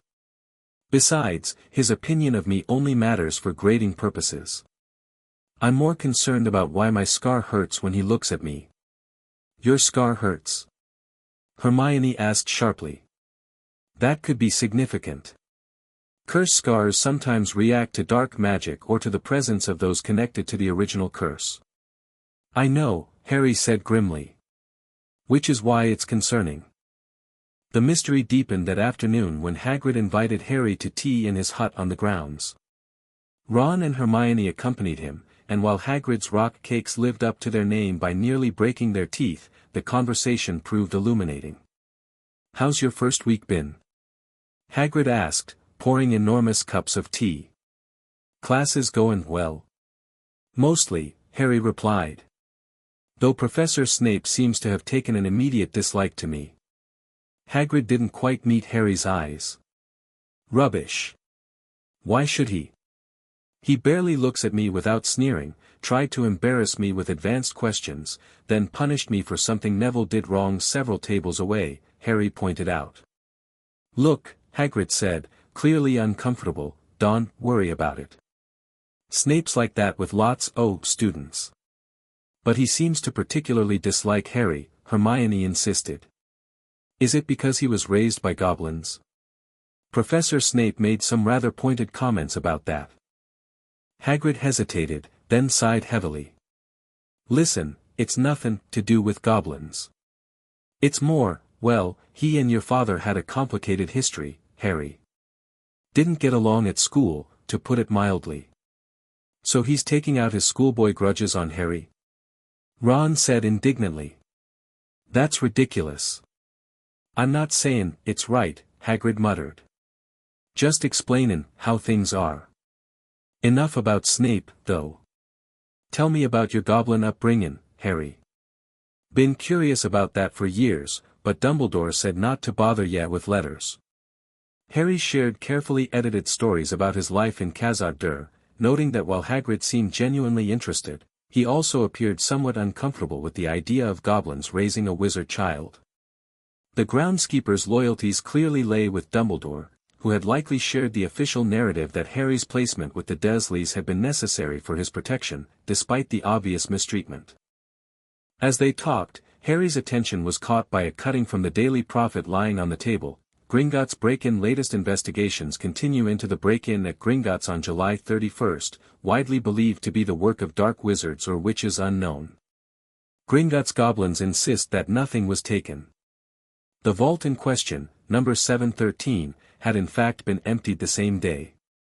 But we're not telling you what was in there, so keep your noses out if you know what's good for you, said a Gringotts spokesgoblin this afternoon. Hagrid. Harry said. The Gringotts break-in happened on my birthday. It might have been happening while we were getting my school supplies. Hagrid definitely didn't meet Harry's eyes this time. He grunted and offered him another rock cake. Did you hear about it while you were in Khazad-Dûr? Hermione asked. I would think the goblins would have been in an uproar about a break-in. I had already left for Hogwarts by the time news reached that level, Harry explained. Security information is compartmentalized in Goblin society, only those who need to know are informed immediately. But this is significant, Gringotts has never been successfully breached before. Never? Ron asked, surprised. Never, Harry confirmed. The defenses are legendary. Whoever broke in had extraordinary magical abilities or inside knowledge. Hagrid looked increasingly uncomfortable with the direction of the conversation. Look at the time, he said suddenly, though no clock was visible. Best be gettin' back to the castle before dinner. Don't want to be late. As they walked back across the grounds, Harry considered what he'd learned. Snape's animosity stemmed from an old grudge against his father, which explained the personal nature of his hostility. More intriguing was Hagrid's obvious evasiveness regarding the Gringotts break-in. The groundskeeper knew something about it, something he wasn't supposed to discuss. Combined with Dumbledore's warning about the forbidden third-floor corridor, a pattern began to emerge. Something valuable had been removed from Gringotts just in time to evade theft, and that something was now likely hidden at Hogwarts, possibly in the forbidden corridor. You're very quiet, Hermione observed as they climbed the castle steps. Just thinking, Harry replied. Connecting dots. What dots? The Gringotts break-in. The forbidden corridor. Hagrid's reaction when we mentioned both. Harry lowered his voice. I think whatever was in Vault 713 is now hidden somewhere in Hogwarts, probably in that corridor Dumbledore warned us about. Ron's eyes widened. Blimey, that makes sense. But what could it be? Something valuable enough to risk breaking into Gringotts, Harry said. And dangerous enough that Dumbledore feels the need to warn students away from it with threats of painful death. "We should focus on our studies," Hermione said firmly, though her eyes betrayed her curiosity. "Whatever it is, it's clearly being protected for a reason." "Of course," Harry agreed easily. "I'm merely observing connections, not suggesting we investigate directly." This was only partially true. His goblin upbringing had instilled in him a deep respect for security protocols, but also a strategic mindset that valued information. Knowledge was protection, as Silverreach often said. Understanding what might be hidden in the school could be vital if it posed any potential danger to students, or if it had any connection to the pain in his scar. The following weeks fell into a rhythm as Harry adjusted to life at Hogwarts. Classes became more interesting as they moved beyond basic theory to practical applications. Harry carefully maintained his strategy of demonstrating solid but not exceptional ability in most subjects, allowing Hermione to shine as the year's academic star while he established himself as a consistently strong student without drawing undue attention. In private, however, he practiced more advanced magic from the additional texts he'd brought from the goblin libraries, focusing particularly on wandless techniques that complemented his goblin magical training. Each evening before sleep, he also performed the meditation exercises Healer Nardrik had taught him, which helped maintain his mental discipline and magical control. His friendship with Ron and Hermione deepened, though there were occasional tensions. Ron sometimes grew frustrated with Hermione's academic intensity, while Hermione didn't always understand Ron's more relaxed attitude toward schoolwork. Harry often found himself mediating between them, drawing on diplomatic skills honed during years of observing goblin political negotiations. "You're good at that," Hermione observed one evening after Harry had smoothed over a particularly heated disagreement about homework priorities. "Getting people to see each other's perspective without making either feel wrong." Harry shrugged. "Goblins value direct communication but also practical compromise. Arguments that don't lead to resolution are considered wasteful." "Wish my brothers felt that way," Ron said with a grin. "They argue just for the fun of it sometimes." Navigating the complex social dynamics of Hogwarts proved more challenging than the academics. Harry's goblin upbringing had prepared him well for formal interactions but less so for the casual banter and shifting alliances of adolescent wizard society. Some students, particularly in Slytherin, openly distrusted his goblin connections. Others were simply curious, peppering him with questions about goblin culture whenever opportunity arose. Draco Malfoy remained antagonistic, though after their initial confrontation on the train, he'd shifted to more subtle forms of harassment, snide comments about creature comforts and occasional references to Harry's banking family. Harry generally ignored these provocations, recognizing them as attempts to goad him into reactions that might damage his standing. The first flying lesson provided Malfoy with a more direct opportunity for confrontation. When Neville lost control of his broom and injured himself, dropping a remembrall his grandmother had sent him, Malfoy seized the opportunity. "Look," he said, snatching the remembrall from the grass. "It's that stupid thing Longbottom's gran sent him." "Give it here, Malfoy," Harry said quietly, stepping forward. Everyone stopped talking to watch. Malfoy smiled nastily. "I think I'll leave it somewhere for Longbottom to find. How about up a tree?" "Give it here," Harry repeated, more firmly this time. Malfoy leapt onto his broomstick and took off, proving he wasn't all talk. He could fly well. Hovering at the topmost branches of an oak, he called, "Come and get it, Potter." Harry assessed the situation quickly. The teacher, Madame Hooch, had taken Neville to the hospital wing, warning them all to stay on the ground.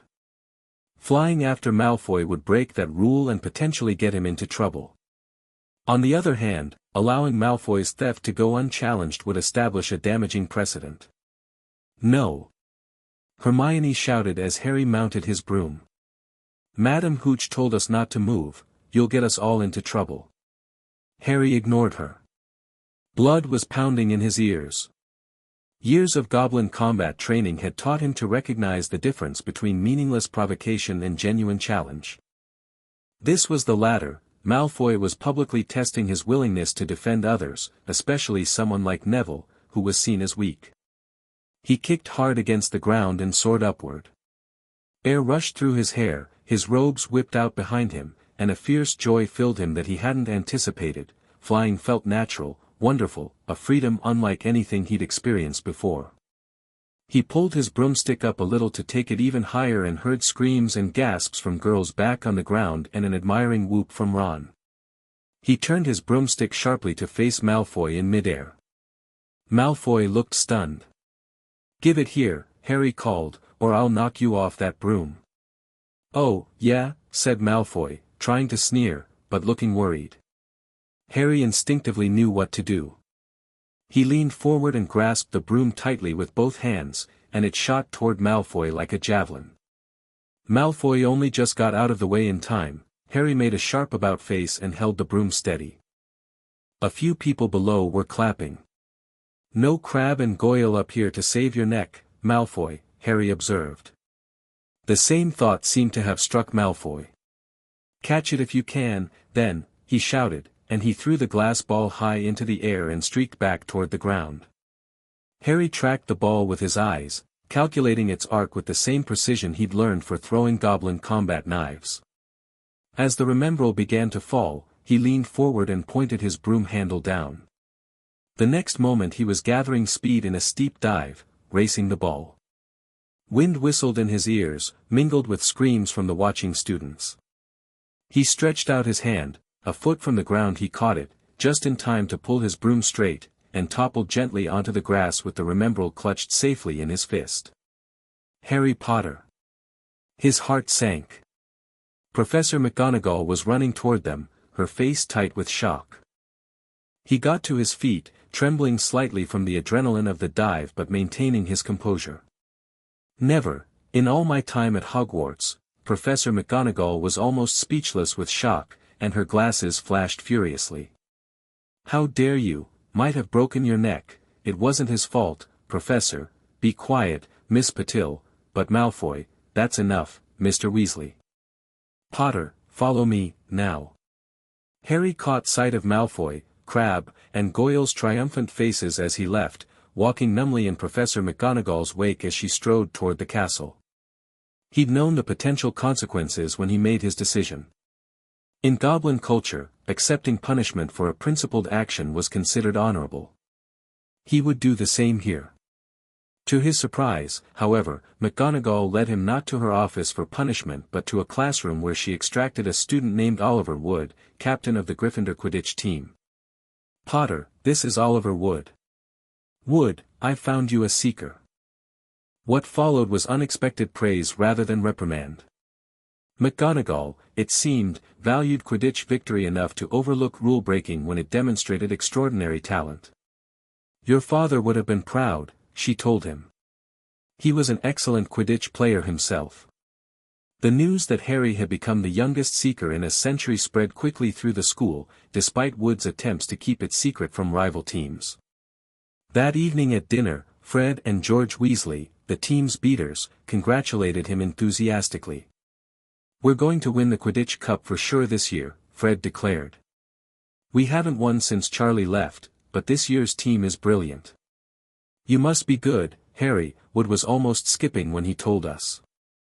"I haven't actually played Quidditch before," Harry admitted. "Just the flying part came naturally." "Don't worry, Wood will train you up," George assured him. "He's a bit of a fanatic, but brilliant with strategy."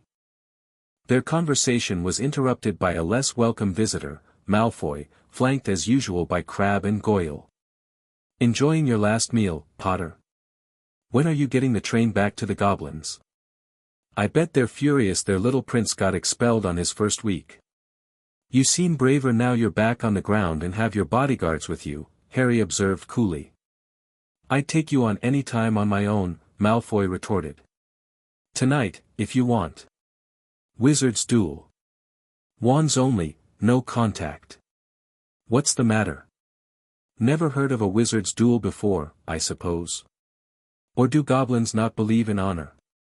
"Of course he's heard of dueling," Ron interjected, wheeling around. "I'm his second, who's yours?" Malfoy sized up Crabbe and Goyle. "Crabbe. Midnight all right? We'll meet you in the trophy room, that's always unlocked." When Malfoy had gone, Harry turned to Ron with a raised eyebrow. "Why did you accept on my behalf? Especially when it's obviously a trap." Ron looked startled. "A trap? What do you mean?" "Malfoy has no intention of meeting us for a duel," Harry explained patiently. "He'll tip off Filch or another authority figure, hoping to get us caught out after curfew. It's a transparent strategy to get me in trouble after his first attempt failed." Hermione, who had been listening with disapproval, looked surprised at Harry's assessment. "That, actually makes perfect sense. It's exactly what someone like Malfoy would do." "So we're not going?" Ron asked, looking disappointed. "Of course not," Harry said firmly. "It would be foolish to risk punishment based on an obvious deception. In Goblin culture, walking knowingly into a trap is considered dishonorable, not brave." "But won't Malfoy think you're afraid if you don't show up?" Ron pressed. "What Malfoy thinks is irrelevant," Harry replied. "Actions have consequences. Walking into his trap would have negative consequences with no compensating benefits. The strategic choice is clear." Hermione beamed. "That's very sensible, Harry. I'm impressed." Ron still seemed dissatisfied with this logical approach, but reluctantly accepted Harry's decision. As it turned out, Harry's instincts were correct. They later overheard Malfoy gloating to his housemates about how Filch had been tipped off to potential rule-breakers in the trophy room that night. "How did you know for certain?" Hermione asked Harry the next day. "Pattern recognition," Harry explained.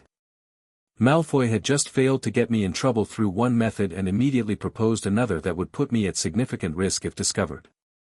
The timing and circumstances made his true intentions obvious. This incident established a pattern that continued throughout their first term. Malfoy would attempt various schemes to undermine or embarrass Harry, who would usually anticipate and circumvent them through a combination of Goblin-trained strategic thinking and growing understanding of wizard social dynamics. Meanwhile, Harry continued his careful observation of strange occurrences at Hogwarts. His scar occasionally prickled in defense against the dark arts classes, though never as sharply as it had that first night when Snape had looked at him. Professor Quirrell himself was a puzzle, his teaching was subpar, his nervous stutter made lectures nearly incomprehensible, and yet something about his magical aura felt off. "There's more to him than meets the eye," Harry commented to Ron and Hermione after a particularly useless lesson on defensive theory. "His stutter seems exaggerated, almost performative at times." "Maybe he's just not cut out for teaching," Ron suggested. "Fred and George said the defense position is cursed, no one lasts more than a year." "Perhaps," Harry acknowledged. "But I've learned to trust my instincts about people, and something about Quirrell doesn't add up." The mystery of the Forbidden Corridor remained foremost in Harry's mind, particularly after he, Ron, and Hermione accidentally discovered what lay behind the locked door on the third floor, a massive three-headed dog standing guard over a trapdoor. "That was no accident," Harry said firmly after they had escaped back to the common room. "The door wasn't properly locked, anyone could have opened it with a simple alojamento." "Alohomora," Hermione corrected automatically. "And you're right, it's almost as if they want students to find it. It's terribly irresponsible. Or deliberately designed to attract curiosity," Harry theorized. "The question is, why? What's valuable enough to keep in a school but dangerous enough to require such extreme protection? And what's it standing on?" Ron added. "Did you see the trapdoor? It's guarding something." The pieces clicked together in Harry's mind. "It's guarding whatever was moved from Gringotts. Vault 713. They spent the following weeks trying to determine what might be so valuable, but made little progress. Hermione's research produced only general information about powerful magical objects, nothing specific enough to explain the elaborate protections. As Halloween approached, Harry grew quieter and more withdrawn. The anniversary of his parents' murder had always been acknowledged in the Goblin realm with solemn respect, King Ragnarok had established a small annual ceremony of remembrance, recognizing the sacrifice that had protected not only Harry but potentially the entire wizarding world from Voldemort's reign of terror. At Hogwarts, however, Halloween was celebrated with festive decorations and a grand feast. The disconnect between the revelry and Harry's personal day of mourning created an emotional dissonance he found difficult to navigate. On Halloween morning, the delicious smell of baking pumpkin wafted through the corridors, but Harry merely picked at his breakfast, his thoughts with the parents he had never known. In Charms class, his distraction led to a rare lapse in his usual careful performance. He mastered the levitation charm instantly while paired with Seamus, earning effusive praise from Professor Flitwick that he would normally have preferred to avoid. Hermione, meanwhile, was partnered with Ron, whose frustration with the charm led to an unkind comment that Harry overheard. "It's no wonder no one can stand her. She's a nightmare, honestly." Hermione rushed past them with tears in her eyes. "I think she heard you," Harry said quietly. "So?" Ron replied, looking uncomfortable but defensive. "She must have noticed she's got no friends." "She has friends," Harry corrected him firmly. "She has us. Or at least me, if you genuinely feel that way about her." Ron had the grace to look ashamed. "I didn't really mean it like that. She makes me feel stupid sometimes." "She's enthusiastic about learning," Harry said. "Just as you're enthusiastic about chess and Quidditch. Imagine if someone called you a nightmare for being excited about those things." This perspective seemed to reach Ron in a way that simple criticism wouldn't have. He nodded slowly. "I suppose, yeah, I should apologize. But she doesn't make it easy, you know." "Few worthwhile things are easy," Harry replied, echoing one of Griphook's frequent sayings. Hermione didn't appear for their next class and wasn't seen all afternoon. On their way to the Halloween feast, Harry and Ron overheard Parvati Patil telling her friend Lavender that Hermione was crying in the girls' bathroom and wanted to be left alone. Ron looked still more awkward at this, but as they entered the Great Hall, the Halloween decorations seemed to drive Hermione from his mind. Harry, however, remained concerned. "We should check on her after we eat," he told Ron. "Make sure she's okay." Ron agreed reluctantly, his attention already captured by the 1,000 live bats fluttering from the walls and ceiling and the giant carved pumpkins floating above the tables. The feast appeared suddenly on golden plates, just as it had at the start of term banquet. Harry was just serving himself a baked potato when Professor Quirrell came sprinting into the hall, his turban askew and terror on his face. Everyone stared as he reached Professor Dumbledore's chair, slumped against the table, and gasped, "Troll, in the dungeons, thought you ought to know." He then sank to the floor in a dead faint. There was an uproar. It took several purple firecrackers exploding from the end of Dumbledore's wand to bring silence. "Prefects," he rumbled, "lead your houses back to the dormitories immediately." As Percy took charge of the Gryffindors, Harry grabbed Ron's arm. "Hermione doesn't know about the troll." Ron bit his lip. "Oh, all right," he relented. "But Percy'd better not see us." They slipped away from the Gryffindors heading upstairs and joined the Hufflepuffs going the other way, then ducked down a deserted side corridor toward the girls' bathroom. They had just turned the corner when they heard quick footsteps behind them. "Percy," hissed Ron, pulling Harry behind a large stone griffin. Peering around it, however, they saw not Percy but Snape. He crossed the corridor and disappeared from view. "What's he doing?" Harry whispered. "Why isn't he down in the dungeons with the rest of the teachers?" "Search me," Ron replied. Quietly as possible, they crept along the next corridor after Snape's fading footsteps. "He's heading for the 3rd floor," Harry realized. But they didn't have time to investigate further. A powerful stench reached their nostrils, followed by a low grunting and the shuffling of enormous feet. At the end of a passage to the left, a mountain troll was lumbering toward a doorway, which it entered. "The key's in the lock," Harry muttered. "We could lock it in." "Good idea," Ron agreed nervously. They edged toward the open door, mouths dry, praying the troll wasn't about to come out of it. With one great leap, Harry managed to grab the key, slam the door, and lock it. Yes. Flushed with their victory, they started to run back up the passage, but as they reached the corner they heard something that made their hearts stop, a high, petrified scream, coming from the chamber they'd just locked. "Hermione," they said together. It was the last thing they wanted to do, but Harry turned around, fumbling with the key in his haste. Ron hesitated momentarily, then followed as Harry yanked the door open and they ran inside.